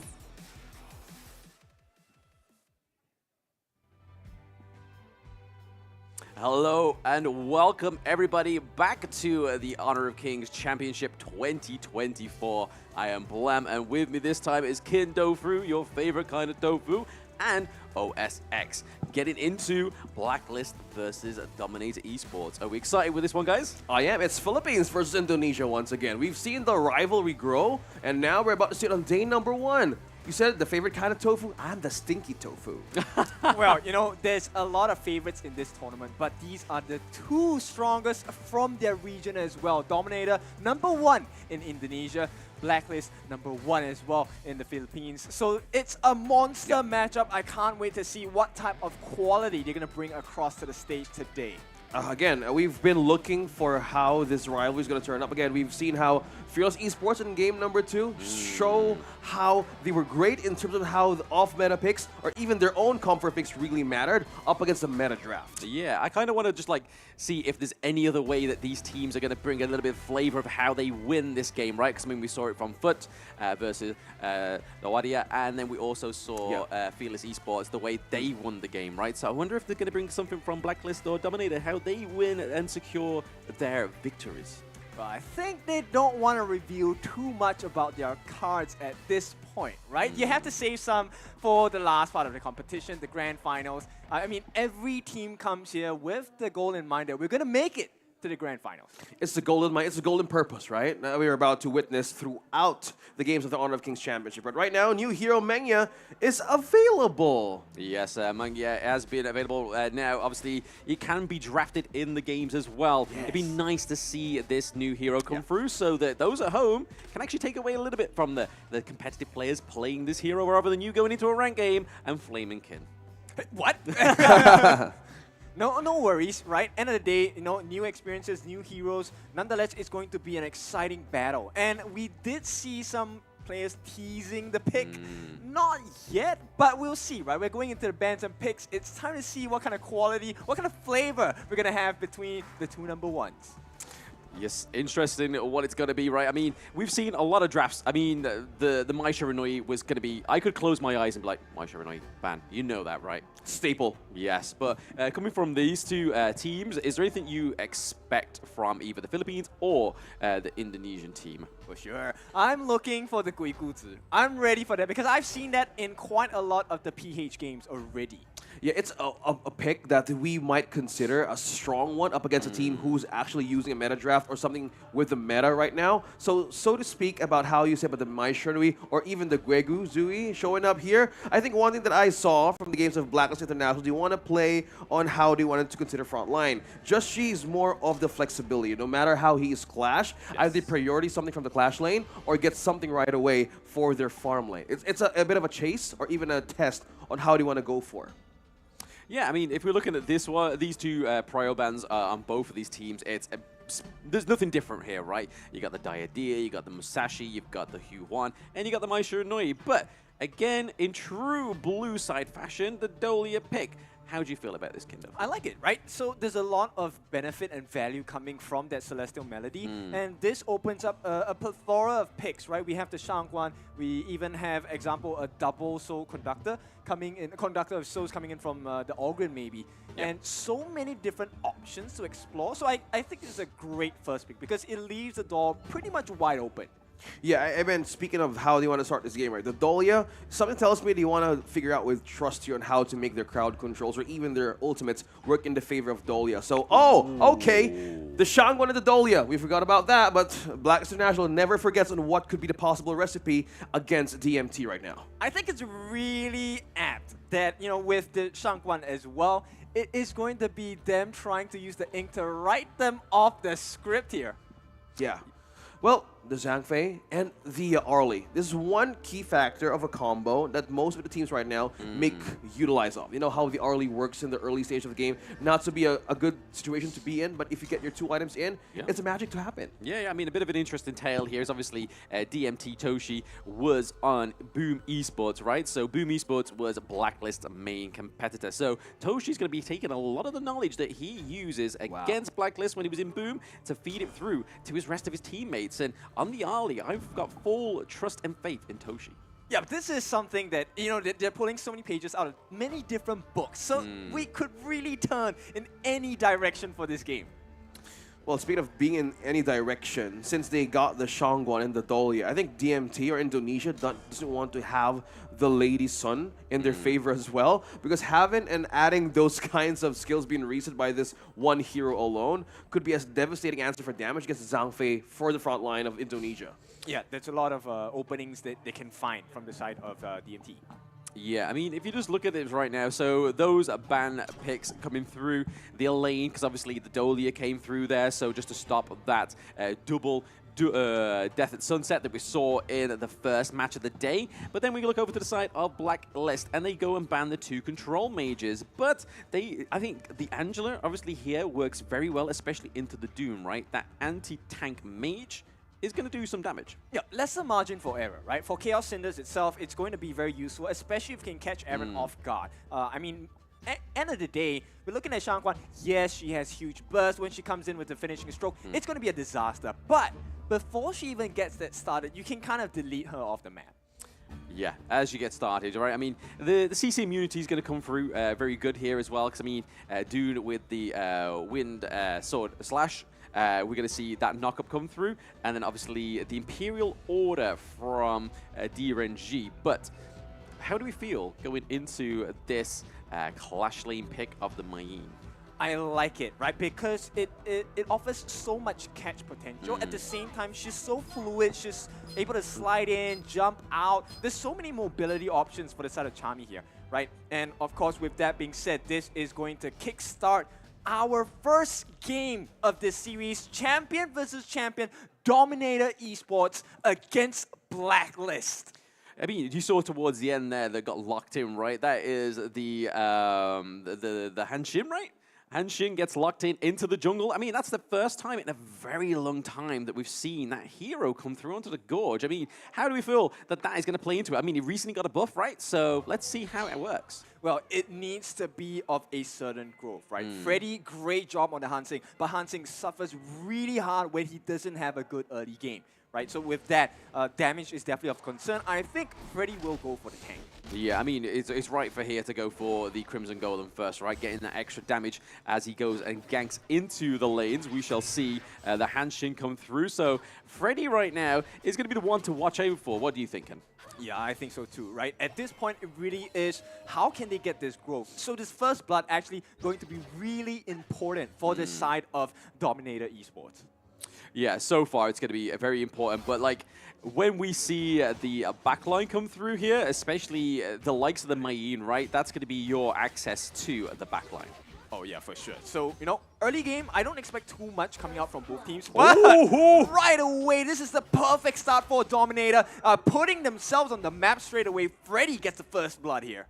Yes, Freddy taking that first blood, almost quite a alliteration going on, right? Freddy first kill. But right now, I think it's all about just like sensing out that early game for Blacklist right now. They're just trying to suss out what's going to happen. Yeah, for sure. Because at this point, it's a 3-game series, right? Yeah. Not everything is lost if you lose the first game, but you definitely want to have a good start. Yeah, I mean, a good start, especially with some of these heroes coming through, like the Shangguan, right? You want to get that carry going through into the mid lane. Oh, for sure. Netto Gauntlet for both of the Clash laners as well. Everything is pretty much evenly matched, with the exception of the jungles as well. Yeah. So far, I mean, like, there's a bit of a play here going on. The splash coming through from the Dolier, giving a bit of a heal over to the DRNG. But right now, you can see that Juicy is just trying to get the resources through to try and match the Legion. I'm loving the DRNG pick right now. It's been a favored pick from the second series, and looking back how Blacklist International want to utilize this kind of pick right now up against an Arlie, you have the cleanse, right? You have the cleanse, and you have more ways to be sustainable in the farm lane itself. So going back how Dominator Esports had the first blood, this is the zonal capability of an Angela that they want to take advantage of. Yeah, I mean, you said it perfectly right there, right? Like the zoning capability of the Angela, the anti-tank come through. Yep, they're going in here. They might get the kill. It is going to be a quick one, and with that finishing stroke, they will end it up with a perfect start to return the favor. It's not done just yet. Freddy may be in danger. They will use the Unruly Blade to get out. So Juicy keeping it juicy for now. Yeah, 1-1 for Blacklist International. Slowly looking up on how Dominator Esports wants to get control of the map. He just teleported into the portal in the mid lane. So one of which, they want to be wary of how the positioning of Blacklist International would go from the farm lane to the mid lane. But they want to trap this one out. Oh, easy. You do all the work, right? Freddy just gets the steal from the camp. Yeah, you do all the extra legwork there for me, Chemi, and then I'll just come and take the gold. I'll just do the transaction. Yeah, so far both teams pretty aggressive, and here we go. The beast is dropped and unleashed. Golden Kite is falling a bit low. The slam comes in. Not gonna just kill them off just yet, but it's a good start, right? It's some big threats coming in from Dominator Esports. Yeah, despite that, having the kills, I think the growing lead of Blacklist International right now is slowly on pace on how they want to do against Dominator Esports. Again, Arlie, from what I see here on how this hero would actually shine, get those 3 items in, so maybe to mid to late game, that's where an Arlie can shine. So with this kind of window, Blacklist International needs to double time on how to take advantage of Dominator Esports at this early on. Yeah, I think the problem is that Blacklist have right now is that if they allow it to go to the late game, Toshi and Jurl are going to be activated, right? So much damage coming through. That Doom pick is just not going to stand a chance. So I think Blacklist have a time limit, right? A time restriction to try and get this victory. So it's a shredding power, okay? Yes. Both has windows, both has advantage from Blacklist and Dominator. It only depends on how they want to take this advantage off one another in terms of getting their first objective. So far, Overlord is open, but still, they want to take one out from Blacklist. So far, it's always about hero they want to isolate on. Yeah, I mean, like I was saying in the fight against Fearless and it was Fearless Esports and Impunity, sorry. Yeah. A little bit of a mind blank there. I need food. But, hey, blue side, so Blacklist able to take a T1, but right now... Yep, they're going to jump in right away. Aaron gets caught out. He is so low on health. They're trying to get and finish the job. Does not hit him out. Okay, it does. So Dominator, they get a good kill. At this point, Freddy's still chasing in as well. Chaos Cinders into the Blazing Brilliance. Freddy's doing so much work. 1 on 3. Will not jump and overdive at this point. But the rest of the team comes in for the backup. Nice knockup. And that's going to end the fight. But Dominator, they are in the lead for sure. That was supposed to be a turnaround, right? Yeah, From yeah. Blacklist. And looking back how that could be an ambush play, it could have been the other way for Team Philippines right there, because the positioning on how L was in, it was still a destructive way of being outburst in the wrong position, don't you think? Yeah, I mean, watching that the gameplay there, rotation, okay. Oh, we've seen- jump in. They catch on the 3. Here comes the finishing stroke, not enough damage. Oh, the knockback. Aaron gets caught. He gets punished. Dominated at this point in the mid lane. And we're just 5 minutes into the game. It's looking like Dominator has secured a 1,000 goal lead for themselves. Oh, okay. Might get caught here. Chami, they're looking to take that T1. Okay, slowly but surely you want to take out of the macro play against Blacklist. So slowly look at how Dominator wants to make this picture. Oh, look at that. Yep, he commits. Chami is actually falling short here, but at this point, Freddy may be getting caught out. Unruly Blade with the Wind Slash will not be able to finish the job. So Freddy, he gives them a little bit of a threat, right? But right now, Dominator Esports going to just take the pace down a little bit. Yeah, I mean, Freddy is finessing this pick right. I mean, I'm full of alliteration today when we see Freddy on the Hanshin right now. But it's a great pick for him. He's able to get over the wall, parkour, get to where he wants to be. But right now, Chami's looking like a sitting duck, but with his team coming through. Yep, the wrap around, and here comes the Beast as well. L gonna make it out safely. They will disengage at this point. They don't want to take too big of a fight because Dominator, they're on the cusp of breaking the map and getting control as well. That was a worth it crowd control being let out by the outburst from L. They know that Aaron would actually come for a follow-up from Blacklist, and they just want to have a safe space out because they could actually be taken from that moment on. So Dominator Esports saving the right moment of outburst could be a problem of Blacklist if they don't have the damage to go up against Dominator. Yeah, I mean, you can kind of see the two different MOs here. Like, you're seeing that Dominator are just being very dominant in these team fights, trying to get those kills. But then you can see Blacklist are just trying to take those turrets like we saw down into the bot lane with Shang1. But Dominator just showing that they know the knowledge. Just when that final stroke comes through, finishing stroke comes through, you need to clump together to basically just mitigate any of that single target damage. Well, speaking of single target damage, look at the positioning on where Jurl is just probably being in the right bush, right? The Chaos Cinders, the ultimate combo, he was about to steal that, but that was a complete way of finishing up right away, and we're heading in for a pause. Breaking things down a bit, that was how they want to start team fights. Chaos Cinders, insta-kill with the burst of the Angela, and that's how they want to start fights against Blacklist. Yeah, I mean, so far we've seen... I would consider this an even game, but on different fronts, right? So we're seeing a bit more of a proactive go for the turret objectives on the side of Blacklist, whereas on the side of Dominator Esports, they're going in for the kill. They've got something personal to prove. What's your take, Ken? I think it's actually kind of weird because if you take a look at Blacklist lineup, they're the ones that's supposed to run in, jump in, get the kill, and get out. But it seems like Dominator is the one doing it instead, which is kind of funny. Is this the third series that the team slowly is about to speak for themselves in terms of how they want to do with their play style? Because we were observing how things done. It was a great observation because they have the front line, they have the done. It's mostly a reactive thing right now that the Team Philippines is playing against Indonesia. So and the question is, with that kind of front line, where's the follow-up damage? We were looking for it. Like, it was kind of like how Dominator managed to disrupt or divert the team fighting prowess of Blacklist. I think the roamer here has the advantage of a presence in being in the right position. Yeah, I mean, you've got the Celestial Blessing that's needed coming through from the side of Blacklist, right? That's where it's all going to lie, but then you've got Dominator. They have the front line, so when you've not got like that unstoppable force coming at you, you can have that straight edge Zhang Fei that's just going to meet you there, unbridled outrage, and then just completely part the enemy team, and then that's when you see Freddy come through and just pick people up. Yep, there's one more thing with I think we can consider. It's the farm lanes, right? There's D1J going up against Arlie. Late game, I think I'll actually give it to Dominator because for the Arlie itself, once she gets that extra range on the Sun Chaser, it's game over, dude.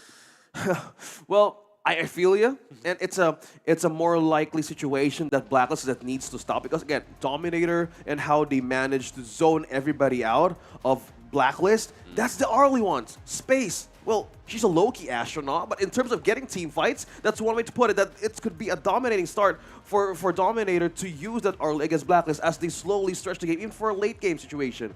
What's the winning condition? That's the biggest question. Yeah. Who's going to deal with Zhang Fei? Yeah, that's the big question. Exactly. I mean, you've got the Dune, right, that's going to be trying to take the brunt of the damage, but like you were saying, you've got the Angela, you've got the Arlie. So Angela having that great anti-tank thing about her, right? She's able to just blazing brilliance, knock down the health of the Dune, and then it's kind of just like goes from there. Is it Freddy that's going to jump here? Is it Arlie that's going to come through? You don't know where it's coming from because they can just both flash over the wall and dive over the wall. Exactly. No. So many team fights happening. They just managed to just keep, pick one off from Blacklist, and that's how they wanted to deal with the momentum. I don't know, man. Like, that's a great question. The Zhang Fei, how do you deal with that alone?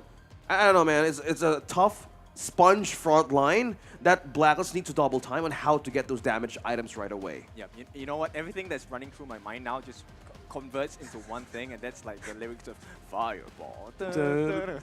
Like that's what Joe is going to be doing, right? He's going to be shooting those fireballs in their faces, and at this point, I don't see how Blacklist is going to be able to sustain and work against this combination because, like we said, I love the Shangguan to bits, but until she gets the dashes in and she takes flight to the sky, she's pretty much a victim at this point. Oh yeah. I mean, in team fights, Shangguan favored a lot of initiations. Yes. So far, like, it hasn't been a problem for a Dominator when they do team fights. Again, the Shangguan needs to have one way to start up a fight, and then when he gets invulnerable at some point, they need to have a follow-up on where it's going to be land because it could be a great or a deadly spot for a Dominator to feast on the members of Philippines from that moment. Yeah, I mean, with Dominator, you can kind of clearly see it, right? They play the team work a lot cleaner. They're always roaming around with at least 3 of their members, whereas you see Blacklist, you saw that Shangguan just went all the way down to the farm lane and said, hey, you know what, I'm going to take that T1 whilst you're just kind of trying to fight my team in the mid lane.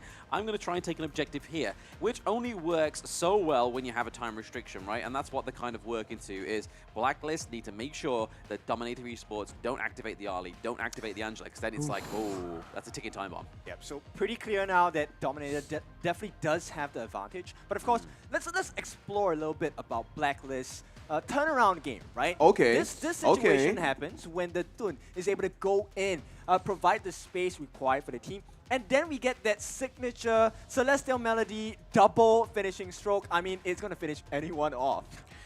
When I had those kinds of games that I don't want to remember, and I instantly deleted my replay right away because I don't want to deal with that kind of situation once again. Redacted. Yeah, how do you even manage to catch it, right? You're right. How will you deal with the damage once the Dolly and the Shangguan lands the perfect play? It creates the most devastating scenario of a nightmare when you sleep. Oh, See? absolutely. Absolutely. So with the defense, I think it's going to be in check once they head on to the late game. Again, we have 3 things to wonder or to ponder, like the early activation time, a ticking time bomb. You said how to deal with the Zhang Fei. Third, when will they land the perfect Shangguan signature? I call it like the signature, the script on how to make the perfect move. Because if the Dolia catches or just landed out or maybe in the wrong position, it could get punished easily. You know. All right. So first things first. I think one of the things that they need to fix on the side of Blacklist is to stop Freddy from coming in. Yes. Throughout this, 4 or 5 minutes, Freddy has had free access into the jungles. Either buff, Crimson, Azure, your pick. He has gone grocery shopping for free. Yeah. Yeah, he's got no stops. He's got no restrictions because he can get in, he can get out, he can do a lot of damage very quickly as well. But I think this is the thing with this hero. He's a very early game orientated hero. He's got that great base attack damage, but then as he gets towards like the late game, it's kind of like the CC you're waiting for to kind of stop him, right? That's the problem that I think Blacklist are going to have, because if they let them have free reign of all those different kind of buffs and all those resources, there's only so much CC that you can kind of hope for that's going to come through, right? We have to take a look at what Freddy's build is, right? The traditional professional build is the full tank Hansing, which works wonders, right? Now that you have Arlie, you have a Zhang Fei as well. But if they're greedy, you could go for the Master Sword style combination and just wreck towers all over the place. We're about to find out. Now we're headed for the game right now. Just head for a pause. Now let's see what's going to be the adjustments of Blacklist moving forward. The gold lead slowly, they're catching up. They are catching up, to be honest. I mean, Dominator aren't too far dominating in the gold resources there. They are not doing what they do by name, but I think that doesn't really matter, right? They're getting the team fights are going in their favor. They just need to focus on these objectives. Like, they've got the T1 in the mid lane, which are going to be great. Freddy didn't need that T1 in the mid lane to open up so he could go and help himself to Blacklist jungle. But now, it's free roam, baby. Well, speaking of free roam, now Arlie has the Shadow Ripper present. So slowly, well, ticking time bomb now, being in the face of Blacklist as of this moment, they need to hurry up on how to negate or even pacify Dominator as of this moment. Because slowly, they want to contest, they want to put some traps specifically in their own camp. Yep, it's 5-on-5. It is going to be stolen from the side of Freddy, and this is going to lead right into the Tyrant. And 8 minutes in, this is a really quick take of the Tyrant. That's a lot of damage coming out from Dominator Esports. That's what I was saying. I mean, Angela and Ali do so much damage, and then you got Freddy just taking another T1 down into the bot lane. We did see there before the pause, right, that now that the Hanshin has the Blood Rage, so he has that shield, so he can go in, he can be a little bit more of a durable hero, right? So it looks like they are going to go for that tank build, right? Okay, that's really unfortunate for the side of Blacklist because as it stands now, Dominator, there is no entry point. It doesn't matter if you dive in. Yeah, I think that's that's good observation. Like, entry point. What could be the possible turnaround? Again, now the Dun is being forced to be the pseudo tank here, the initiator. Dolia, no, just keep her safe most of the time because there's no way you could actually risk the Dolia being the first line to, or the first hero to fall down, because how do you even manage to pull up that combo that we were talking about, the signature, the double signature, the finishing stroke to make Blacklist lineup work? So the entry point could be blocked off, but looking at this point, they need to stop the point of return. It is just to give as many targets as possible. I like to coin this the dumpling strategy, right? So instead this guy's making me hungry, man. Oh, man, I'm not having food already. Head to head, they should wrap around them, around structures, and they will be able to contain them in. And at this point, it depends on the mental state, right? Yeah. If Dominator is feeling stress-free, that wouldn't work. But if they're feeling stress from that fight itself, they wouldn't know who to aim. Yeah. And that's where you have free reign, right? As a Shangguan, nobody cares about you. I'm here to finish you all off. Yeah.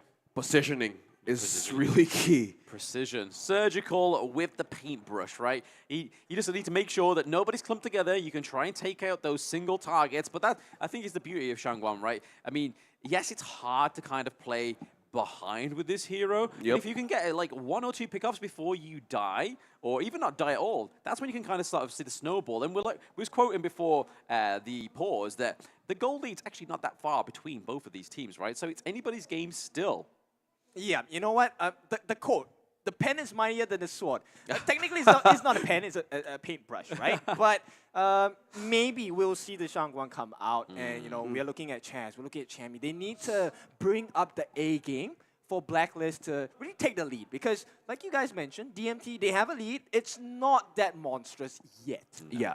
So there's a flaw that could happen despite being in favor of DMT having the R lead and taking time up. They're talking about the R lead and the Zhang Fei combo at the late game. You know, guys in the chat, how this composition would actually work. But if you want to do with more damage here, I think it's most likely the mistake that Dominator will commit. Right, and that will be the crumbling factor that Blacklist could actually make use of, an advantage.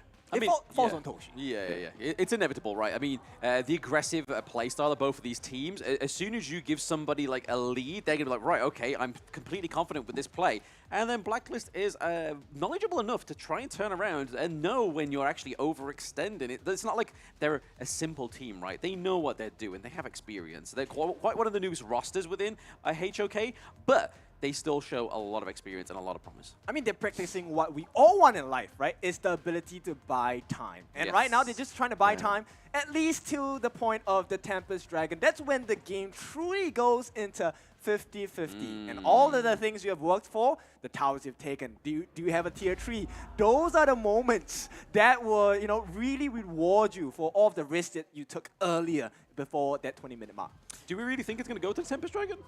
Well, we haven't seen it. Oh, yeah. Well, that's the biggest question. I said that 2 times, but yeah, it's kind of like a situation that these 2 teams could actually be a key factor of winning. Since you said this could be anyone's game, if somebody commits a mistake, this could go other way. So the only thing, call the Mother Dragon and just finally end the game. But in terms of defense, though, I think one thing that stands out here still is DMT for the defense. Not unless the outburst being forced over and over again, and Blacklist sees the potential to spam it over against them. But there's still pros and cons to even observe here, but that's put on for a pause. I'm just excited how they will actually address this kind of situation to take this to a further stages in this game. Well, based on the draft and the lineup from both teams that I remember, let's be clear, if I remember, they don't really have the best wave clear abilities on either end, right? So that is actually something that might swing the game in their favor, especially if someone takes a tier 3 early. I think it depends, because obviously Angela with the Blazing Brilliance, that's a great wave clear, right? On the side of Dominator Esports. But then you've also got the DRNG, obviously he's passive, just kind of like fans out. So yeah, exactly. You just like continue that lightning effect and just like zap away at the minions. That's probably like their best bet, right? I mean, if it is a DRNG typical build, you know that start. Kalau dari kita sih based on scrim aja sih paling. Kita udah sering scrim juga kan lawan tim luar gitu. Jadi tiap beda tim beda playstyle aja kita. Biar gak ketebak lah gameplaynya. We're happy that we get qualified in this tournament because just you said it's our first time. We've been playing Hawk like for 5 to 6 months, and I think this tournament will gonna help us like achieve more experience and to become more stronger. Pasti pede dong kalau buat lawan tim-tim luar juga. Soalnya balik lagi ke tadi udah sering scrim, kita udah sering menang juga sih lawan tim-tim luar. Jadi pede aja, 100% pede. We've been joining a lot of tournaments, like international tournaments too. That's why we're confident that we can win against them, even though they're playing HOK for like years. Kita kan ada tim coach juga. Tim coach kita udah pada scouting blacklist juga sih. Jadi udah tahu lah strategi mereka. I think we can win against them. Like it's like 50-50 because on our practice match, we're just equal. Like, of course we're always study the enemy because that's our goal to win against them. Yeah. Black is international. Be careful. To Dominator Esport, good luck, bro.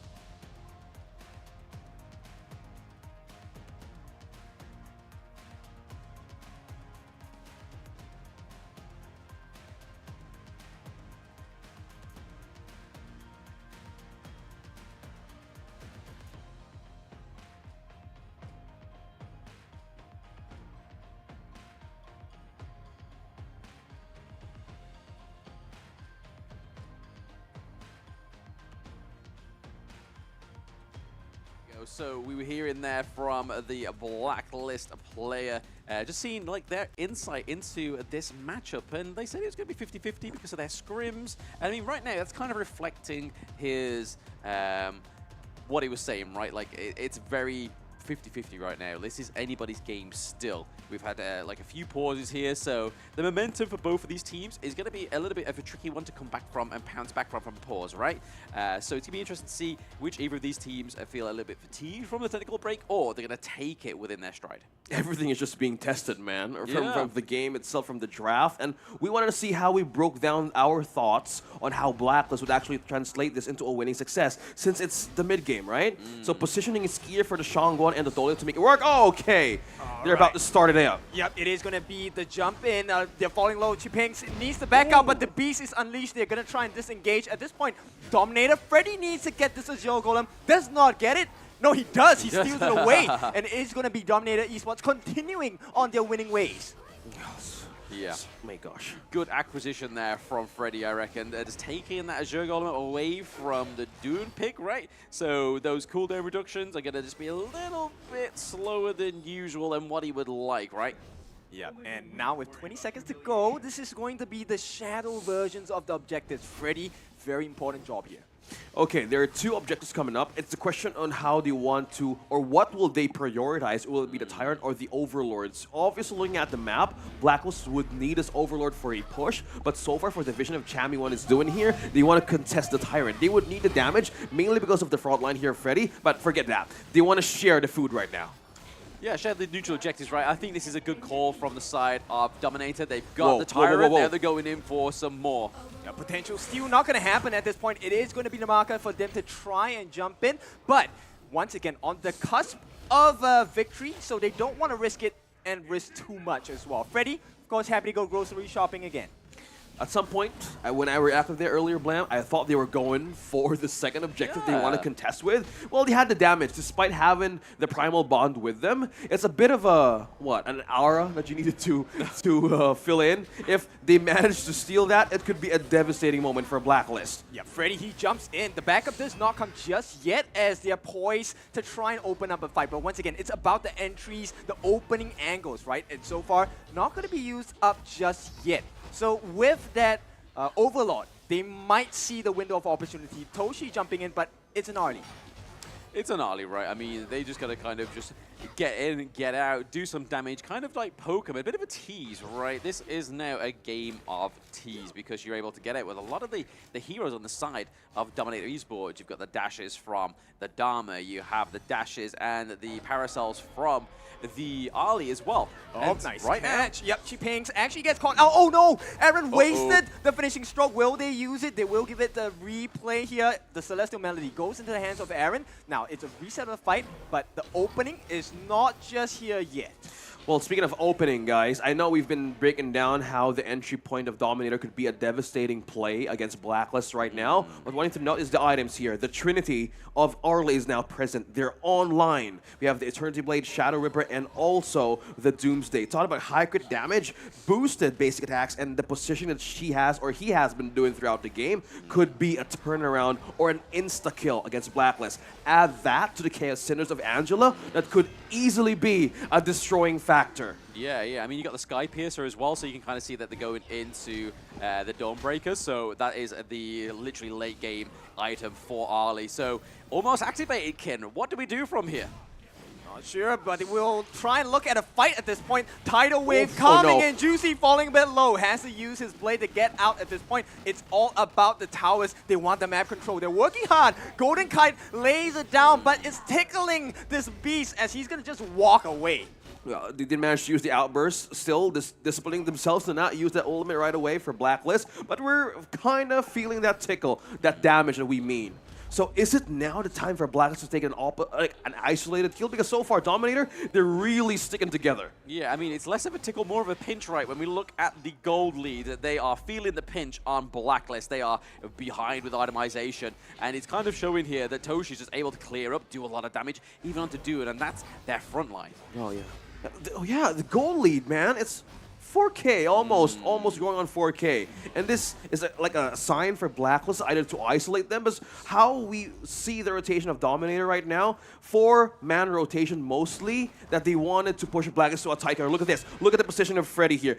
Blacklist could be in a tight spot here to defend, or even be taken away for an ace. Yeah, let's see how it goes. It's going to come in. L is looking at the backline. Toshi as well. They jump in. Here comes the ultimate. Aaron gets taken out. It's going to be Dominator. They're working on two separate fronts here. It is going to be one kill apiece for both sides. And as it stands now, it is still Dominator in the lead. L jumps in, gets his knock up as well. And it's going to be Gerald. He's going to set the stage for the rest of the team. Freddy coming in. Oh my goodness. Toshi. He's going to wipe them off the face of the earth. A double kill as Dominator just dominate the entirety of Blacklist. Juicy just sitting in the mid lane like, hey, I can get T1, guys, but you're all gone. He's like, turn around, where's my team? Man. Where's my damage? I didn't expect it to happen right away. They was almost close to an ace, and how Dominator managed to bait out Blacklist to be on the top lane worked wonders, and now they're in the base right now. Yep, 10 seconds for the rest of the team to come out, and Juicy, he's gonna get taken out. Rampage for the side of Dominator Esports, and at this point, 5 seconds too late. It's gonna be game one, Dominator Esports. What a beautiful end there for Dominator Esports. They were able to completely do a 4-bang onto the side of Blacklist, and then just pick it up from there. Juicy was just like, hey guys, don't worry about it. We've got mid lane dominance. But then it's like, hey, your flash lane's wide open. Yeah, it's completely the opening. We were talking about team fight setup, find the angles. Yeah, we'll take the clash lane. How about that? Yeah. And they completely lured everyone from Blacklist to be on that road. Man, like the Shangwon, the first one to go, it was like a bad sign for them to even dive into that deadly position in that map. Yeah, I think if we look quickly back at the BP right there, like, I feel like the Lady Chen would have been a lot better off than the Shangwon, right? 2 destructive deluge, that is a counter-engage mechanic, but still, they went for the Shangwon. They wanted the finishing stroke, but they had those little teasing kills within the early game, but nothing more than that. Yep, it was kind of boiling over after the first 4 minutes, right? Because Dominator, you could tell they were already feeling themselves in the draft, and with the way they were playing, they avoided so many fights. There were so many moments they could have gone in, and they picked the perfect one to really just stab them in the heart. I feel you, man. I feel you. Like, that moment that you said there was some tingling happening for the damage, they know that in a team fight, Blacklist could completely turn things around. But they had a way to lure them off. They know, in terms of push, they were lacking the clash lane to be in a force of like a distraction, since either they wait for the Tempest Dragon or clear something up top. And they completely used it against them right away. This is insane, right? So Dominator Esports, for the first time in a long time, since I've heard their name, this really is the state of the quality they have given. You know, I wasn't the biggest believer, but today they changed my mind. Biggest believer? They're the first seed within Indonesia. What win about? I have high expectations, but They even got higher, Toshi from Boom. it's the MVP. They got Freddy from Team Secret, I believe he was from before, and MVP, the Han Shim, man. I mean, that could have gone to Ali, could have gone to Angela, but to have 3 like massive damage dealers, but also carry potentials, you're putting a lot of faith into the Zhangfei, into the Dharma to just kind of push that front line. Yeah, this guy alone completely set up the momentum early game from DMT. Now going back to the replays and the highlights of that game, let's see how it went.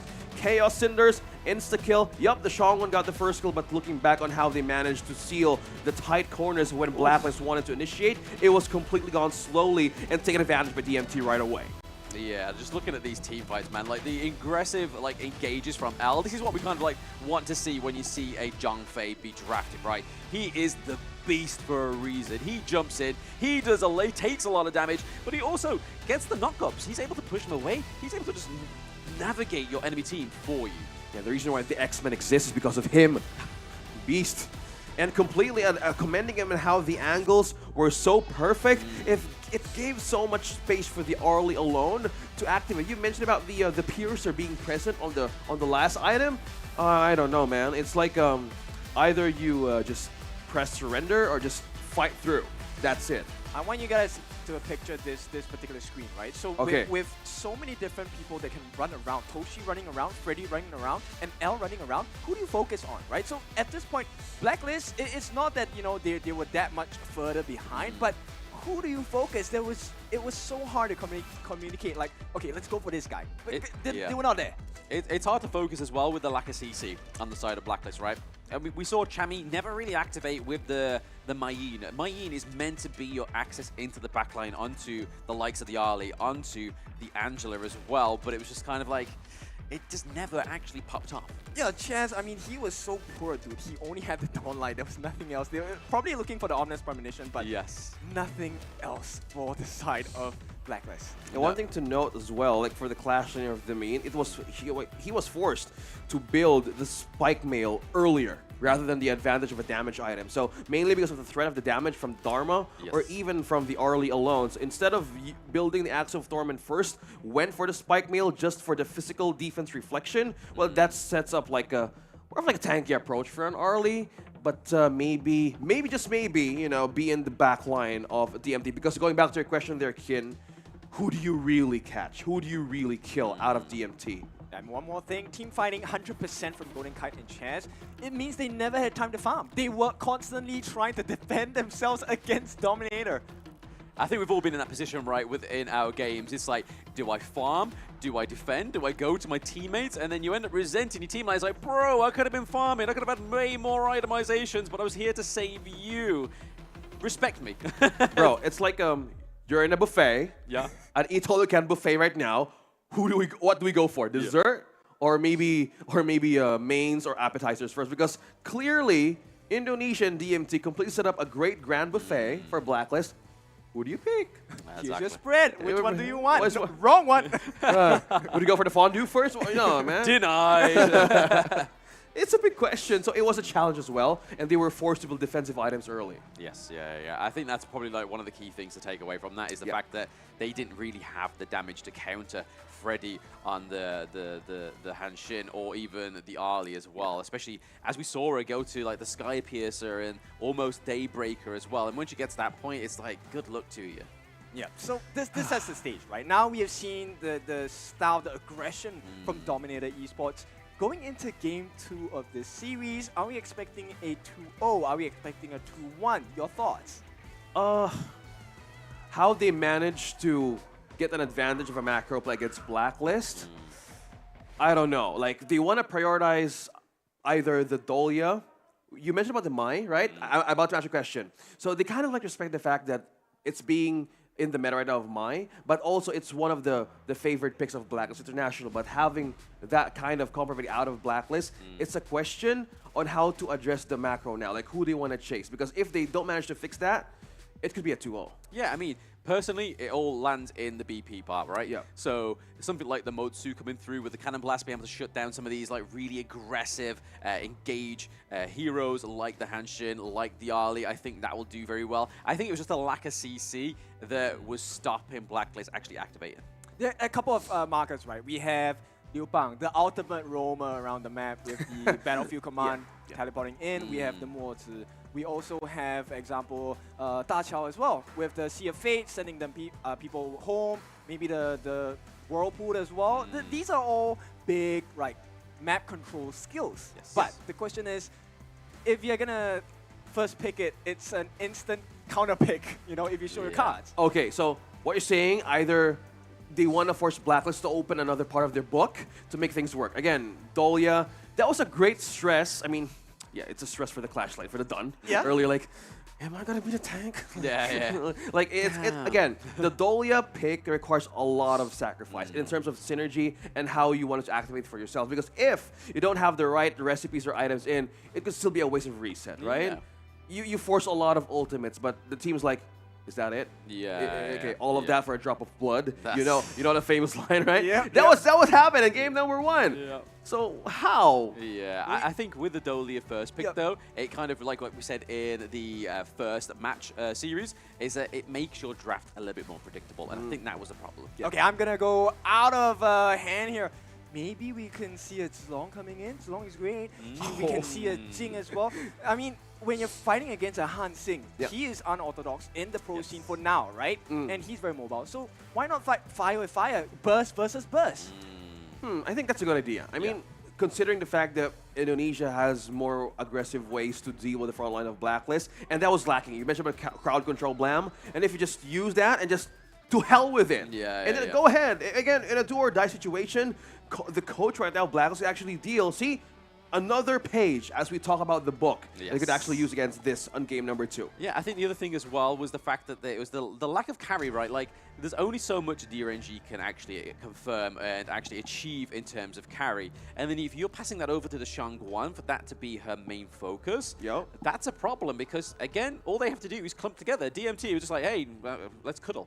We're not going to share anything. We're not going to take damage. We're just going to cuddle under Zhang Fei's warmth. And that's exactly what they did. And looking at this draft, DMT even banned out the Zhang Fei. They're like, hey, let's give you a bit of a break. Let's make it a little bit easier for you. Let's ban out our Zhang Fei.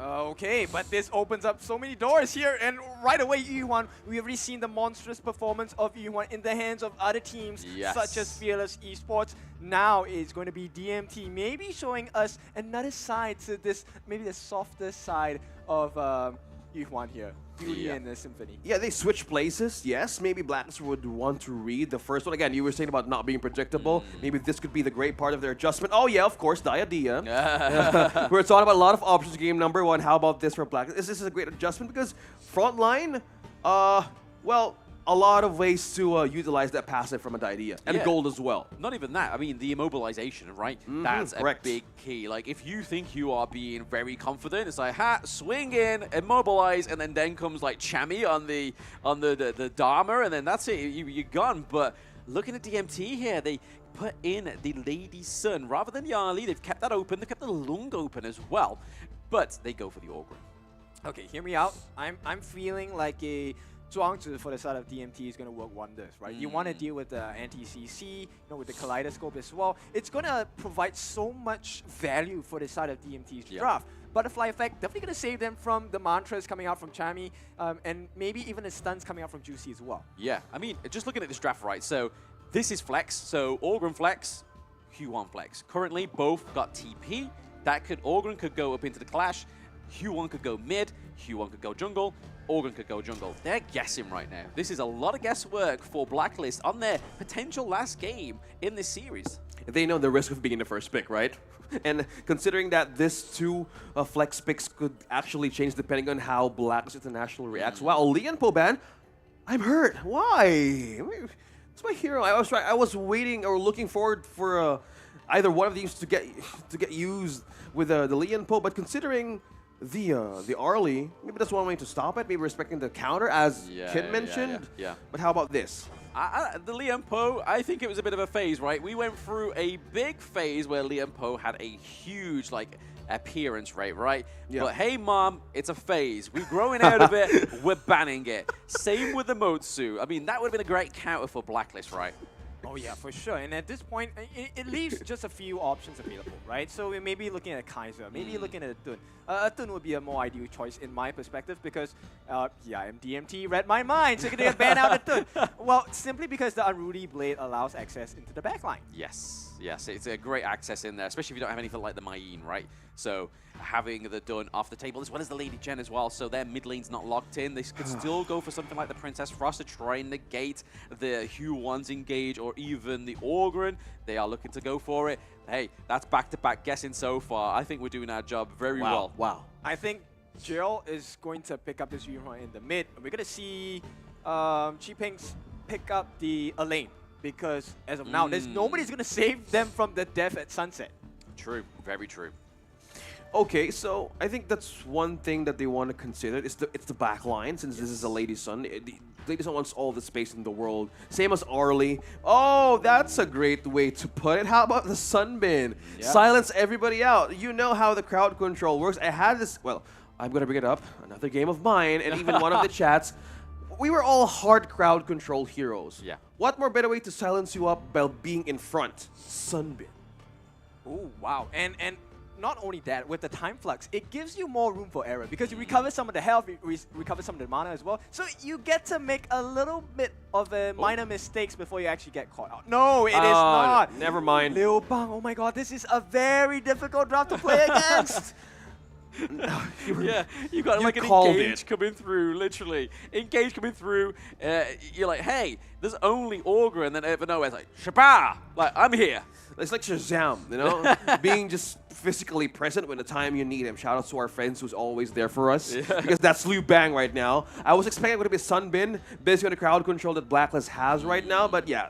Played me right there, DMT. They just want to mow them over, right? Because and I like the fact that they put him as the last pick. Oh, because it ends things with a bang.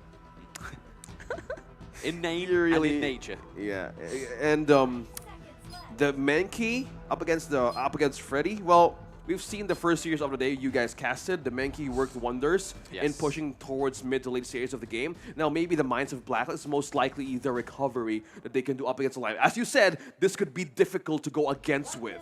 Yep, I like it. I like Blacklist draft. It is very strong in the front, but it's kind of lacking in the back. Yeah.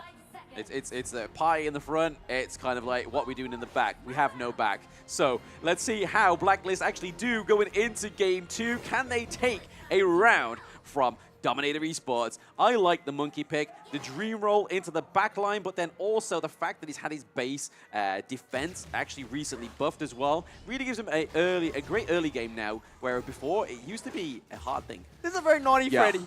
This is a very naughty Freddy. I feel you, man. I completely feel it. Freddy right now, Liu Bang being present, once he hits level 4, Freddy would really have the confidence, like, make it double from game number 1, where he can actually be in deep situations that could be a turnaround point. Yeah.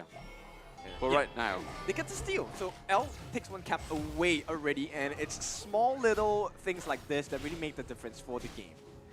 yes, so far, yes, very much difference. I mean, the presence of having the Liu Bang anywhere and everywhere at once, right? He's able to just go in, give you shield, give you CC if you need it. He is that backup guy. Okay.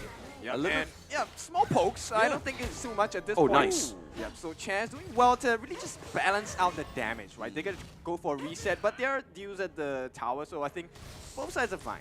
Yeah, I kind of reacted right there because, again, it's the challenge of having the Diadea with you on where to land that swing. It's not about, yeah, I have my white bars full here up top, but it just happens automatically, right? It's about a timing from Blacklist that they can use against this one. So if they manage to get a hold of, if they manage to get a hold of Chaz by just being in the farm lane, gold wouldn't circulate properly for Blacklist. Yeah. I mean, you can kind of see the pressure here that's going on to Golden Kite, right? You can see that Toshi is very comfortable on this Lady Sun. He's being very aggressive. Every time he rolls in, the damage is extra. Okay, it might not seem like nothing, like anything happened, but Blacklist just got caught off guard here because Dominator, they cleared out the jungle, so they actually went in for nothing.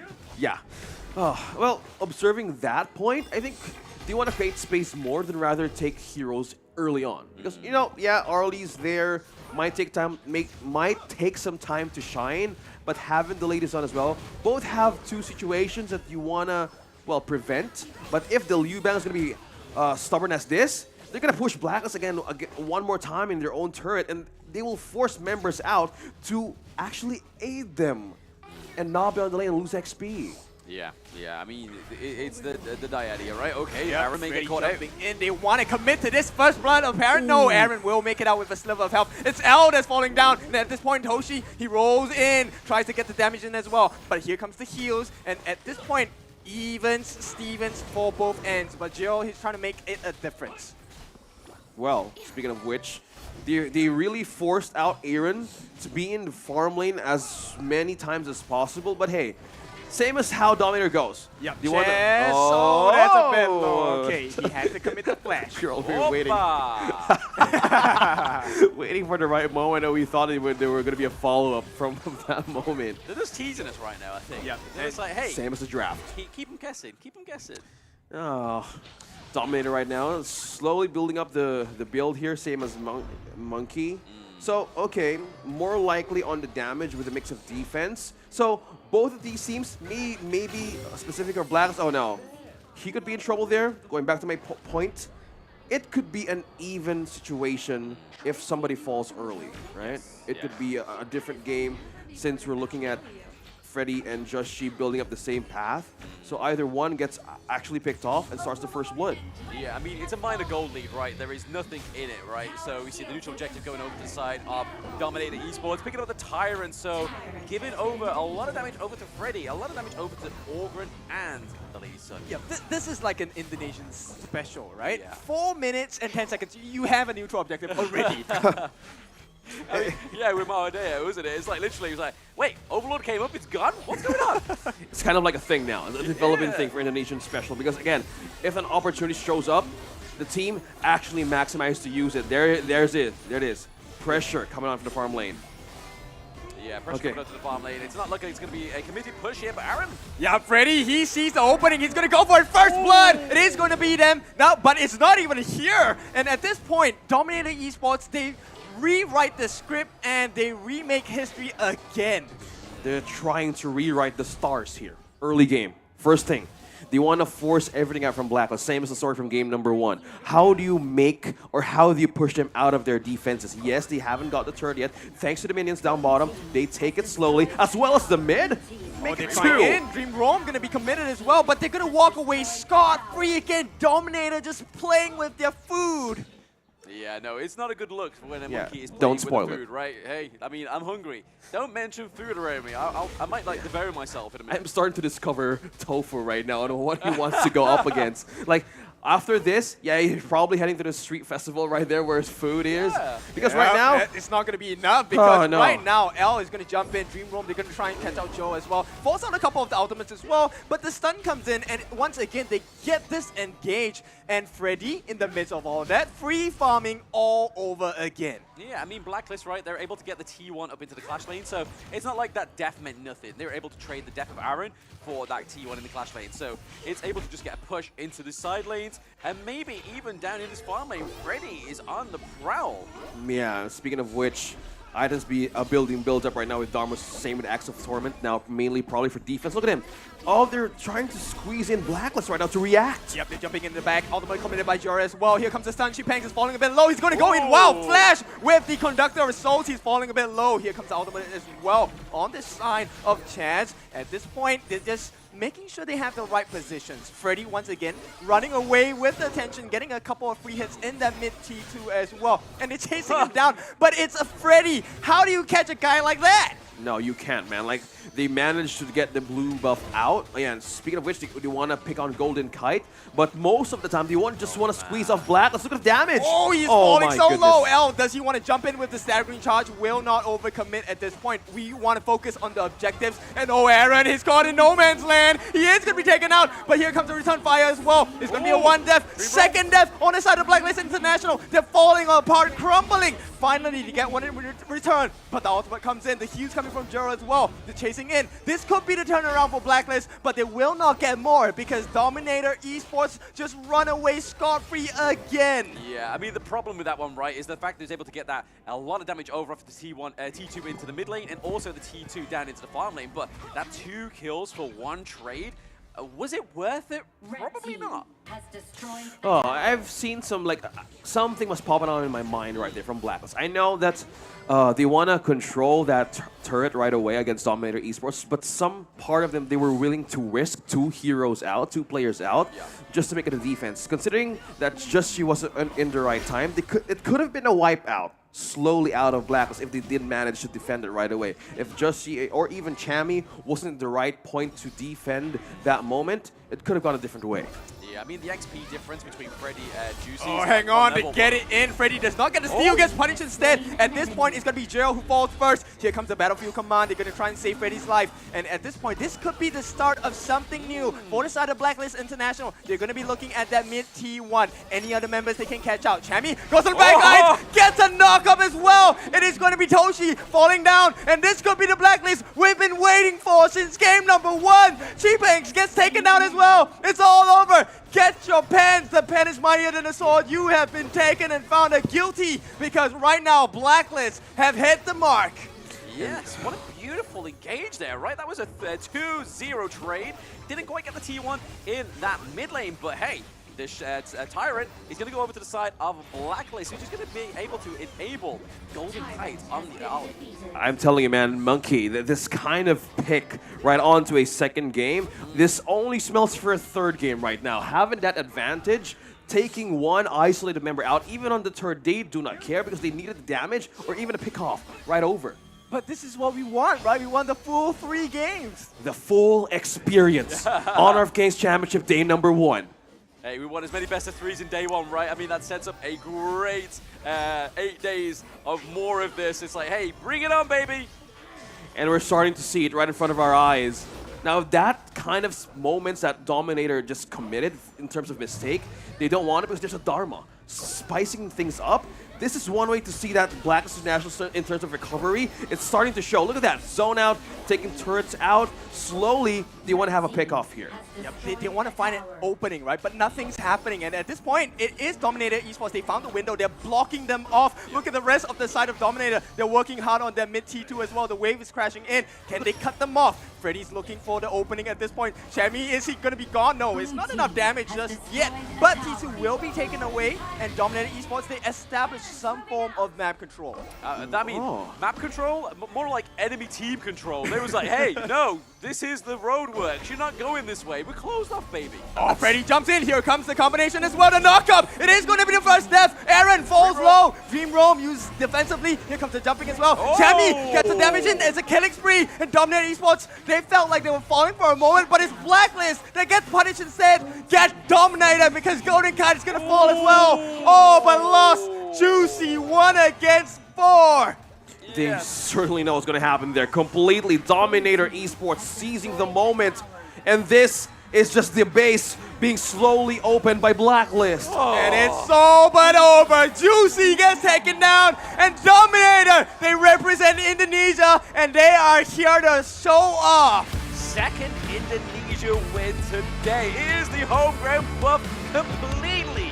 Well, we've seen how the crowd cheered, and looking back on how that game went, it still could be a possible comeback for Blacklist, but how they managed to seize an opening right from that moment, they take it. I was questioning, why they let just the waves just push in on top lane? They know it's certainly coming. Yes, absolutely. I mean, it was the inevitable, right? I mean, where we saw that absolute navigation of the control of the map, controlling your enemy team, like just kind of just like veering them off in the way that you wanted to, and then just letting that T2 open was dangerous from Dominator. Yeah, in the world of business, this is called the loss leader, right?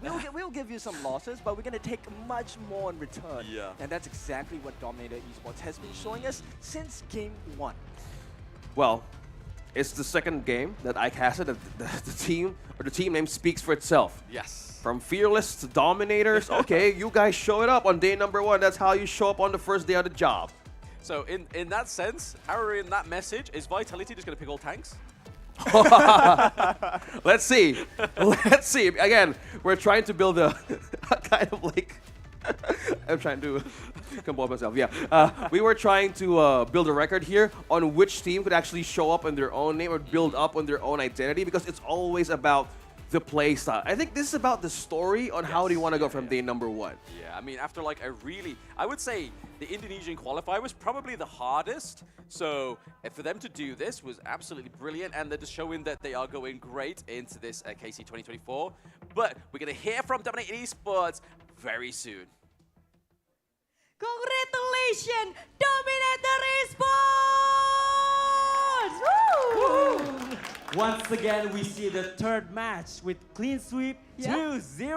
2-0 come from Dominator Esports. Tapi Yes. di sini kita sudah melihat ada pendukung dari teman-teman Dominator Esports. Mana tepuk suaranya? tangannya? Okay, Darius, you know what? I'm so excited to see that match. Yes. Ooh, it's Also so me- intense from Dominator and Blacklist International. So that's why we want to interview the Yeah? MVP of the Stars. Please welcome Toshi. Ooh, Yes. oh, Okay, this is Toshi, hello. Our friends from Dominator. Yep, hi Toshi, how are you? I'm okay. I'm Sabila, okay. you Yeah. know when I see him, I Yeah. feel really dominated, you know. When I just see him, I feel dominated, yeah? You feel dominated. Okay. Okay, so Toshi, at the first game, you pick early, right? Is there anything hero from Blacklist International bother you? Nothing. Nothing, okay, just nothing, because I can dominate anything, yes? Jadi teman-teman ini ya, kalau kata Toshi, jadi tuh hero-hero dari teman-teman Blacklist International itu nggak ada yang ganggu sama sekali. Yes. Semuanya aman, nyaman, dan terbukti 2-0 dari 2-0. Dominator. Luar biasa sekali. Luar biasa ya, oke. And if kalau misalkan ada pertanyaan, mungkin kalau ada kata-kata buat tim selanjutnya nih, apa yang bakal kamu katain buat mereka? Bukan kata, maksudnya apa yang kamu mau sampaikan ke Is mereka? there anything you want to say for the other team that you will defeat it again? Yes. To the other teams that we will fight. Yes. Good luck to us and hope you practice well. Hope you what? Hope you what? One more, please. Practice well. Practice well. Practice well. Okay. And then the last question. Dominator get their first rampage on our match for Yes. today. How do you feel about that?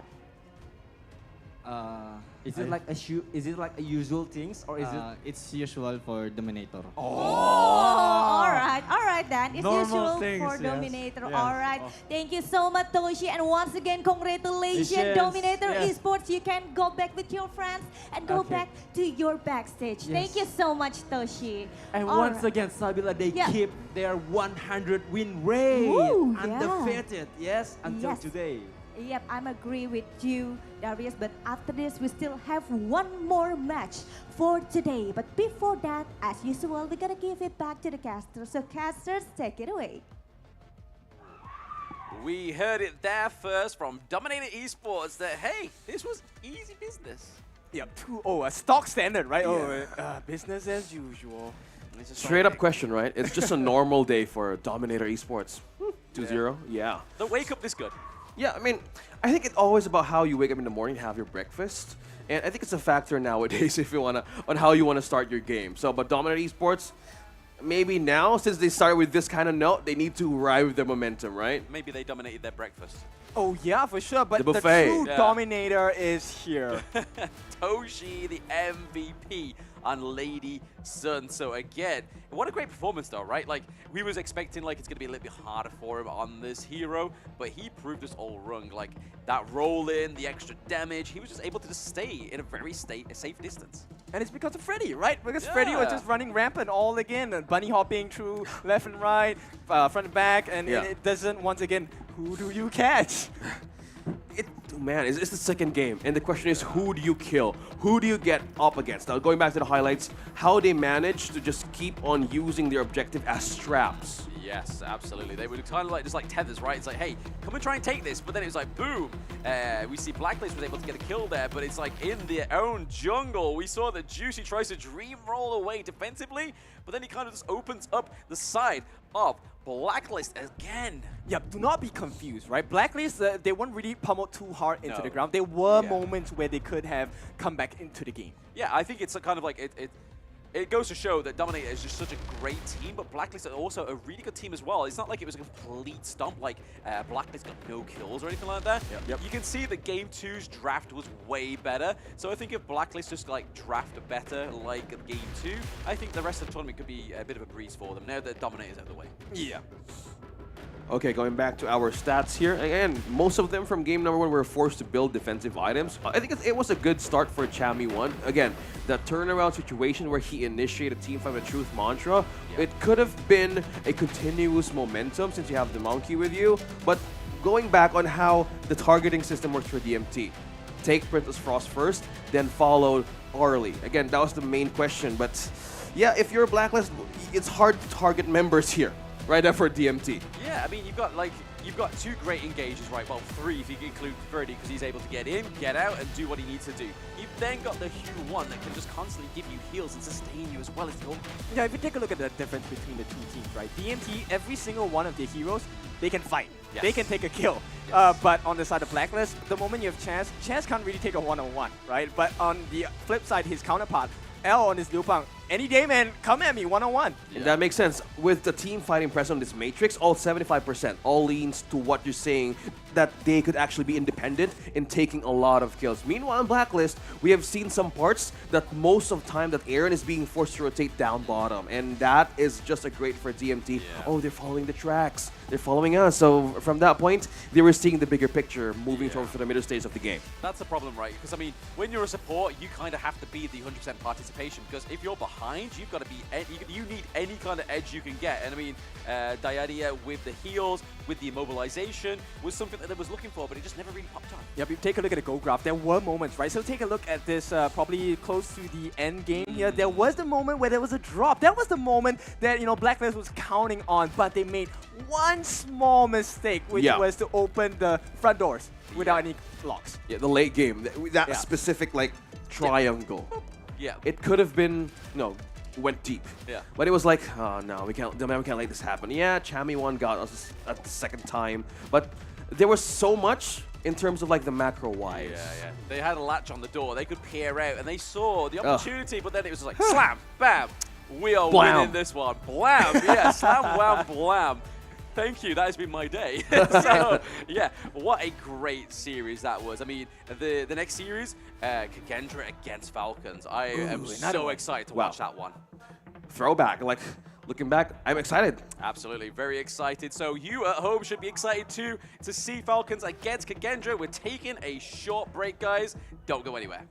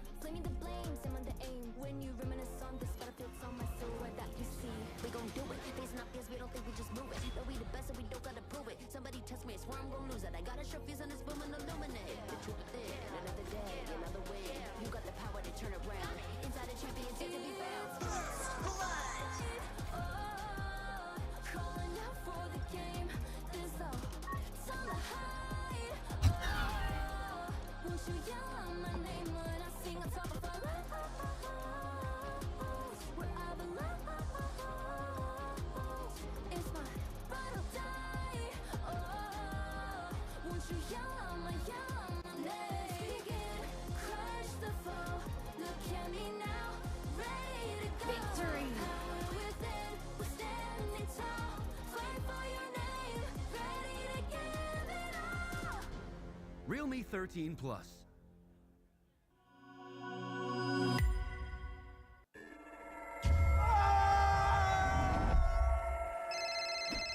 Yang, aku pulang lebih cepet nih. Ini lagi OTW rumah ya. Pulang, udah cepetan. Teknologi fast cooling dan iFeel membuat ruangan dingin di setiap sudut. Dinginnya nyebar, langsung chill, auto nyaman.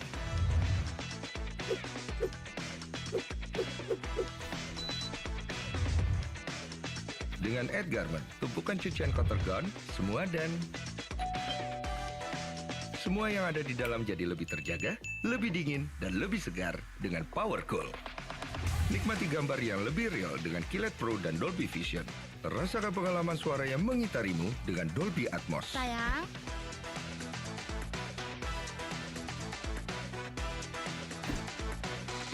TCL, semua jadi mudah.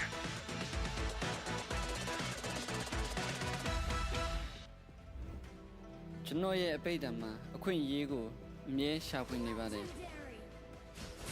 Chino Lashi Boago, Bianlin I met, a queen Yebo.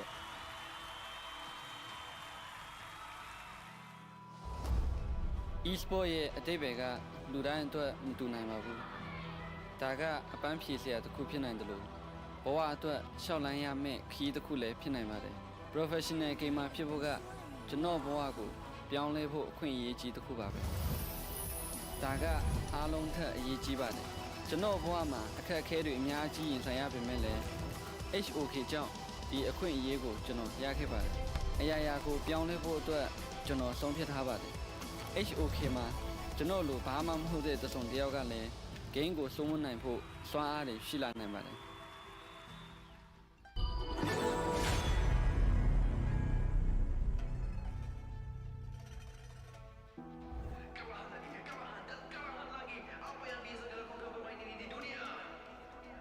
Kalah adalah sesuatu yang tidak disukai oleh siapapun. Atau mungkin aku memang tidak berbakat. Saya harus kerja seperti orang lain.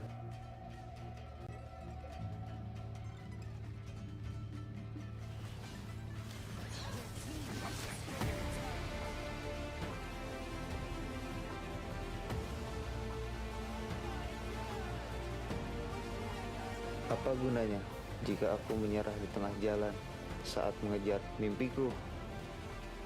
Ingatlah mengapa kamu memulai, yakini dirimu dan wujudkan mimpimu. Setiap kemunduran adalah langkah menuju kebangkitan yang lebih besar. Di FLCN, mimpi yang mendefinisikan kita.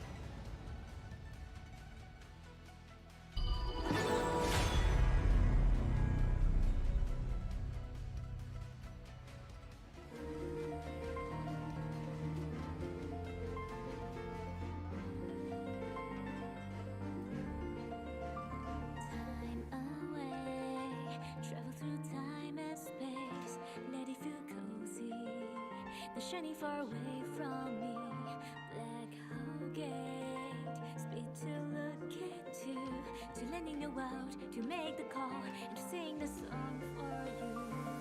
Let's try to get the picture of the lion to your heart. Even if you miss the gravity, you'll form on the start. The wind surrounding you, the colorful can scare away the dark. No longer be lonely, 'cause you've seen it is waste time. The time to be a part of the lightning from the start, because you've seen stars. This train don't need a land or return to the world of love. So don't give up, get up, we will carry on. Wake up, spread it for me, 'cause you belong with stars. If we can let surface, we're always by your side and give you my heart.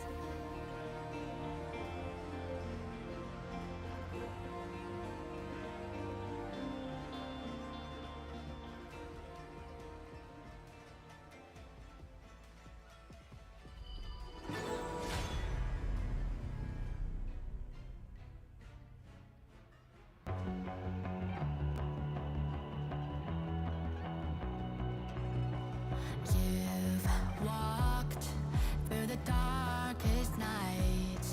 You've heard the crowd, felt the blinding light. You were standing there when your heart comes alive. It's a dream I've had, and it never dies. Right here, right now, give it all, get it out. Never a surrender. I fight and never fail. I am a contender. A challenge I can feel. The smallest lies become the brightest enemies. Relentlessly.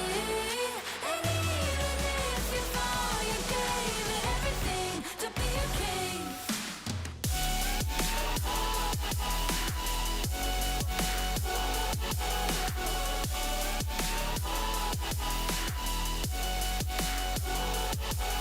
You carved your way with a sharp attack.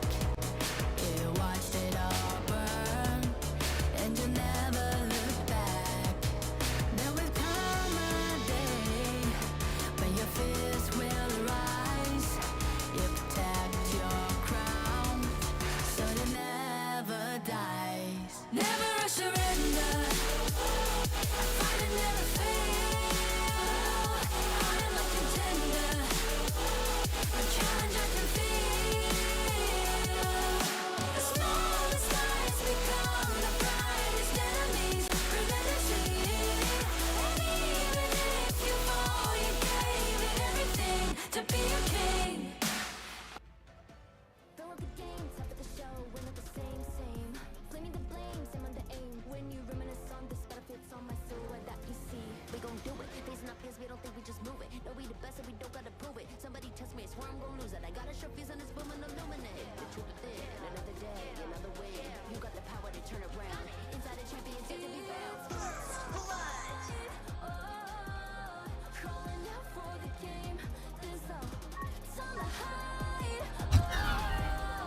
Won't you yell out my name when I sing on top of our lungs? Where I belong.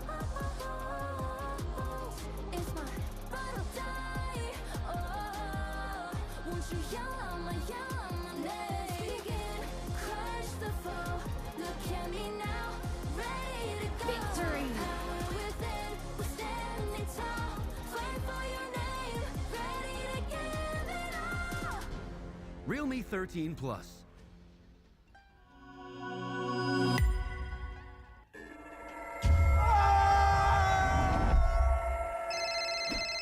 Yang, aku pulang lebih cepet nih. Ini lagi OTW rumah ya. Pulang, udah cepetan. Teknologi fast cooling dan iFeel membuat ruangan dingin di setiap sudut. Dinginnya nyebar, langsung chill, auto nyaman.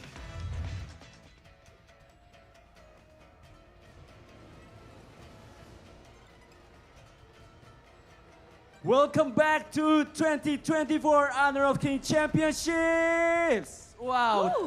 Today we have been a long day, but Yeah. it's been excited games, yes? Yeah, of course. And so of course with me, Darius, and my partner. Sabila Aprilia, and you know what, Darius, as we know, last match, we saw Dominator still dominating that match with the first Rampage for today. Rampage, yeah. I never expect that I'll Yeah. see it soon, yeah? Yeah.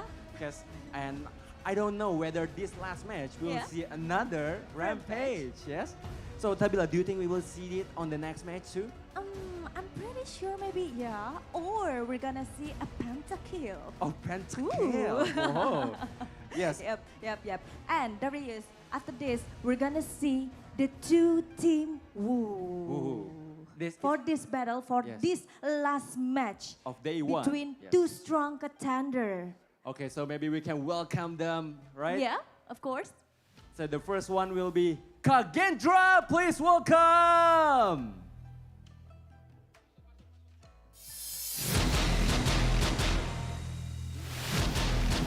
Okay, the next team. Please give applause for Team Falcon.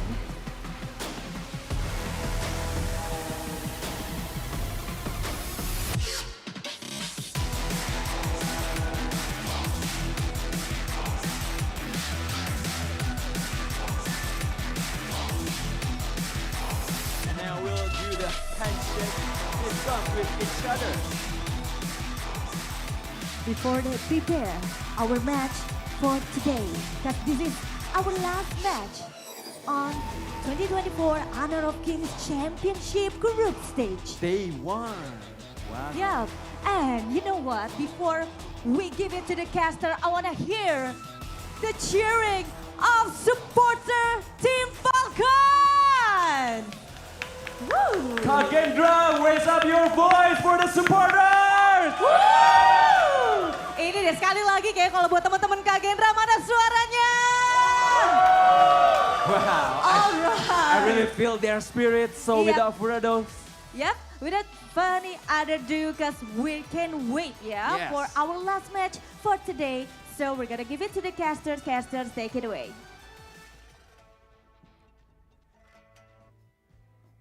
It is time to conclude the day, our last game of the day. Kagendra going up against Falcons. It's your favorite kind of tofu, Kindofu. With me today is OSX as well as Holla. Let's start off with Holla. What do we feel about this game? It's a rematch. It's a bit of a rematch. Like, this one goes back, there's a little bit of legacy involved on this one, but it seems like Team Falcons have kind of gone back to the drawing board. They've got a couple new players, new faces to add to their team, and they've changed it up, but they're here, top 16. I expect big things out of Falcons now. It's a rework. Could still possibly a great addition, since again they wanted to change more of like the composition and the brand of Team Falcon itself in terms of HOK team. Now, in terms of rematch, let's see how the new faces will do up in their first day in the job. Yeah, we all know, you know, the cornerstone of the team, the foundation is about the synergy. And when you add new players in, it's always about, hey, how are we going to communicate with the new team members, right? Is the language the same? Is the thought process the same? We will see if this brand new Falcons is a totally different beast. You bring up some good points, right? In the sense that communication might be an issue, but I think that this is a team that was kind of rolling in the MENA qualifiers where literally kill, go, and then that's all you need to communicate. So I think they're on the same page at least with that. Oh yeah. One thing to add as well. One member from Team Falcons from the MENA qualifier. One is a former coach of RRQ. Ooh. So shout out to our data guys. And this is one thing to see that how will they manage to pull off the synergy, the test of like the composition. Well, we all know how to draft first, right? But it all boils down to how the execution will be up against KAGE, you know. Oh yeah, for sure. Okay, so you know my expectation of KAGE, or my understanding of KAGE, was back in the first few days when we met them.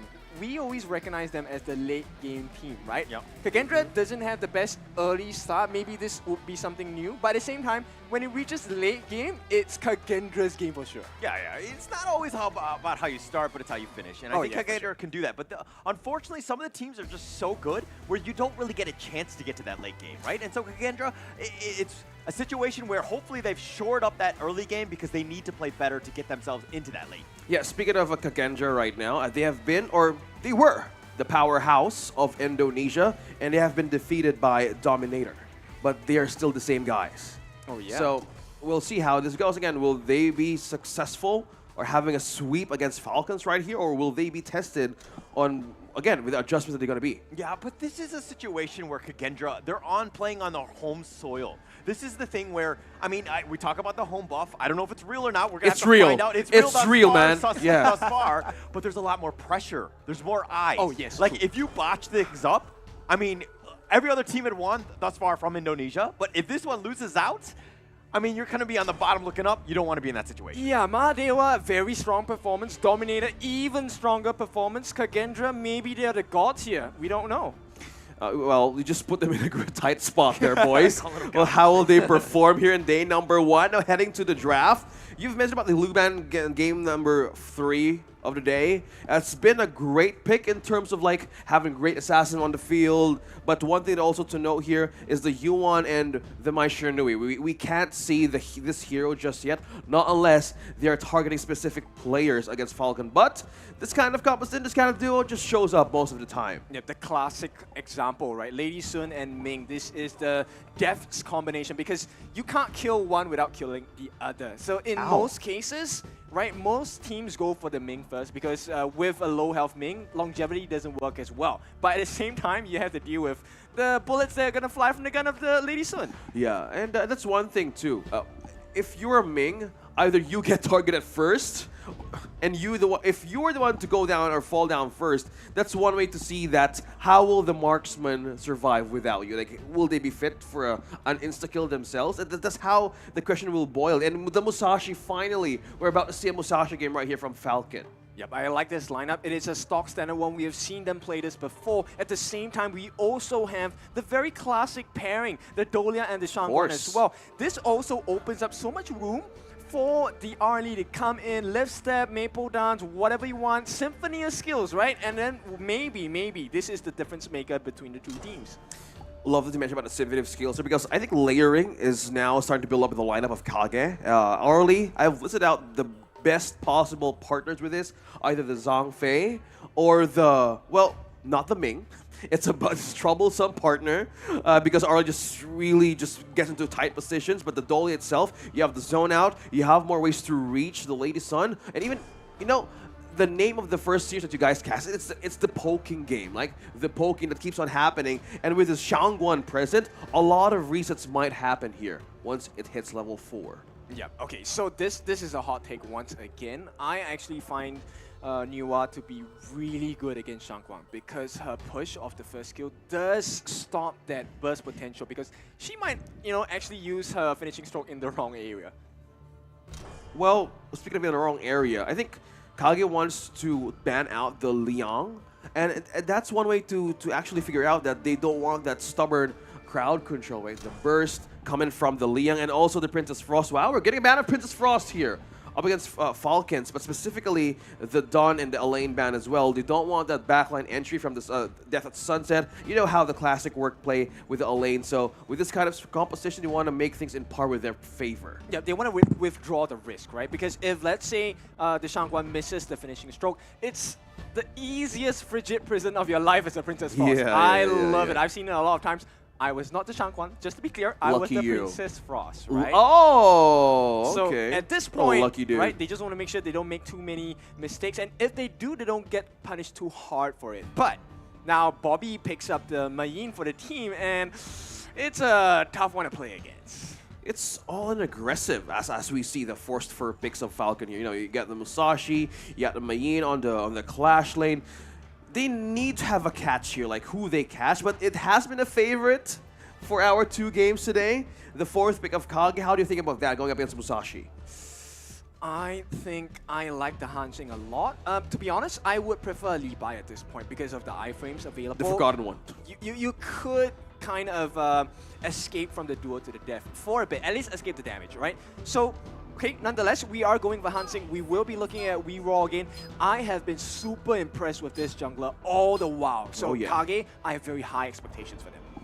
And also, the home court buff. Expectation, all eyes on them. Now, this kind of team, Kagendra, again, you guys set up perfectly how the rematch could actually go, but this is a different Falcons. Now, will they be the hope?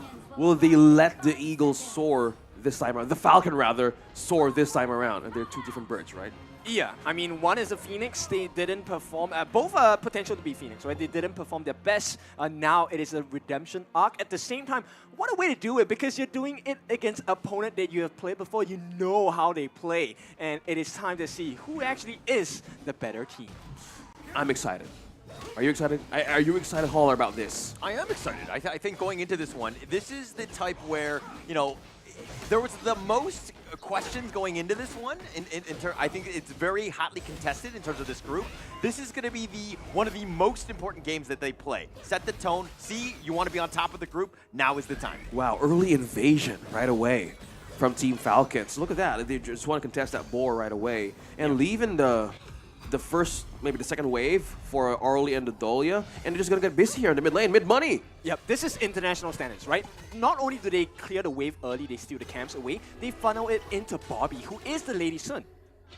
Oh yeah. Looking back on how they wanna amp this up, Lady Sun needs to have moments rather and items to get in for the activation period. Again, they have the usual combo with the Ming, so it all boils down on how to activate early. No wonder that Ray is just here, mostly doing their reconnaissance, but at the same time, he's letting the mid lane be with the duo, activate them early. Mindset of Team Falcons as of this composition. Yep, and the wave clear is much faster on the side of Ray as well. And here we go. Oh, nice duel of death. It goes right in. He gets this Storm Strike, and FF now has to run away. Wawa giving up first blood. A bit of a disaster for them. Yeah, it felt like we were looking at Falcons having a strong game, and suddenly Kagendra come out. Oh, Senku getting a little bit low. Bobby looking to duel. They're fighting this 2 versus 3, though. Clue will keep him up, and that will end things. Yeah, the first blood brought to you by Rumi, the official gaming phone. We were starting to build that momentum for Team Falcons, but slowly seizing the opportunity to take down one against Team Falcons there. Kagendra had more opportunity right now for an early game, especially with the Byron. Yep, it's kind of like, guys, you are in my house. Chill out. It's one way to put it, you know? And seeing the players right on our screens, Kagendra on this point, slowly building up the lead. But so far, Invasion and the rotation of Team Falcons, I'm getting curious here. They're willing to sacrifice more of their waves, specifically onto the farm lane, but they're willing to rotate more and get busy to get more XP here for Bobby.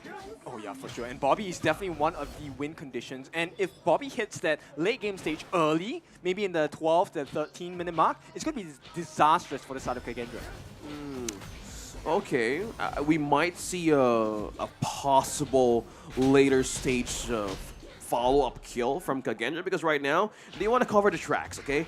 For some point, Ray wants to be in the farm lane for this rotation. Mainly, they want to force and reinforce on what they can do for the activation earlier for Bobby. Because he's going to clear the waves faster than Lele, right? That's one of the strengths. And the other part that I think we have to take a look at Kagendra is actually reroll, because once he completes that Burning Cape, it's going to be quite detrimental to the side of Team Falcons, because it reduces the healing values as well. You have the AoE, you have the defense, you have the burning sensation, literally. If you just be on up front, up against, again, Wawa. We're looking at the clash lanes right now from Byron and Hans. So far, they're not committed to any kills right now for Team Falcons. They probably mindset, secure more items, clear the waves, and even hold off potential invasions. FF actually used his smite. This is not a good situation. Okay, with this earlier point in time, FF here committed one resource out, but I don't know. Time is going to be tested here for Team Falcons, and so far, they want to contest either the Tyrant firsthand. Oh, Tyrant is a half-life. It's going to be whittled down. I don't think they're going to go for this one. But, you know, you were talking about Smite, you know, being used by FF. Actually, he had timed it right properly, where like 4:02 is when it was back up off cooldown. Yeah, but it's Indonesia, right? And Indonesian teams, they get it within the first 4 minute and 10 seconds mark. Yeah, but 4:02 is when it was off cooldown, so it would have been ready at that 4 minute and 10 second mark. Yeah, but Reroll getting chased down. Oh, FF goes in, duel to the death. They've got him locked in. He gets over the wall with the Ruthless Assault, and he is fine. Yeah, timing is everything for Team Falcons. Committing resources, they don't care. But right now, opening up the Overlord is going to give them a push right here against the lanes of Kagendra. Yeah, it was on cooldown at that point, but FF will ensure that they get that Overlord. So they got something in terms of neutrals. They're trading back and forth. I mean, the net worth is pretty much a wash at this point. Yeah, but team fight-wise, I feel like Team Falcons actually have the edge. Well, speaking of edge, Hans is isolated out. He's taking a ton of damage. Wawa goes in. He gets a little serious on this one. Does get the pick off onto Hans. Now opening up a push up top. They have the Tyrant with him as well. So the turn's been taken by Kagendra. Slow. No, FF getting gone on. The finishing stroke, not going to be enough to actually finish him off. But Ray's going to be here. He's going to flash away. He's going to be fine. The Celestial Melody onto Senku. Lets him do it again. But they're going to back off here. They did take the mid T1. Now they're going to be a little bit on the run here. Yeah, slowly becoming a person. Wawa. Whoa, half HP. Still confident taking one down, you know. I think Team Falcons is not too far with the lead as they want to build up in par with Kagendra. I think that's one way to see how they want to manage the macro nowadays, you know? Yeah, okay, I don't want to burst your bubbles for the Kagendra fans, but Team Falcons are definitely doing better at this point because whatever they're doing, they're evening out the gold difference. At the same time, they have made the plays according to what they've been handed. So they get this overload. Look at what they've done across the map. That's just your opinion, man. Kagendra is doing fine. They're going to be okay. They have the net worth lead by 300 gold. Not that great, but they're still in this one. Oh, of course, they're not out, right? We never count teams out. But at this point, it looks like Kagendra needs to put in a little bit more work to really put the pressure onto Team Falcons. Okay. Yeah, I'm starting to have, again, a flashback from game number 2 or series number 2, which is a slow game, which is a slow-scoring game, which could lead to a devastating point, such as this. FF gets ruthless assaulted, but FF turns this around. He goes for the duel to the death. He's fighting this one. He's got the shield, and it looks like they've gotten Lele. They want to get more. They've gotten movers, as well as Senku lining them up, and Team Falcons, they are starting to feel it. Yeah, the Blood Rage coming in clutch for the side of FF, but he was on the verge of death there for eternity. Yeah, turnaround completely in the hands of Team Falcons. Now they're going to take this tower out. And we're heading back for a replay. How did they manage to start this one? Depleting out the red buff away from Kagendra. This was the great position, just continue to fight. And he goes into the hands of Bobby. And at the same time, nobody was having their eyes on Bobby, right? And Bobby is a lady's son. You don't want to be, left untouched if you're on the side of Kagendra because it's just going to be pain, holes, and bullets. Oh, he goes in, ruthless assault, knocks him up. Ray gets picked off, and that's going to be a good win for them. Kagendra, nice ambush. Well, speaking of isolated members here, Kagendra might want to consider those moments against Team Falcons. Again, they wanted to build this kind of lead that Kagendra would rather need to keep up because with all the isolations that Team Falcons is doing, they need to make their composition work. Again, they have the Dolia, they have also the Shangguan. So when is the activation time? Again, they might be probably waiting for Lilith to be having the Trinity on the side or items on the side for this early to work because so far they're not initiating team fights, right? They don't want to, because if you take a look at the strength of Kagendra's draft, it is actually the pick-off composition, the hit-and-run strategy, right? They want to go in, get a kill, get out, and they are adept at doing that. You have Weeraw, you have Lala as well, and everyone has a movement ability to get out safely. Okay, so they have a way to go in and out, peek something out of Team Falcons, just completely have a run and gun, right? So, yeah. But the problem is, like, Team Falcons right now is really rotating as 4 because they know if one member is isolated, it could be a turnaround point for a team. But look at that, they tried to corner off early. Yeah, but they can't. Kagendra has read the game of Team Falcons. They just move away every time Falcons comes in. Okay, I'm feeling like somebody's feeling where the force is strong right now. Oh, yeah, for sure. They have read their minds here. And at this point, take a look at the rotations. We were all just cutting the waves. They're making Team Falcons run around the map. Yeah, look at that. Looking at how they want to set things up, Kagendra on the macro scale. Overlord is open, though. Overlord is open for them to be taken. But so far, they might want to use it as bait because nobody's taking the first step here. Because waves pushing on both sides could actually mean a freeze lane here in the next few seconds of the game. Yeah, for sure. And one thing that's working out well for Kagendra is Lolo, hang on. Oh, they're going to go in. Weeraw gets nice and ruthless assault, but Ray's got to be focused here. That's the first. The finishing stroke is going to do a little bit of spread damage onto Clue, but he gets killed in return. It's a 1-for-1.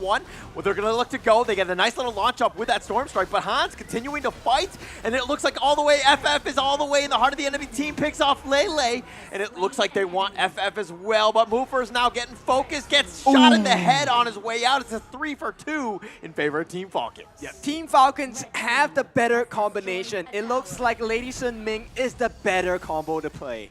Well, it's a classic, but now it turned out to be one of the possible disasters Team Falcons would want to take advantage of. Look at this. Look at the lead. Yep, 9,000 gold in the pocket of Bobby. I mean, rich. All of the farm is into his pocket, man. Oh man, pointing that out right now for the marksman of Team Falcon. This is a different face. Again, you guys mentioned this is a different team, different players now on their first day. They want to set up on how they want to play their story. Aggressive ones against KAGE. Yep, and they finally get vengeance, right? Throughout the entire game, they could not get their hands on a Tyrant, and now they rush it in. The moment it gets into a Shadow Tyrant, they get it. Enhanced one, yeah. And having that, they would really want to pull some strings here on when KAGE would actually take the bait on where's the Mama Dragon coming from. I call it that, right? Yeah. Because it's the mother. Mother of Lele looking to go in for this one. Looks like they do, and Senku needs to be a little bit careful. He does survive with that finishing stroke, keeping them back, but now Weera taking a lot of damage. They want to keep this T3 up as much as possible, but they did take some structural damage. Hans is not in for a good time. The waves are starting to crash in. He's going to make it out safely for now, but you can kind of feel the pressure they're under, right? Team Falcons, they have already hit their strides. 34,000, 2,000 gold ahead of their competitors at this point.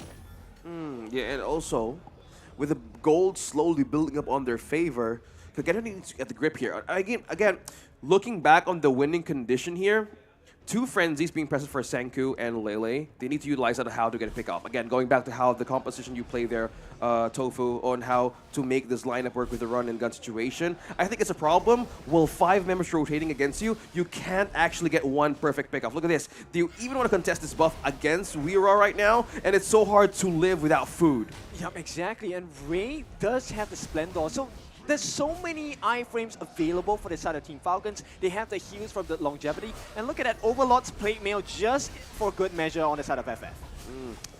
Looks like nobody's contesting this right now from KAGE, and another push. Now with the enhanced situation of this Overlord, they could actually dictate on where to divert the attention of KAGE. Yeah, for sure. And this could be the start of something big for the side of Falcons. They smell that potential opening on the tier 3s. Yeah, look at that. Waves pushing down bottom. They might know. And look at the position on where could Weera come from. And Wawa knows what could this might pull off from KAGE. Look at that chip damage. The top T3 already taken down. FF looking to go in for this one, but Hans still up in front. Doesn't have the tower to keep himself alive. They're going to back off Falcons, that is. And it looks like they're going to focus their attention on this mid lane here. Okay, that was a good call to get the push right down bottom for KAGE. Now, this sets up for a split, right? How would you manage to catch one? And we are seeing some hopes from KAGE, alone from Weera specifically, but Wawa knows what could happen from the back line. So, looking at the stronghold right here where the Ming supporting Bobby where he's at, this is a strong position for Team Falcons to be in team. This looking to go in, the Ruthless Assault, but he's a half-life. He's taking most of the damage. He's going to have to retreat. The rest of them, the duel to the death, not enough. And it looks like Hans is going to be killed here. And Team Falcons take the initiation. They punch you in the face. They destroy you, and they take your T3. Yeah, and that's the Dragon marching in your base. Oh, they want to go for this one. Weera looking to go, but it looks like Senku, he's the first to fall on this occasion. Morphers is going to be killed as well. Weera solo, he's going to have to heal up, but Lele is down for the count as well. Weera's the last one. The base is going to be under siege, and Team Falcons are going to take game 1. Yep, that was a really quick game, and Falcons, they have just evolved to a different level. Wow. Team Falcons slowly building up the new faces, their new story right here, right now, day number 1. Well, another game and completely. And just gonna say hi to KAGE once again. Yeah, okay, Bobby right there, he actually took off his glasses when he's playing. But when he after he won, he just put them on. It was like no big deal. I feel like instead of glasses, he needs sunglasses because he was styling throughout that entire game. He was my clear MVP of that one. Oh yeah, for sure. I mean, I really like this Team Falcons lineup because the way they position themselves has been eerily scary and perfect. Because we were talking about, hey, who do you pick off? And my actual answer to that was maybe they don't want to go for the pick-off. And that's where the Storm Strike comes in, right, as a Byron. Yeah. But he can't go in. Hans can't go in because Wawa was always waiting at the side. He was waiting for the opening for the whatever. I think this is like the composition that we're trying to witness like for most of the series of the day. Once the Dahlia loses the chance to have a great reason for everyone, it's like, am I gonna do it again? That's the Clash lane. Like being the pseudo tank in front of everybody is I don't know, a mean sacrifice in team fight such as that, because Wawa on the other hand, they were covering their tracks by not being infiltrated from the back line, you know? And it was a struggle on how to pick off against Team Falcons, mainly because of the presence of the Musashi alone for the insta-kill. Yeah, exactly. And, you know, for the first time, it feels very muted. You know, normally when you see the Shangguan and Dolia combination, it feels like, oh, it's so golly, it's unbeatable. But Falcons, they've just answered every single problem that Kagendra has given to them at this point. It helps to have the Bobby factor. Right? Oh, yeah, On the ladies soon. It's like, oh, Shangguan, you want to go? Okay, finishing stroke. It doesn't really matter. It's just a matter of time. I'm just going to be able to blow you up regardless. I have ways to deal with you. Oh, yeah, The Bobby factor. Now, let's take a look at the Love it. MVP. Is it going to be Bobby? Yes, it is going to be Bobby. He was just on point today. He's here to make some, you know, some of the competitors scared. And I think Kagendra have been hurt in this first exchange. In the previous series, it was the ladies on as well. So something is up, right? Bobby has tricks for today, and seeing this for the MVP, I'm really excited how we go back to the replays, because that set up another advantage to activate these ladies son right away. First off, in the early stages of the game. Yep, and this was a really quick game, right? If you take a look at it, this is a specialty for Falcon now. Do you know what's a Falcon's favorite move? It's the blitz, and they'll really blitz through the entirety of Kagendra. This game was pretty quick. Yeah, very quick. I mean, they were just, like, look at how systematic they were. We're going to see this highlight reel here, and you're going to just see exactly where his positioning was. Bobby, that is. Always on the back line, always skirting around, but he's able to do damage, pick people off like Bobby left and right. I'll just take you out. Doesn't matter where you are. Yep, and, you know, the position of doing everything by not doing anything, that was the role of Wawa, because he was always having eyes onto the other members on the side of Kagendra. Hans could never come in, Reraw could never come in, and even when they did, he was ready with the catch as well. So Wawa really enabled the entirety of Team Falcons to show up today. Yeah, and that's what you want to do as Team Falcons. That is a great confidence boost going into game 2. This is, again, you're kind of putting it to their faces in Kagendra. No small task. Well, speaking of that, 6-0-2, Bobby, the MVP. You're pointing out right onto the screen with a gold lead that he has, a 9K gold lead on the early stage of mid stage of the game. It's a complete rich lady son. Axe of Torment first with the anti-squishy, of course. But so far, I was kind of waiting for the right point on where or when Lele will shine. She had a trinity right away, right? There was no way, because there were too many targets. One-on-one situation, no problem. I think Lele should have been able to take the one-on-ones, but there's never a true one-on-one here, right? When you fight Bobby, Crew is going to be next to him. When you fight against FF, he does have the Blood Rage as well. So what do you do against people who have the extra saves, extra life bars you have to melt through? It's never a fair fight. Yeah, Lele also with a 25% team fight on this Matrix. So we haven't felt the presence of the damage of Kagendra, which was completely needed, but because of the zone out that Falcon has coming from Wawa and FF alone, even from Ray, man, he was so busy. Well, I want to join you guys in the farm lane, and this really negates the fact that Lele was completely held to a thread how to manage to get those items in, even for a kill. Yeah, exactly. And as somebody who was coming into Jakarta looking for a sugar mama, I did not know that the first one I was going to see was going to be Bobby, who was incredibly rich with his lady son. Bobby, you got my attention. Yep. You know, and besides that, it's not just about one person. It's also about the difference of junglers here. Reraw was finding it difficult to invade the jungle as well, because there's nothing left to take. Oh, yeah. Like, completely seeing this victory, and even for the graph here, boys. Like, it could be a great mountain, but KAGE here, they were trying to decline most of the moments. In the mid to late stage of the game, they were trying. They were looking for angles, they were looking for avenues on how to shut down even one. It was so hard. They were having a great barricade, especially for the Lady Sun, to not be killed most of the time. Yep, so right now it is a question of, does Falcon really have the number of Kagendra? Can they really close the second game of the series out? Because based on game 1, this is a very scary looking Falcons. Yeah. Just you know, the composition was great. They knew exactly what they had to have done in terms of the roles. You know, Ming was just, Clue was just kind of doing a great job of keeping Bobby alive. That's exactly what you want to see from them, right? And just, Bobby, his positioning was flawless. That's one great job of the day, right? Your thing, just keep him alive. Yeah. You know what? It works well. The best combination when you're well all up and you have a great position you're in. You know, that's the best result you're gonna get. Agreed? That's a great point to point. Lady Sun and Ming, ladies and gentlemen, the great combo. A well-oiled machine with a great positioning is key, and they've done it in game number 1. Let's see how the adjustment goes in game number 2. Will they stop being? Will they stop rather Team Falcon from being slippery? Because I think Musashi, on the other hand, that maybe that's the reason why he was banned the first years of the day, is because of how the range actually works for an insta pick off. So maybe from this, I think from the game of Fearless Esports from today, I'm starting to feel like the hard lane, hard tanks right now could be or not be an option. Yeah, Slowly. you know, there's so many Ouch. problems for them to fix because right now they're just shining bright with a well-oiled cogs here. And at this point, the slip and slide is really easy. They're able to weave in and out into those small gaps and just take whatever they want, right? Enjoy the game to its maximum. Yeah, and KAGE, I mean, they had an early game, or a good start. They got first blood. They were kind of doing themselves a favor and putting themselves in a prime position to get into that mid-game. But Team Falcons is like, hey, we don't need to panic. We understand how to farm. We're going to get FF going. We're going to get Bobby a lot of space. And we're going to take over the mid-game, right? Okay. And Team Falcons did a great job. They were like this death ball. Yeah, and they didn't really have any answers for that. KAGE, that is. So do we ban out the Lady Sun? Do we ban out the Ming? It's not a hero situation. I felt like it was a playstyle issue. Okay. Wow, you're so politically correct today.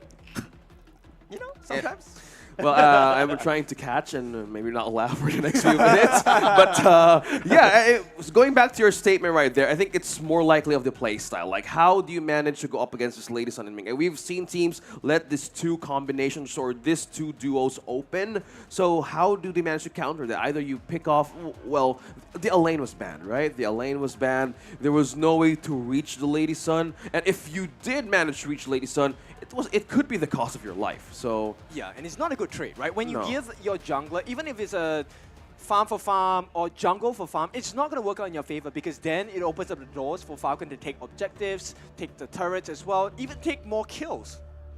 Well, speaking of which, they still want to go for the same ones. So Liu banned, okay, by KAGE and the Yuan as well. I think it's been a menace if they just want to let this hero loose because of the AoE and also the response. Because if they want to see Falcon, you know, if they want to go up against Falcon in this time around, macro-wise, Falcon is showing up on how to deal with KAGE in game number 1. Yeah, it seems like the winning formula today, right? Similar to what Dominator Esports was doing. They had very good map control. They knew exactly how to funnel all of the gold to the respective members, but in the midst of controlling the map, they could also tell the rotations that will potentially come in from the opponents as well, and that feeds into their gameplay so well. Well, speaking of which, we will see Arlie once again. Rotation. Oh! Really? Dolly again? I don't know, but okay, would you want to switch up with a tankier? Either Clash Lane or Jungle, since Dun is specifically a flex.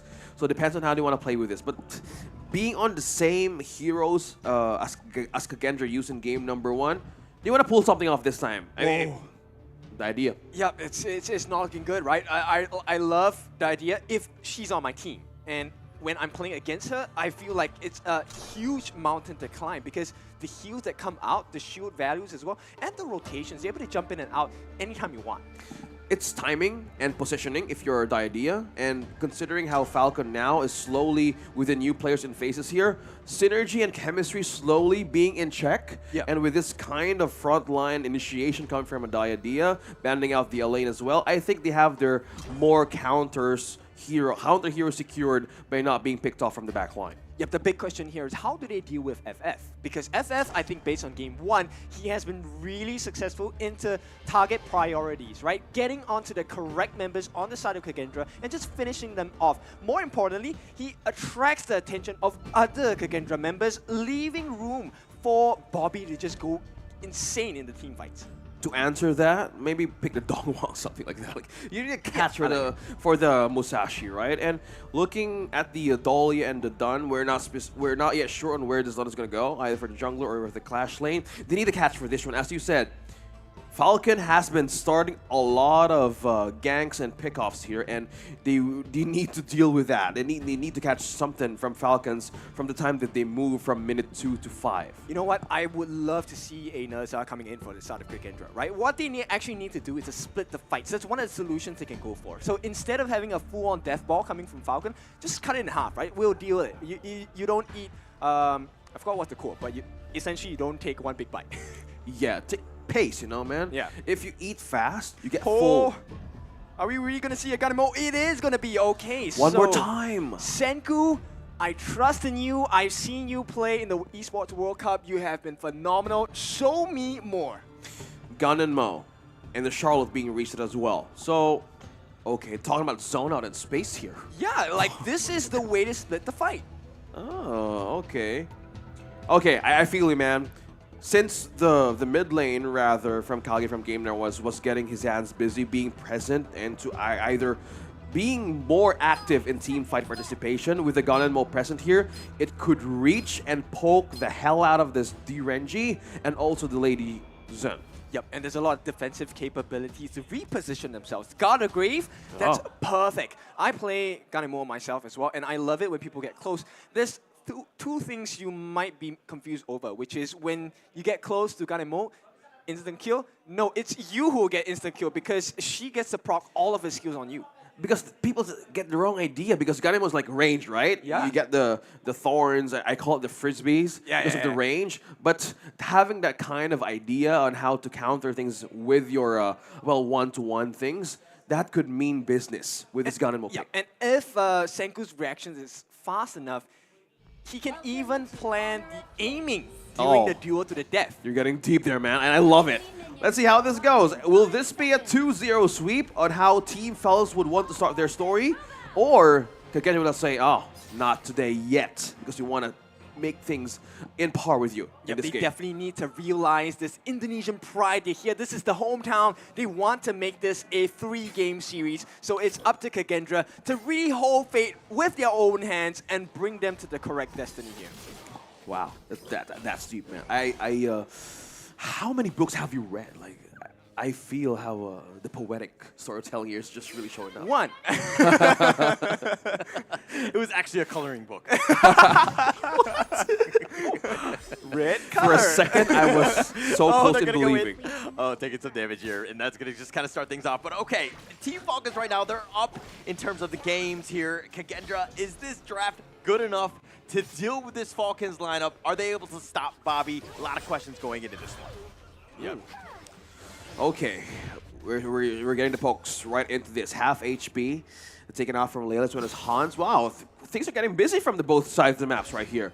On the first minute, well, aggressiveness, if you have the Dolia, well, you have more ways to zone up members if you're an early. Again, if you're playing an early, space is the most important thing right now for KAGE to activate this hero on early, but looking back how Diadia could still be present in most of the front line, this is a complete disrupt for any possible team fights. But if Clue goes with the same rotation game #1 and give everybody gold, everybody's going to be happy by being rich. Yeah, but at this point, I think KAGE has recognized the rotations, right? The fact that we all came into the farm lane at that particular timing, it didn't do a lot for the normal eyes, right? But if you take a look at it, he actually opened up the doors for the Fire Hawk to be taken away. And that is precious farm going into the hands of Lele. EXP as well.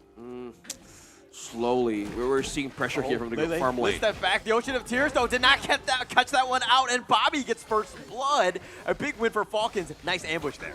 Yep. Revenge is best served cold, and cold it was. Oh, that's what we're talking about, the close range, if you're a gun in the moment. But that was completely a zone out from KAGE because they would just actually reacted. Wawa, looking to turn this, he gets the whatever, but both of them get low. He's going to, Wawa will use the healing do and just kind of walk that one off. Yeah, he will not give them that satisfaction on the one-on-one win. Especially on the Clash lane. Yeah. With the Mayin itself. So let's see how this goes. Because this move that Team Falcons did, they pushed KAGE to react and destroy rotation. As we wanted to see how they wanted to address this kind of reaction for Falcons. Look at that. Clue, they're giving more of the steps here on what to react in the farm lane. Yep, and that's the benefit of picking a Diadia because she can be absolutely aggressive and still get out safely. I think that's one of the great passages if you want to take the idea to the next level. You have the zone, you have the recovery, and as well as the movement speed. Also, good luck. That's the passage of the idea to good luck to the teammates and bad luck to the enemy. And that's how the idea right now is a great influence in team fights. No wonder in our games you get banned specifically, mainly because of the toolkit that it has. Oh yeah, for sure. And another marker for victory. I think this time let's take a look at Kagendra. Senku needs to have an absolute perfect game. He needs to land those couple plates perfectly. If he gets it done right, that's a 4v5 essentially in team fights. I'm waiting to see for that, man. Like, looking at this, they want to control more of the river here by gaining vision against Kagendra, taking more advantage of who's going to peek first. Like, look at this. Rotation on the mid, gather the possible resources to force out, and the top lane. Speaking of which, making the way for a heal. Okay, Still so safe. They commit the duel to the death, but once again, right, it still feels like advantage to Falcons. Tyrant going to be started. It's about half-life. The Ode pushing most back, but it looks like they will take this one. Weiro takes the Tyrant and walks away, but the Overlord was traded. That was picked up by FF. Okay, slow and steady for Team Falcons getting the first kill, but so far, I think you might want to consider getting a push against Team Falcons, slowly moving to the mid stages of the game, because from the early and the dolly here, we would want to see how it's going to be activated, because they decided to go with the same duo once again for Bobby and even for Clue. So this forces out another possible gank, and it seems right now are reacting really good by not letting another vision being taken away by Kagendra. Yeah, but Kagendra definitely has learned their lesson, right? They're matching them pace for pace, punch for punch as well. They're kind of doing the cha-cha, right? They're making sure they don't lose out at gold at all. The gold lead has never crossed that 1,000 gold mark. The cha-cha. You dance. Yeah. It's like, okay, all right. If you're doing well, it's a cha-cha. Because when we played our rank game, we were not doing the cha-cha.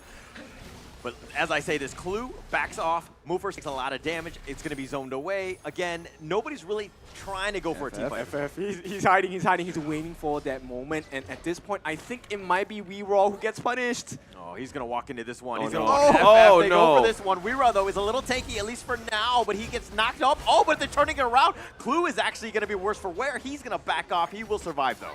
It's all Senku. It's all Senku. That was the couple plates of doing so much work. Oh, Bobby, he's looking to go down, and that's going to be the first death in this series thus far. That was a nice pick-off by Lele.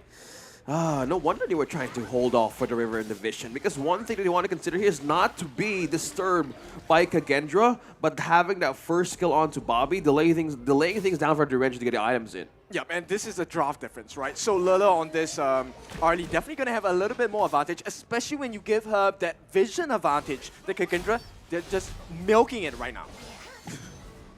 I think that's one thing to observe, right? The milking factor. That's one thing to see that there is still the idea here. The question... Sorry, can we talk about a different topic? I'm lactose intolerant. You're making Oh yeah, I forgot. How about cheese? No, never mind. Well, now Kagendra would need to address where this clue or where the idea is coming from. Because if you're up against a team who's really busy going around and giving everybody gold, that's one way to activate everybody. Yep, and one detriment is that if Clue falls, he doesn't just give clues, he gives gold as well. Oh yeah. Yeah, you're starting to build up with that, huh? The coloring book. Yeah. And he's only got 4 colors. He's struggling here. Yeah. The rainbow has 4 colors. Man, right now, guys, for those of you guys watching, right, we were waiting to see how they will address the situation in terms of macro-wise, because they're trying to put Team Falcons in half. Look at this. Okay, Yep, no fight at all. This is a good solution, right? So Hans, on this Charlotte, will be able to escape from Wawa. So this time, Wawa needs to, stay on his toes. And at this point, FF looking for more, maybe? Oh, the Unruly Blade, he's going to go forward. FF is going to back off. Movers jives in for this one, but it looks like the real fight is in the top lane. Hans and Wawa, again, a little bit of a pillow fight in the top lane. Oh, yeah, the Teeth of the Night here, just laying down some pain onto the structures. So good structural damage on the farm lane. So Lele, he's been virtually untouched this entire game. And Kagendra, this is the best performance just yet. Oh, nice knockoff. They do get the pick off, and they find Senku. FF looking to go, but the Unruly Blade, Weira, he's going to be fine. I'm sorry, Senku. Another isolated pick there from by Team Falcon. So looking forward here, Hans could be next though. Oh, Wawa can get some pulls back. They want to go with the power gradation, but Wawa and Hans, this is a better love story than Twilight, I would say, in the top lane. Yeah, for Twilight? sure. Oh, someone's revealed his age at this point, but nonetheless, Wait, Twilight wasn't that long ago, guys. I'm not. That was the storytelling that my grandpa told me was about sleep. Yeah, that's not too long ago. But you know, right now, timing is of the essence. The major objectives are up. Yeah, the question is who's the Edward and who's the Bella here, you know? Oh, so you know the names. Look at you. Look Yeah, at you. that was the thing. Oh, Wawa. Taking a lot of damage. Hans looking to fight this. He's going the wrong way, though. He thinks he's red. No, I'm just kidding. He's looking to push that top T1. It's creating a lot of space. You have two members. Now Ray getting a little bit low on that side. The couple blades will continue to push. But through it all, Hans actually maneuvers his way back to the team. He's going to be fine. FF, though, now on the run. He's getting focused. He duels to the death, though. He's continuing to fight. FF getting a little bit low, but Lele dies in return. It's a 1-for-1. Yeah, but I think it's a win for Falcons here because they actually got the kill onto Lele. His farm is going to be dwindled at this point. Yeah, sure, you lose an FF, but right now it doesn't really matter because they are evening things out. It's just a difference of 300 gold once again. Going back on the replay, from the top lane and how Charlotte or Hans wanted to pull them off, it was a clear vision that they want to go for an isolated team fight. Yes, they lose FF from this moment, but what they get in return? The Arlie, man. Slowing things down a bit because we were waiting to see how the Arlie here could be the winning factor in terms of damage and also push against Team Falcon because that is one devastating way to think of if the team fight would be in the favor of Kagendra. Yep, at this point, Kagendra seems like the Falcon Tamers, right? Because they have kept them at bay, they have put a lid on the growth of Team Falcons, and every single time they want to catch out Hans, he's not allowing it. Yeah, speaking of which, they're not allowing to cross even this line. Team Falcons creating a line here against Kagendra by gaining data and information here, opening up a diverted attention of Kagendra here could lead for a team off, such as a team pickoff such as this. Oh, Muffers as well. Okay. Nobody's initiating still, but the Tyrant now open. For Team Falcons. Yeah, just pick that one up. Wira will happily take this. Again, a lot of it was kind of because Hans was creating so much space, but Wira now all up in front. He's going to continue to fight with this. He's going to look to trade. FF getting a little bit low, needs to be careful, dodges the couple blades, and does survive. But Lele on the backside, Lele, okay, he's going to list that back. I thought he was going to go for this one, but Wira going aggressive. He might have been a little too deep in that sense, but again, space created. But this is the best form of Kagendra, right? We will fight with you, punch for punch, but nobody dies. We get the turret instead. Kagendra read through it. Like, they know, like, Team Falcons committing and overstaying positions from that moment. And they say, oh, yeah, no, you don't care about buffs and objectives? Well, how about damage here? They didn't care about the Overlord from that moment. They want to take the damage off, and that's how they wanted to divert Team Falcons. Because there were some hesitations, even for Vision, for the few moments that we've seen. As you said, a perfect version is slowly building up with Kagendra right now. Yep, they're peeling them through every layer by layer like an onion. No tears involved this time. Okay, maybe for Falcons. Yeah, and with this, another setup for Kagendra to take the Overlord. Yeah, they have the Primal Bond being taken out by 20 seconds, but they will really push Team Falcons here on a defense and probably push them to contest as well. Oh, Hans, once again, he's going to pull the escape card. Oh, he's going to try to stay alive. Power Gradation, Splash Bomb, but he looks like he's going to be picked off and given to Bobby. Not what you want to do. Kagendra, you don't want to give up that lead. Yeah, out of position as well. So despite having minions pushing up top, no additional damage for Kagendra in case of a team fight because, again, the Primal Bond is off, so this is their way to contest the Overlord. But it seems like Team Falcons right now has a window to take advantage against Kagendra. Oh, they're going to go for FF. He takes a lot of damage all the way up in front by Wira, but he gets Unruly Blade back. He's going to be fine, but you got to be careful as Kagendra. You only have 4 members at this point. Yep, and only Wawa and Lele both have their ultimates up. Everyone has thrown most of their stuff out, and at this point, FF just got the cooldown back, duel to the death. This is a good fight for the side of Team Falcons if they want to take it, but they have to take it right here, right now. It could still everybody's ball game right now. As you've mentioned, FF here has got the Blazing Cape as well, so more likely thinking of the sustain factor since Kagendra has damage right now. Bobby's still up in front doing some chip damage onto Wira. He's going to Gale's Benediction, and it looks like he's going to start the Overlord at this point. Falcons do see this. They're making their way around. They know it's about half-life at this point if they want to go. This is going to be the next big one. Who jumps in? FF looking to go. Well, Wira gets the Overlord, and it looks like FF, they found Hans. Hans looking to get away the Splash Font, but Weira, like a savior, the ode is on point, pushing them out, but it looks like movers have gone too far. Bobby gets a pick off. They want to get more. The Ocean of Tears, and it looks like they get the pick off on the Wawa, and it looks like he's gonna Wawa as he's dead. Yeah, it's a painful one for the side of Team Falcons. They lose one, but they lose more because they lost that Overlord into the hands of Kagendra as well. Okay, speaking of losing objectives there, although they're not letting off the Mother Dragon just yet, they're waiting for the right moment to where to lead Team Falcons right now. So getting Muffers off as a first pick off in that team fight really sets up for no additional repeat of ultimates here for Kagendra, could advantage Team Falcons in terms of taking 1 out or 2 from Kagendra. Oh yeah, for sure. But you know, at this point, they also have that get out of jail free card for Kagendra because with the Shadow Overlord, they can. I think they will either put it at the top or the bottom, right? They want to pull Team Falcons away from the mid lane or the corresponding lane as well. Oh, Weira looking to go for this one. He Unruly Blades back, starts the Tyrant right now, so this is going to be the next big one. FF scouting around, spots it out, decides to go in for it himself. Weira looking to just find the right engagement, gets it. Unruly Blade right onto Bobby. He's got the Gale's Benediction, but he's getting whittled down. The Unruly Blade the second time. All the shield is on point, keeping him alive. Hans looking to save him, but they're backing off. Hans right now a little on the low side. Everybody low on Kagendra. Team Falcons, though, are looking to recall right now. The wonders of Dun. Why Weira was the key factor there for a retreat back for Team Falcons. That specific pull, using that Unruly Blade to lure everybody from Team Falcons was a perfect picture to stay the hell out of our way. Yep, and I like this play for Lula, right? With the lift step, he's just trying to bait FF in. Duel to the death. Can you imagine if he duels him to the death and gets pulled all the way back into the middle of 5 Kagendra members?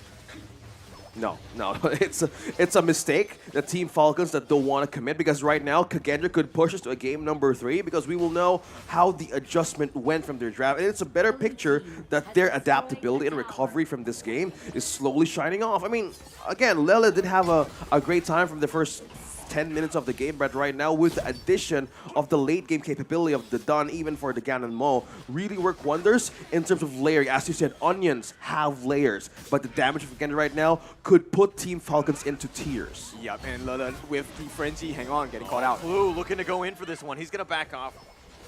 He should be fine.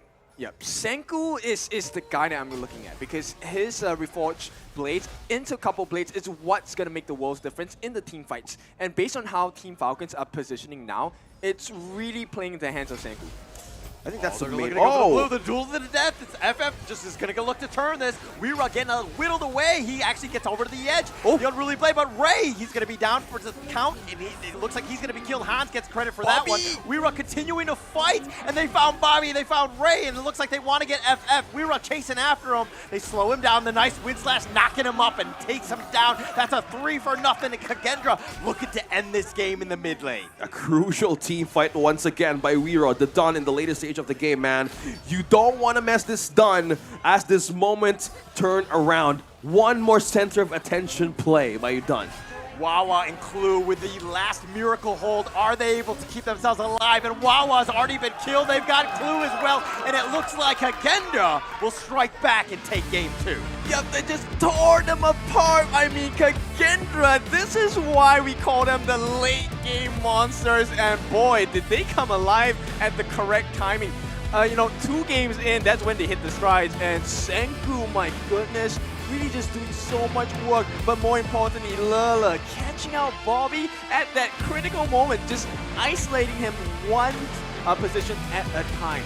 Weira, the Dun, man. It's dun deal. Dun. I mean, it's a perfect answer to the late game situation. Nobody wants to take a team fight. Oh yeah, I'll be the puppet. I'll be the piñata, and that's how he made a great attention or be the great diversion against Team Falcons. Lure them in, and that crazy sustain that Dun has in that game, no, I don't want to deal with that. Yeah, he took such a heavy beating, but he came out even stronger. And you know what? What doesn't kill you makes you stronger for this, for sure. Yeah, and we were just an expert on that hero, right? Thank you, The dude Daniel just Valo. playing it to the limit, understanding when he's kind of at risk, and he was able to get himself out when it was close to dying. We were really started it out. Obviously, we're going to have to see the actual stats, but in terms of gameplay, he definitely put his team in a position to win. Yeah. It was. It's it's a difficult one because this is the first time. In fact, it's an eye-opener because you get to see Diadea have the first L of this tournament. And, you know, for all of the players that are loving Diadea, watch out. This is the solution, right? You have to be careful. When you meet a player like Weeraw with the Dun, with Senku's Gun and Mo, and obviously with the Le Arlie, it's not going to be a good game. Yeah, either if I go up against the ID, either I pick a Dongwon, or if I have a Clash Lane done, well, something just to catch. But right now, they completely showed how to have a great counter in this kind of composition. And the MVP, who's going to be? Oh, there you have it. The Weeraw, of course. It has to be him. Yeah, man. Who else is it going to be? He tanked up so much damage. He got the cake and ate it as well. Yeah, let's talk about cake. I'm a little hungry, but we were out here getting that MVP. No surprises there. He was definitely on point, understanding how to kind of put themselves in a position to win. His initiations were on point. I really want to see how much damage. I mean, he definitely took the most damage in the game, but in terms of damage dealt, I think he's going to be top 3 at least. Oh, for sure. He was the enabler of the team, right? He opened up so much space on the map. At the same time, took away a mindshare away from the other members on the side of Kagendra, right? And this is the first time Lele actually had quite a bit of space to explore the backlines as well. Well, speaking of exploring things, back in the highlights, we've seen such early losses from the early game here from Team Kagendra, but they waited for the right moment to strike, and that's where they want to divert the attention of Team Falcon. These were the moments of Dun were starting to show up against Team Falcons. He is just being the meat shield here, starting the team fight, a great enabler as you guys mentioned, and this worked wonders for the Arlie. Space, again, call in NASA, because this is the one thing that Arlie wants. Yep, and I need to give a shout out to Mr. Hans or Hans at this point, right? Taking the D out of defense from the side of Falcons and just laying the pain. The way he entered into the backlines, he was also another reason why there was so much disarray on the side of Falcons because they had to deal with this Charlotte. You can't leave Charlotte alone. Yeah, it's just completely layered damage. And looking back on the stats here on how we see Team Kagendra manage to pull off another game for this best of 3. Now Hans, also team fighting presence, a bit of a safe passage as well. Maybe cleanup was the main objective here for the Charlotte, mainly because of the escape that the toolkit of Amayin has. Looking at this, the only one who's activated here probably is Bobby, but it was completely slowly negated. Yep, it's all about buying time, right? Eye of the Phoenix, Hans. Eye of the Phoenix, Weeraw, we have the Splendor from Senku as well. And this all open room for Lele to just go in with the damage. 75% team fighting, a good healthy amount of farm, and look at the damage that it translated into 68,000. But here's what I'm raving about. Guys, you can give Ganemo a try. 127,000 damage. That was the difference maker in the fight. That was the biggest thing because you kind of start the fight and you throw out those couple blades. You do so much damage that you kind of have a huge lead. Yeah. The thing is that his positioning, he's a little on the slower side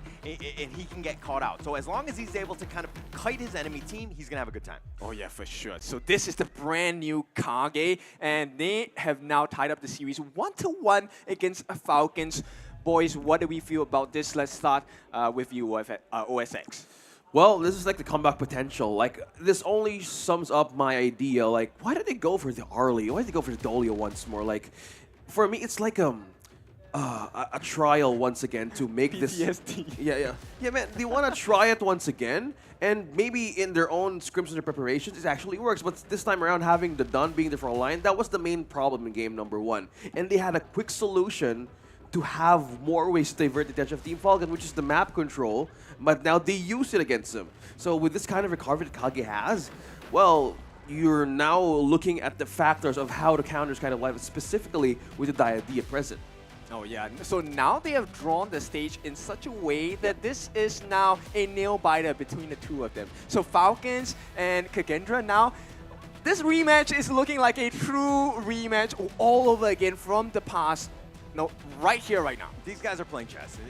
It's one of those things where it's like, you punch me in the face, I know how to get back in this one. They're going to continue to play. I think the drafts have been super exciting. They've been very interesting. You were talking about the Arlie pick first. Lele was just like, I got it. Let's just go with this one. I know how to just kind of dominate it with it. And going into this game 3, we're going to see, again, backs on the wall. You do not want to lose this first series. It's a terrible position to be in.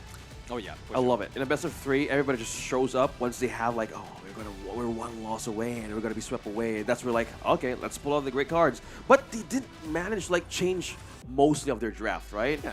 The Dahlia, again, we were mentioning again, the Arlie, just having a great front line and having the great advantage of space, that's where you take the Renji out of the map. Yeah, one thing I want to take note of is that Kagendra did a really good job of limiting Bobby. They got that early pickoff, and that changed the whole dynamic of the game, right? Bobby wants to be untouched. He wants all the space and farm in the world, and he wasn't able to get that because he was kind of a little behind, and Bobby doesn't like that position. Okay, so let's welcome our audience back into the caster drawing board here. On the draft, do they ban out the Arlie? Because Arlie seems to be a huge problem for the set of Falcons. I'm wondering if they even maybe pick it themselves. I always find like, there are so many other good picks, but Lele has proven he is a master on that hero, right? You've got to be careful, but he's very good on other heroes as well. I don't know if really taking the Arlie or banning the Arlie is the right move here. Yeah, I completely agree with you, man. Like, for all the early users out there, even for you watching right now on the stream, it takes a lot of practice to actually make an Arlie work. It takes a lot of position, even timing as well, where the umbrella is going to leave, right? And where umbrella's going to, how are you going to go back? Because they're like 4 or 5 seconds to react once again to make the Arlie be in a safe position. But in the hands of Kagendra, they're completely showing mastery of the Arlie pick here once and for making this another game for this best of 3. But for me, maybe respect ban it. Okay, respect ban. I think we Raw special as well. We've seen this dude for months, and now he brings it back, and it's the same kind of performance, highest quality, right? And I think maybe Falcons might want to consider taking out the dude. But it's been months, so maybe Raw has something else in his kit. Yeah, everybody is kind of coming prepared. Nobody's coming in here as a one-trick pony. There's too much research, there's too much data out there in terms of the games that have been played. So we know what players are good at, right? That said, I don't think Dune is going to be enough. Maybe they change it up. The Musashi pick was good. He did a lot of damage, but he wasn't really the answer to Weera's Dune here. Yeah, not the true anchor of the team for Falcons in the second game. Yeah, from what I'm seeing here for the playstyle of Kagendra, we just kind of like going in our heads, like how will you manage to do with the pickoffs in game number 2, right? You guys mentioned like maybe it's a playstyle problem, but for this, how Kagendra would want to address game number 3, either I see them as a team like don't change what's not broken, right? Yeah, and from that, it gives them an advantage for a contained hero pool heading for the next stages of the matches, right? And it's an edge. And with that kind of winning formula that they have in the draft in game number 1, this could lead them to a possible great outcome for their journey heading to the group stages to the playoffs. Okay, I have some pattern recognitions here. I think Kagendra still holds on to the notion that they're not an early game team, right? I think Falcons has established that they do have the stronger early game, and Kagendra still goes back to the inclination that once we hit the late game timings, we are going to stomp all over you. So maybe Falcons want to draft in even earlier game-centric pick, like a Pei, right? We've seen the heavy invasions. Maybe we have the Athena as well. It is pretty disruptive as well.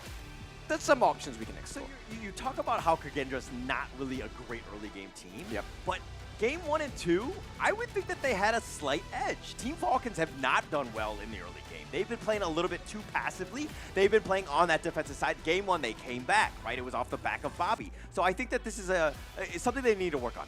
Yeah, but I want to hear some thoughts on the desk as well. So let's see how the interview is going to go. For our roster, it was our first international tournament. We didn't really get the results we were hoping for, but it was, I would say, a good experience for the team to play against best teams globally. I mean, hopefully, we have some high expectations for ourselves and our team, and we hope we can prove ourselves and prove our level in the global level. I hope so I can aim for the big prize, but looking at it realistically, I think our target will be at the top 4, but we won't give up easily. If we have the chance, we want to get the biggest prize, of course. I wouldn't say that we are the favorites to win or to beat most of more experienced global teams, but we definitely have our chance and we have our hopes that we can prove it. Kagendra is our first game and they're the second seed, if I'm not mistaken, from Indonesia. So they're definitely not a team to take lightly. So we're gonna give it our all and try our best. In Esports World Cup, since we are in the different group, we have practiced with them 2 times, and it was a quite good result. We win, but we also lose a little bit. For Falcon, Bismillah, menang. For Kagandra, watch out.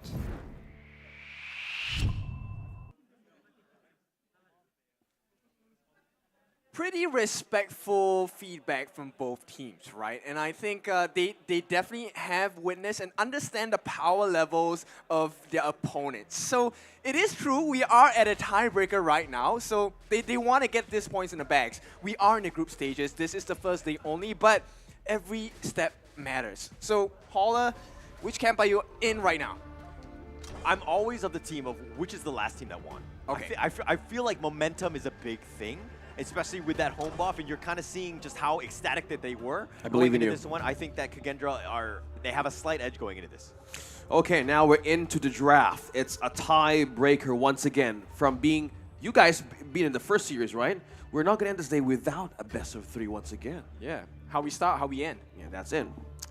I'm starting to feel on who is the person here on our table. Okay. I'm wondering if it's Kin. He was there in the first series. I know I was as well, but interesting day. Yeah, it's going to be an interesting one. Where of course, this is going to be the third game, the draft starting off, and it looks like they're going to go with the Dharma on the side of Falcons. Similar to the drafts, the picks and bans, there are opinions and then there are facts. And the fact of the matter is we are in a tiebreaker right now, and Wawa is looking to change up the stage with this Dharma pick. And so far, we've seen quite a few nice Dharmas on hand. With the stuns coming in, the mantras have been working out.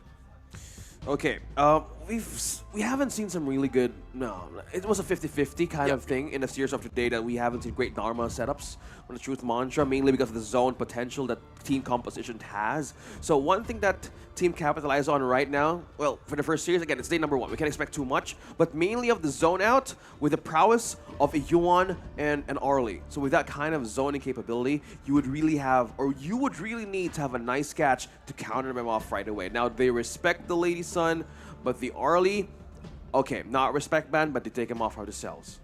You know what? It feels like they're more confident that Bobby is able to kind of outplay Lila in this farm lane with the Loom. Oh, yeah.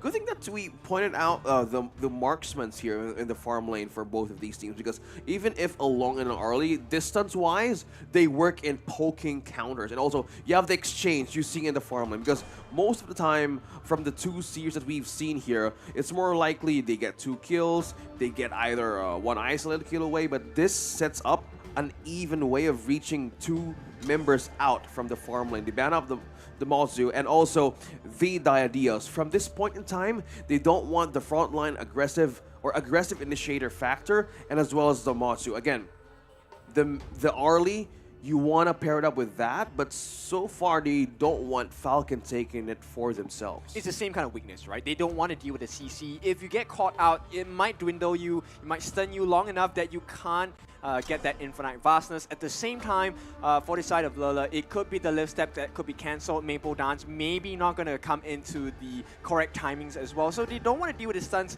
hence the bans on the Diadia as well as the Morts as well. And Lady Sun for good reason, right? They don't want to deal with a situation where a destructive deluge is going to come in, especially the way they're drafting. They are going to clump up. You have a U1. You want to make sure that Melody of Peace is going to be put to full use. Instead, maybe you will get caught out. But yeah, no Lady Chen, so I think that's a good pick. Okay, Man. What are the possible options here for the early? Ban out the Dahlia, the Zhangfei, the best possible partners. Even Kage ban out the Mozu for themselves. I'm thinking one thing. Yarya. I like it. I like Yarya as well. Wandering Beam definitely going to be good at disrupting the flow of the game for the side of Falcons, or even for Kagendra as well, right? But I think they need a little bit more damage in their kit. Right now, you know, Yuan is great, Menki is great as well, but they don't have that huge burst potential, especially in the early and mid game. They need something more. Oh yeah, I can definitely slowly agree on that, because how would you give the, again, it's always about the space for the Arlie, but if you want to be zoned out most of the times, the pick with the Princess Frost and Deming, this is a full sustain in the farm lane that we can either expect from the lineup of Falcon. More likely, they don't want to get picked off too soon. Oh, okay. Is this a real hover? Is this the Sunbin? Oh, of course! The Dashiao, man. Will they lock it in? Will they lock it, though? Oh, really? Come on, make me happy. Take my guy, please. Oh, no. No, okay. Okay, I'm good with that, Dashiao. It's a complete call. Wherever you are on the map, I will be with you. This is final, though. Come on. Yep. At this point, right, and regardless of who they pick, there are so much benefits to doing so. So Mufa is going to lock in that Da Qiao. At this point, Da Qiao, it is that Severing Surge, right? The Leaping Koi Tide. Not only does it disrupt, it also offers a bunch of damage as well. People underestimate the total damage over time that's dealt with these skills. Oh my god, please don't. Do not underestimate Dasha right now, especially specifically with the adjustment right now in this patch. Talking about lane sustainability, Arlie would be really happy. Yeah, get poked off half HP. Just tell Dashiao, can you let me go back to base? Oh, sure, no problem. Complete sustain, you have damage over time, as you mentioned, and also zone out. Will this be a great recipe? Let's find out. Yep, Sea of Fate definitely going to be one of the win conditions here. If placed correctly, it could change the fight entirely in favor on the side of Kagendra. We have seen their growth, we have seen their efforts. Right now, it is who is going to get those points into the bag. Falcons and Kagendra, final game. We're just looking back on the best of threes. And now having the tiebreaker now for the last series of the day, we will know what kind of plays that will rule from this. Again, we set up the story from these two teams, met a few months ago. And will this be a rematch? Will this be a great rematch? Look at the poke coming from Bobby here. As we mentioned in the first early games of the day, an international standard, the rotations you mentioned. Yeah, this is a much better wave clear, simply because he's able to out-damage Senku right off the bat, but Hans. Oh, wow on Hans dueling it. Oh, Bobby from the side gets him with the Flaming Palm. That's going to be first blood, catches him off guard. Bobby with a nice play. It's Bobby. They never saw it coming. Right onto that, and completely a great way of giving off information. Kagendra starting off really, really strong here, or completely having the great counter with the long itself, getting things busy because they know with their rotation they start in the mid lane, this could shake things up a bit. Yep, that was the best kind of surprise in the eyes of Wawa for sure. Now he has the lane advantage, he has the level advantage as well. And it's going to start cluing us in onto the rotations and the aggression that Falcons can we start looking at. As I drink my water there, looking back on how we wanted to observe this rotation here from Team Falcons. Looking back here, FF, they're getting busy here with Wawa. They want to control the river as well. Oh, look at this. Yep, nothing much at this point, right? Because they can't overcommit. They don't have enough damage on the side of Kagendra just yet. So Falcons, they're going to walk away kind of scot-free. They take a couple of punches, but it shouldn't matter too much. So once, Shenku is now on level 4, we could actually expect how will the ultimate be utilized against Team Falcons in terms of macro-wise. Look at this. Hans and Wawa focus on the Clash lane as well as the farm lane. Oh, but Wira's here. It looks like he's going to be going in. He's trying to flash away. He has the alignment, but Wawa's the low one. It looks like he's been knocked back. Wawa, formlessness. He's trying to get away, and I think he will, and Wawa somehow survives. But Senku, on the wings, too slow. Yep, a little, just too little too late for the side of Kagendra, and they're gonna have to be content with their first blood still given all the way to the side of Team Falcons. Okay, now it's been open to be calling everybody from Kagendra here. They might be put in a situation to respond. Meanwhile, Bobby and Clue getting more information out of Kagendra. They know that the ultimate has been used, and this actually gives them a timer that what can they do with the moments that the ultimate of Muffers is active or not active, because that could actually mean a great way of ganking everybody up from the lanes. Okay, yeah. So with a minute to go, lesser than a minute to go, Team Falcons, they have been the one trying to push up the ante, right? They want to force the pace of the game against Kagendra, but Kagendra has kind of pushed them away time and time again. Okay, Wawa here. Taking a lot of damage, but in the bottom lane, Clue, he needs to get back. He needs to be fine, or he's going to be safe here. They do have the Sea of Fate if they want to go back to safety, and it looks like they will take that portal back. Senku finishing strokes just to get back in. Bobby doing a lot of damage. You got to respect it. Yeah, and they give away the Firehawk. This time, it's all about Bobby once again, right? Everything is funneling into him. Well, speaking of being funnel, right? They're not leaving this lane just yet. And Ray here being in position. Winter is here. Could come anytime. But I think they read through it. They felt something was completely right in the bushes. And now they're calling for a great another rotation to mid. Oh, he goes the 360 on those Dream Roams. So it looks like he's going to re-engage, but still, he's going to be fine. Senku's still up in front. They're doing a decent amount. Lele, they want to go in for this one. No, he lists that back. They're not going to go for this. Muffers a little on the lower end. Needs to be careful, as is Ray. But Hans looking for the pull-off, but FF is actually blocking it in, and it looks like they do get Ray. And FF looking to turn this around. On the backside, Clue is going to be there as well as Bobby. And it looks like they got the Tyrants. Yep, it's a perfect game, right, for Kagendra. Sure, they lost another kill, but that was a sick dodge with the iframes against the FF duel to the death. My goodness.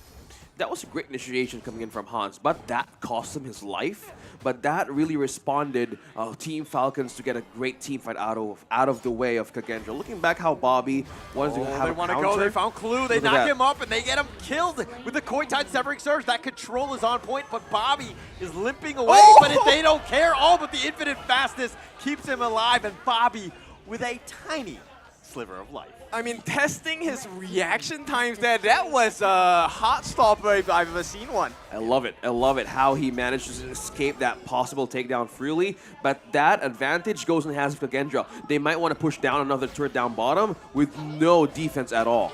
Yeah, but the wraparound may start if Ray wants to start proceeding down this bot lane as well. But take a look at the structural damage coming in for the side of Kagendra. They're not done yet. They're completely zoned away. They have so much of the kiting. This is kind of like, you know, a very ranged composition. You have Wira to kind of be that tank up front. So they kind of know what they're doing in terms of just how they want to proceed in this game. They've been chipping it away. They've taken the bottom T2, and it looks like Kagendra really in the driver's seat. Yeah, they kind of like, you know, tenderizing the meat, and they get the chop down, and suddenly a huge chunk of your flesh is taken out. I thought they were going for food there, but never mind. Yeah, that got a little morbid. I was like hungry, and then all of a sudden you're like chunk of my food, like my flesh, and I was like, okay, that's enough. But the pullback, Wawa taking a lot, formlessness. They were thinking about going. Lele's gonna join. He's gonna list that back. Doesn't actually commit for this. Overlord open for Kagendra. This sets up another objective to be taken away against Team Falcons, but having the vision, what Wira is doing right now, Menki just being cute, but not being cute at all for Team Falcons, gave so much information, and with no contest at all, Kagendra will now initiate another push from mid to top lane. Yeah, Mofa's just really wasting their time at this point. Falcons, I thought they had a good early game, but all of a sudden, Kagendra just upped the pace, and seems like Falcon are struggling to keep up. Well, speaking of keeping up here, I think, how will you even counter? I think it's a psychological kind of decision-making if you're up against a Da Xiao, because they could easily arrive at any location. So they have no information on where Muffers is coming from. And that has been a great problem for Team Falcons, because they would know the threat. If somebody doesn't know where the Da Xiao is, everything that they know could actually be devastated from the moment that they pull off another team fight, such as that. They want to go for this one. They found Ray. He's in a bad spot. He gets over the wall with the Dream Realm, chases him down, and it looks like Wira will get that pick off. And Kagendra find what they want. They get Ray. They're so clinical. See? What was just talking about? How will they manage to see where that Whirlpool is coming from, where Muffers is coming from? It's a problem right now from Kagendra. No, from Team Falcons rather, because they don't have information just yet, and they could be squeezing a corner just as this. The Dream Realm connecting onto two. That was a nice one. They've gotten Clue, and it looks like they want to go for more. They're going to chase him down. FF has no choice but to fight back, and here comes, from the side, Wawa looking to keep him alive. Senku doing some damage. FF somehow survives, but Wawa is worse for wear. He's going to go down instead. Oh no, there's no possible way he could come back from that. And Wawa and Clue falling down, there's no sustain for the marksman right now, Team Falcons. Now this opens up another push for Kagendra. They're literally playing here with a map of Team Falcons, opening up, making everything red from the moment that they had an opportunity on where Team Falcons would be coming from. Yep, the AoE of death, man. I mean, if you take a look at the Severing Surge, that's Movers laying down the CC, laying down the Pain, and then you have the Mournful Tempo coming out from the side of Senku as well. There's just too much range for Team Falcons to handle at this point. Yeah, and with the objective here, Tyrant who is going gets to go this- down. It looks like it's going to be quickly taken out. Bobby makes quick work of that. That's a big win for that. They needed to get some sort of neutral at this point. Yeah, but the trade comes in for Kagendra, right? Top lane. Look at Lala, takes another turret, and now suddenly the map is so much darker for the side of Team Falcons. Lanes, minions pushing in as well against Team Falcons too. So they have two problems here.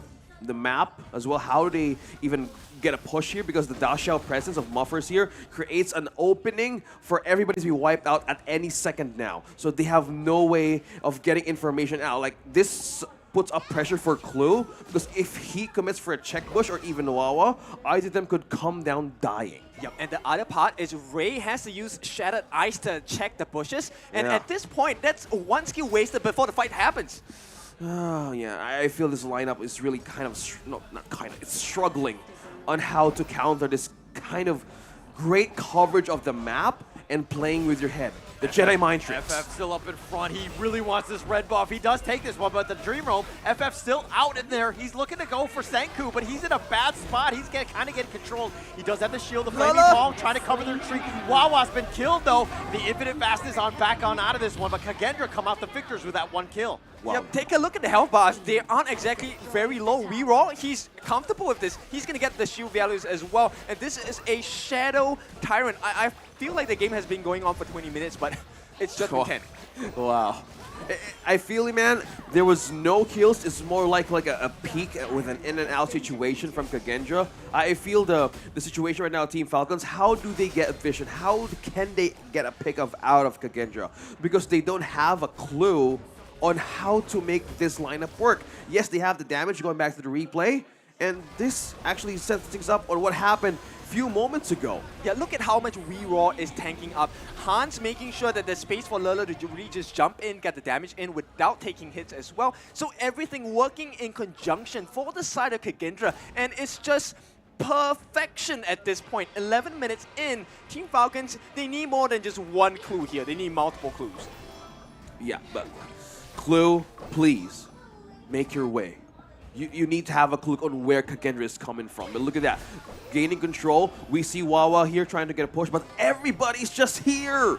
The T2, the Ride the Wind, pushing him back. Movers is going to eat most of this. Bobby clearing the top lane. Ray looking to get pushed away. Rira, just this menace all the way up in front. FF, duel of the death. He wants to commit for this one, but it looks like Hans is going to go down. They have the Sea of Fate. It looks like they don't want to take that exit on out of this one, but now that's a bit of a win for Team Falcons. Yeah, two waves pushing in as well from bot in the mid lane. Another setup for another objective to be taken. An enhanced Overlord for Kagendra. Now, from this moment, Wawa needs to be careful. He's going to look to go. He pushes him back with the truth. The Unending Sorrow, but they look like, oh, Bobby, Infinite Fastness gets on out. He's going to stay alive, but that was way too close for comfort. Yep, and the pressure is alleviated from Team Falcons for a little bit, but once again, the threat is still here. Shadow Overlord, ready for the taking. No more Primal Bonds for the side of Kagendra. Okay. Oh, this is going to be very deadly if they don't take it, and they're not really taking the risk here. Team Falcon just being cautious from the moment that they lose focus on where this Dashao is coming from. Muffers is becoming a problem. Finally, looking back how they build upon the items here on our screens. Looking back on the main damage dealers of Team Falcons right now, you have Shadow, Ripper, as well as the Eternity Blade, as well as the Axe of Torment for Luong, specifically for Bobby. Oh, the Princess Frost went for an anti-heal item here for Kagendra. Yeah, the Venomous Staff actually does wonders, but at this point it's still too far behind. It is a 4,000 gold lead coming in for the side of Kagendra, and once again, they've given away the Overlord, a Shadow Overlord, mind you. Yeah, Team Falcon's down 4K, but Bobby actually hits the 10K mark. He has the most net worth in this game. Yeah, but no one's able to protect him. Oh, yeah. And that is a problem. Second, they sacrificed the magic damage of Ray here. That's why he just picked up the Mask of Agony like a few moments ago. And I was wondering, what was the first item, right? So either it was a Frozen Red, but they wanted to go with the anti-heal stuff here for Kagendra, mainly because of the tankiness that Weero has. But so far, the Winter is here. It's not much an effective tool in case of zone out or even a kill. Taking the mid T3, they've just kind of backed off. Kagendra, just a really nice play. Just slow siege, not overstepping their boundaries, so to speak. They've been up front, and Weera has just been this massive tank, just being a nuisance. Yep, and right now, Falcons, they need to be really careful because, oh, hang on, it expired. Lala actually had the Crimson buff on him for a bit. Now they're closing in the base of Team Falcon slowly. Another ultimate use, so far it's not making damage against Kagendra. And another push as well, like Enhance Overlord. Now pushing it up top. Now they're really pushing Falcons to go out of the base, but so far they're not reacting, and they're really trying to hold off as much push as possible. Senku takes a lot of damage. He's going to heal, try to shrug that one off. FST3, they want to go in for this. FF trying to get it, but he's going to be low. The Whirlpool, the Bat Signal has been committed on this one. FF is so low. Weera is as well, somehow surviving, but Wawa is going to be killed. That's going to be FF as well. That's a double kill going the way of Hans. The Infinite Fastness, where does Bobby want to go for this? He's going to look to go. He picks off a little bit of Hans, who walks into the winners here. Bobby wants this, does not let him go. He gets to ride the win.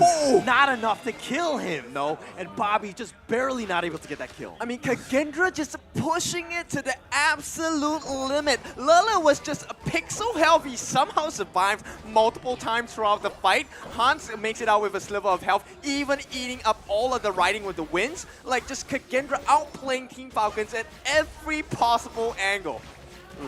Oh, they're pulling it off for a reset. A little bit of an awkward moment right there. Nonetheless, Don't worry, we just saw that, and everybody who's watching right now. But for Kagendra, looking back on how the turnaround went, the reaction time of Bobby could get him a kill, but it wasn't damage. It wasn't enough for it to be taken. And imagining the distance that the Princess Frost created. Yeah, it's tough. And also, Wawa actually caught majority of the backlines on Kagendra, and nobody died still. Oh, okay. Free bottom. It looks like Kagendra are looking to make one final push. They've pushed out all of the lanes. The minions are in the base. And Kagendra right now, just putting their foot on the throat. They're almost close this game out. Yeah, but we don't count teams out, right? At this moment, we have seen turnaround, the comeback potential be made a reality from the side of Team Falcons as well. Now we are in the element of Kagendra, and this might be the start of the end. Can they close this game out? That's the big question here. Oh, they caught him! Oh, they found Wawa. Senku's going to chase him out. Wawa running away. Not really much he can do. He has the formlessness. He does have the space, but Senku's just like, I'll just keep you kited away, and they get the pick off, and Wawa down for 45 seconds. Wait. That sacrifice that Wawa did bought more time for Team Falcons to get this Overlord right away. A sacrifice for a greater purpose. Yeah, but it's a momentary relief, right? Because that's 3 lanes of super minions marching down. They're gonna try and pencil them. Clue! Oh no, he's gonna get caught out here. Oh no, Mo first. Oh, it looks like they found FF instead, and Weero will just kind of attract his attention. But look at the base. The base is going in. They've got the Vanguard. Ray is going to be killed, and it looks like the Infinite Fastness all the way back in the final, but they take the base down, and Kagendra will win Game 3. The crowd is crazy at this point. The Kagendra fans are screaming because that was the best possible solution, and they caught Falcons in a disarray. 5 different members supposed to be in the crystal. It was just 3, and stragglers left on the top lanes, fending for their lives there. I was waiting for a sliver of hope there for Team Falcons. Again, they sacrificed the Dharma. Again, I really kind of expected for a greater purpose right there, but it was like a problem. Will it be worth it, though? Everything was just closing in the crystal completely against Team Falcons. Wow! go to our last match. Yes, congratulations Kagendra! Woo! Where are the supporters of Kagendra? Tunggu sebentar dulu. Darius, sekarang aku pengen dengar mana nih? Kagendra! Kagendra! Kagendra! Wow. Kageo! And also nice try to Team Falcon. Yes, because once again it's a very outstanding match. Yeah, yes, of course. because both teams have already did their best. Yes. Yep. But- And now, as usual, Yes. kita akan ngobrol-ngobrol sama teman-teman Kagendra. Let's go, Wirau. Let's go. You can stand in the dia middle. di sini, Wirau. Okay, Kagendra, my bro. my bro. My bro, wait. Wirau kayaknya moodnya hari ini lagi baik banget ya. Iya, benar. ya. Lagi baik banget. Oke, mungkin Darius silakan. Tapi ini mood kamu lagi baik kan? Tapi ada apa? Kenapa di game pertama bisa keselipan begitu? What happening in the first game? Belum panas aja. Belum Oh, panas. Bukan panas. karena pick Shangguan. Enggak lah, draft kita kan udah latihan. Cuma ya belum panas emang. Oh, belum panas aja. Oke. Jadi kayak mobil belum injek gas gitu ya? Masih belum ngegas? Masih perlu diangetin dulu. Angetin dulu, oke. Oke. Tapi kalau misalnya dari Kagendra sendiri nih ya, mungkin kalau misalnya dari Kagendra sendiri persiapannya apa aja sih? Kayak what's your preparation, Kagendra teams? Yang pasti sebelum lawan Falcon sih baca bismillah dulu karena lawannya kan dari Bismillah. Arab ya. Gak lupa Tuhan ya, Jangan bener lupa, ya. soalnya betul. lawannya dari Arab. Jadi harus sadar diri lah. Agar diri ya, betul ya, luar biasa. Masih Oke. apa respect tetap selalu sportsmanship-nya tetap ingat sama Tuhan ya, betul ya, luar biasa memang. My Wirau, bro. aku mau nanya sama kamu. Aku mau nanya sama kamu dong, gimana nih? Apa yang pengen disampaikan buat teman-teman supporter Kagendra yang dari tadi udah support kamu terus dari di Betul game banget. yang pertama sampai dengan game yang terakhir. Walaupun tadi sempat kepleset ya di game yang pertama, setuju ya? Setuju. Nah, itu apa yang pengen kamu sampaikan? Ya makasih banget lah yang udah support Kagendra di depan sini kan. Suaranya Kami mana? jadi tambah panas banget tadi. Oh, oke. Langsung panas, langsung semangat ya? Oke, mungkin buat Wirau, ini last question ya. Last Yes. question buat Wirau, di mana next match di besok hari, iya berarti Yes. Kagendra akan main lagi melawan dengan tim Vitality. Apa yang pengen disampaikan buat tim Vitality? Ya, untuk tim Vitality siap-siap aja, terutama supportnya. Kalau bisa Benji yang main, Senko kangen. Oke, for Vitality, please. Yes. Benji plays tomorrow. Because Tantangan. Senko miss Benji, right? Yes, Ya. tantangannya langsung ya, itu kayak surat cinta buat itu ya, luar biasa buat besok. Oke, baiklah kalau begitu terima kasih banyak Wirau, pastinya dipersilakan untuk bergabung Oke. bersama teman-temannya. Sekali Thank lagi you. kita berikan tepuk tangan untuk Kagendra. Wow, a very outstanding match at day Yep, one. Of course. And also to be the last match for today. Yes, okay, I'm very exciting to wait for the tomorrow matches. Yeah. But now I think we have to give back to the casters. So casters, take it away.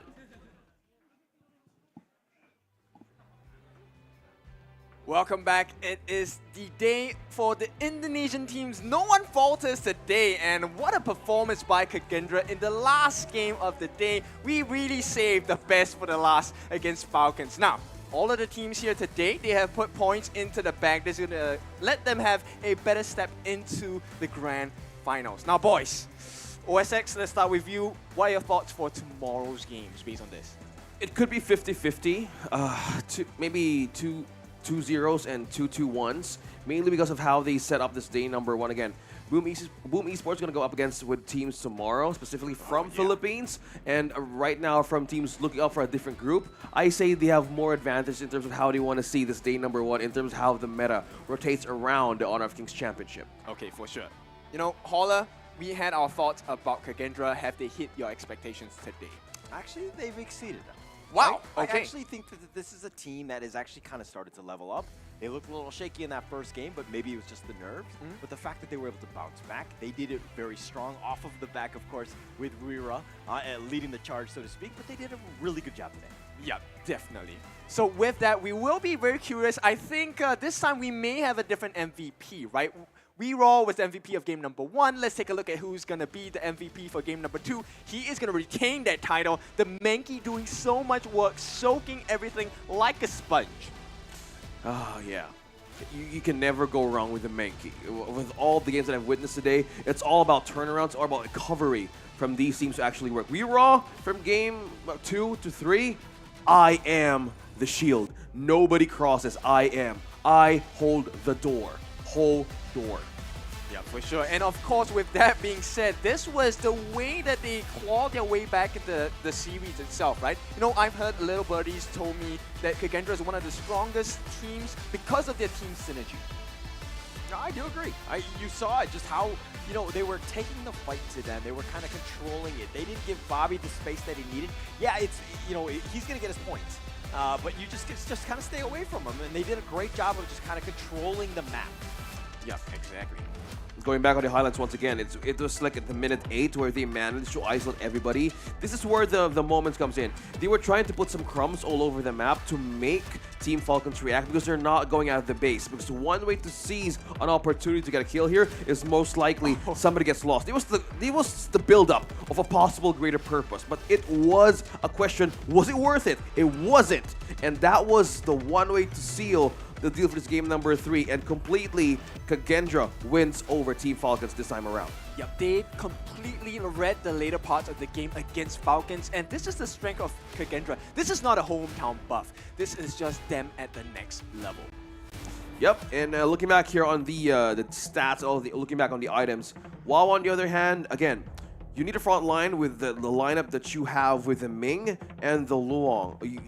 Mostly it was some magic damage and also for the shield for the Ming to actually get a counter against KAGE. But we also need to also note, yeah? Savant's Wrath, August, well, he was having a good early game. Clue was on it, right? But, when they hit the strides, Lele here, even with the Curasa savagery, didn't go full damage, it wasn't greedy, get that damage in as well as shield values.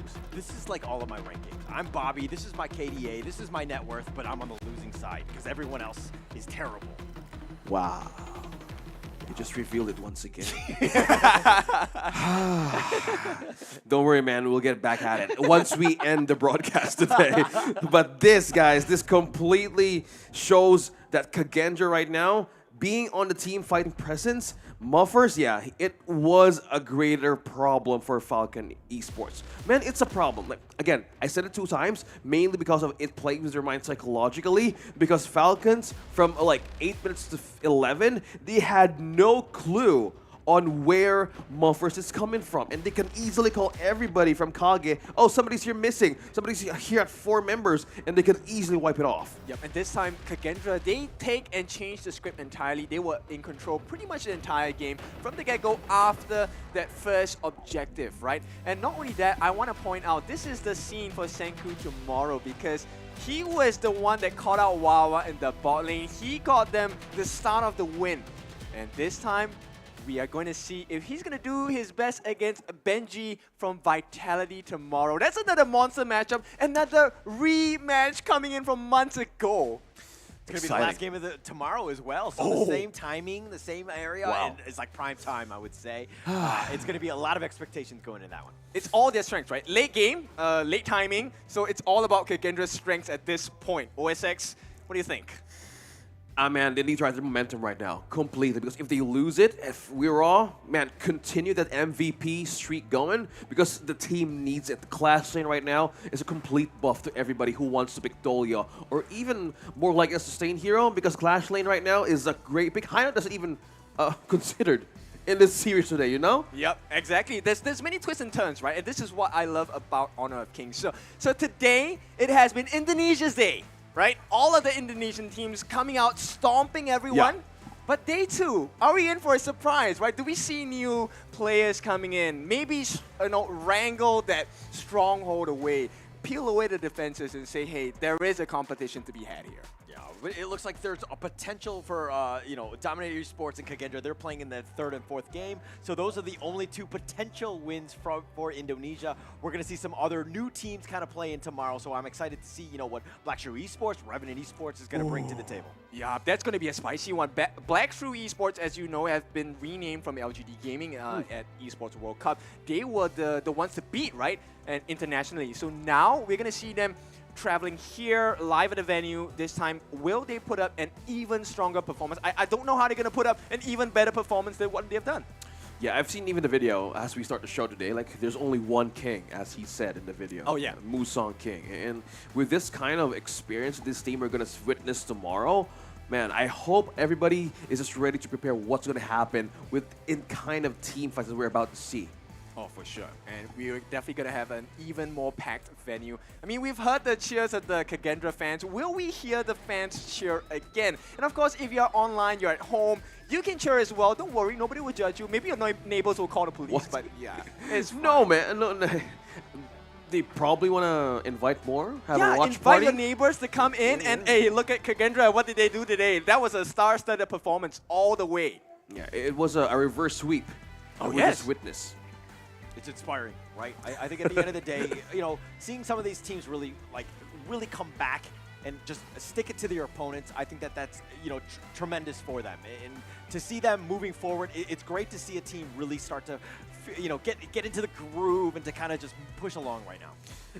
I think this with the kind of tournament format that we have, either with your last game in the next of line, happening tomorrow, either you show up your possible best picks or your pocket picks. Again, you were expecting Gueguzui today. Sorry, buddy.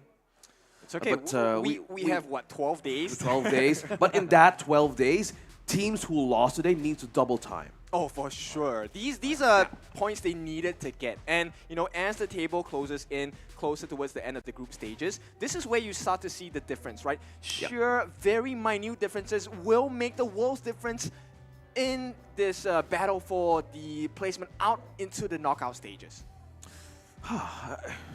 I'm interested. Let the story unfold tomorrow. Yeah, but first and foremost, let's go over to the host. It's been great. We'll see you tomorrow.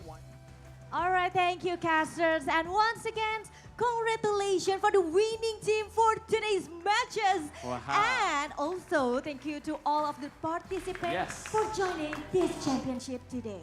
Because tomorrow we still have a lot of outstanding matches. Yes. But of course, we want to see today's results. Yep. Okay, and now We will see the today result or today's standing classmen. Woohoo. Let's see. For a lot of hot matches for Yeah. today, yes? Yes. There's 2 Swift Clean. And now we'll see from the Group A. The Dominator still dominating, right? Yeah, number 1. And there's Mahadewa. Mahadewa. Yep. And on the Group B, there are KAGE And the Fidelity. Yep. And Group C, there will- A7.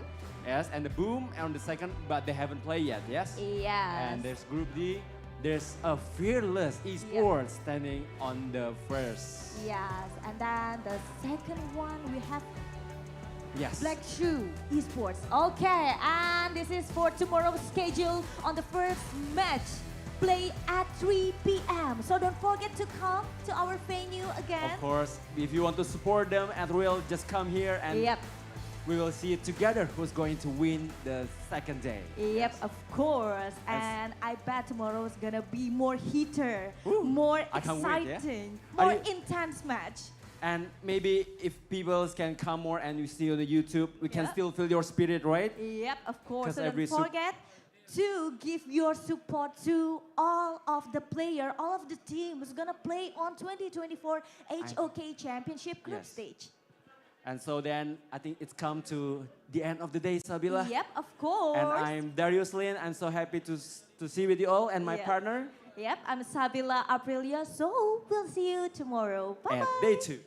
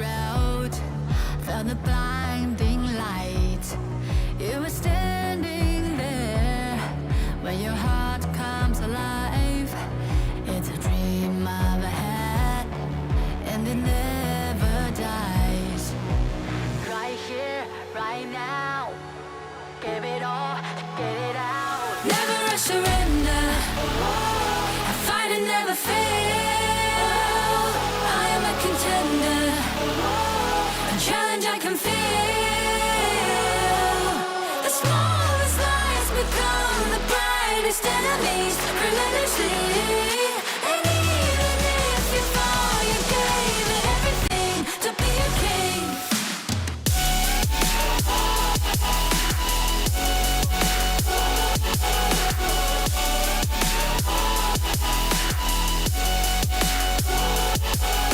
You carved your way with a sharp attack. You watched it all burn, and you never looked back. There will come a day when your fears will arise. You protect your crown, so it never dies. Never a surrender. I fight and never fail. I am a contender. A challenge I can feel. The smallest lies become the brightest enemies relentlessly. And even if you fall, you gave it everything to be a king.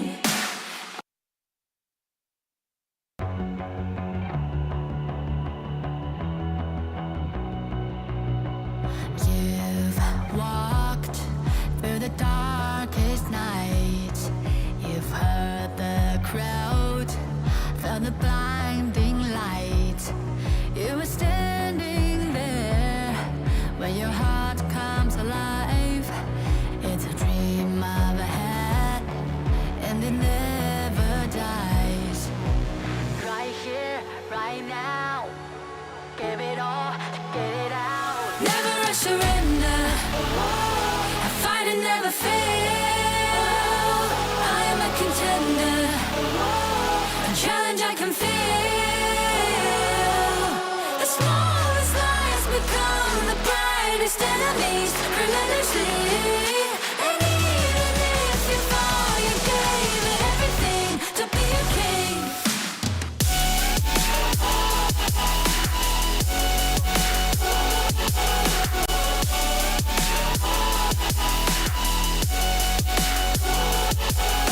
You carved your way with a sharp attack. You watched it all burn, and you never looked back. There will come a day when your fears will arise. You protect your crown, so it never dies. Never a surrender. I fight and never fail. I am a contender. A challenge I can feel. The smallest lies become the brightest enemies relentlessly. And even if you fall, you gave it everything to be a king.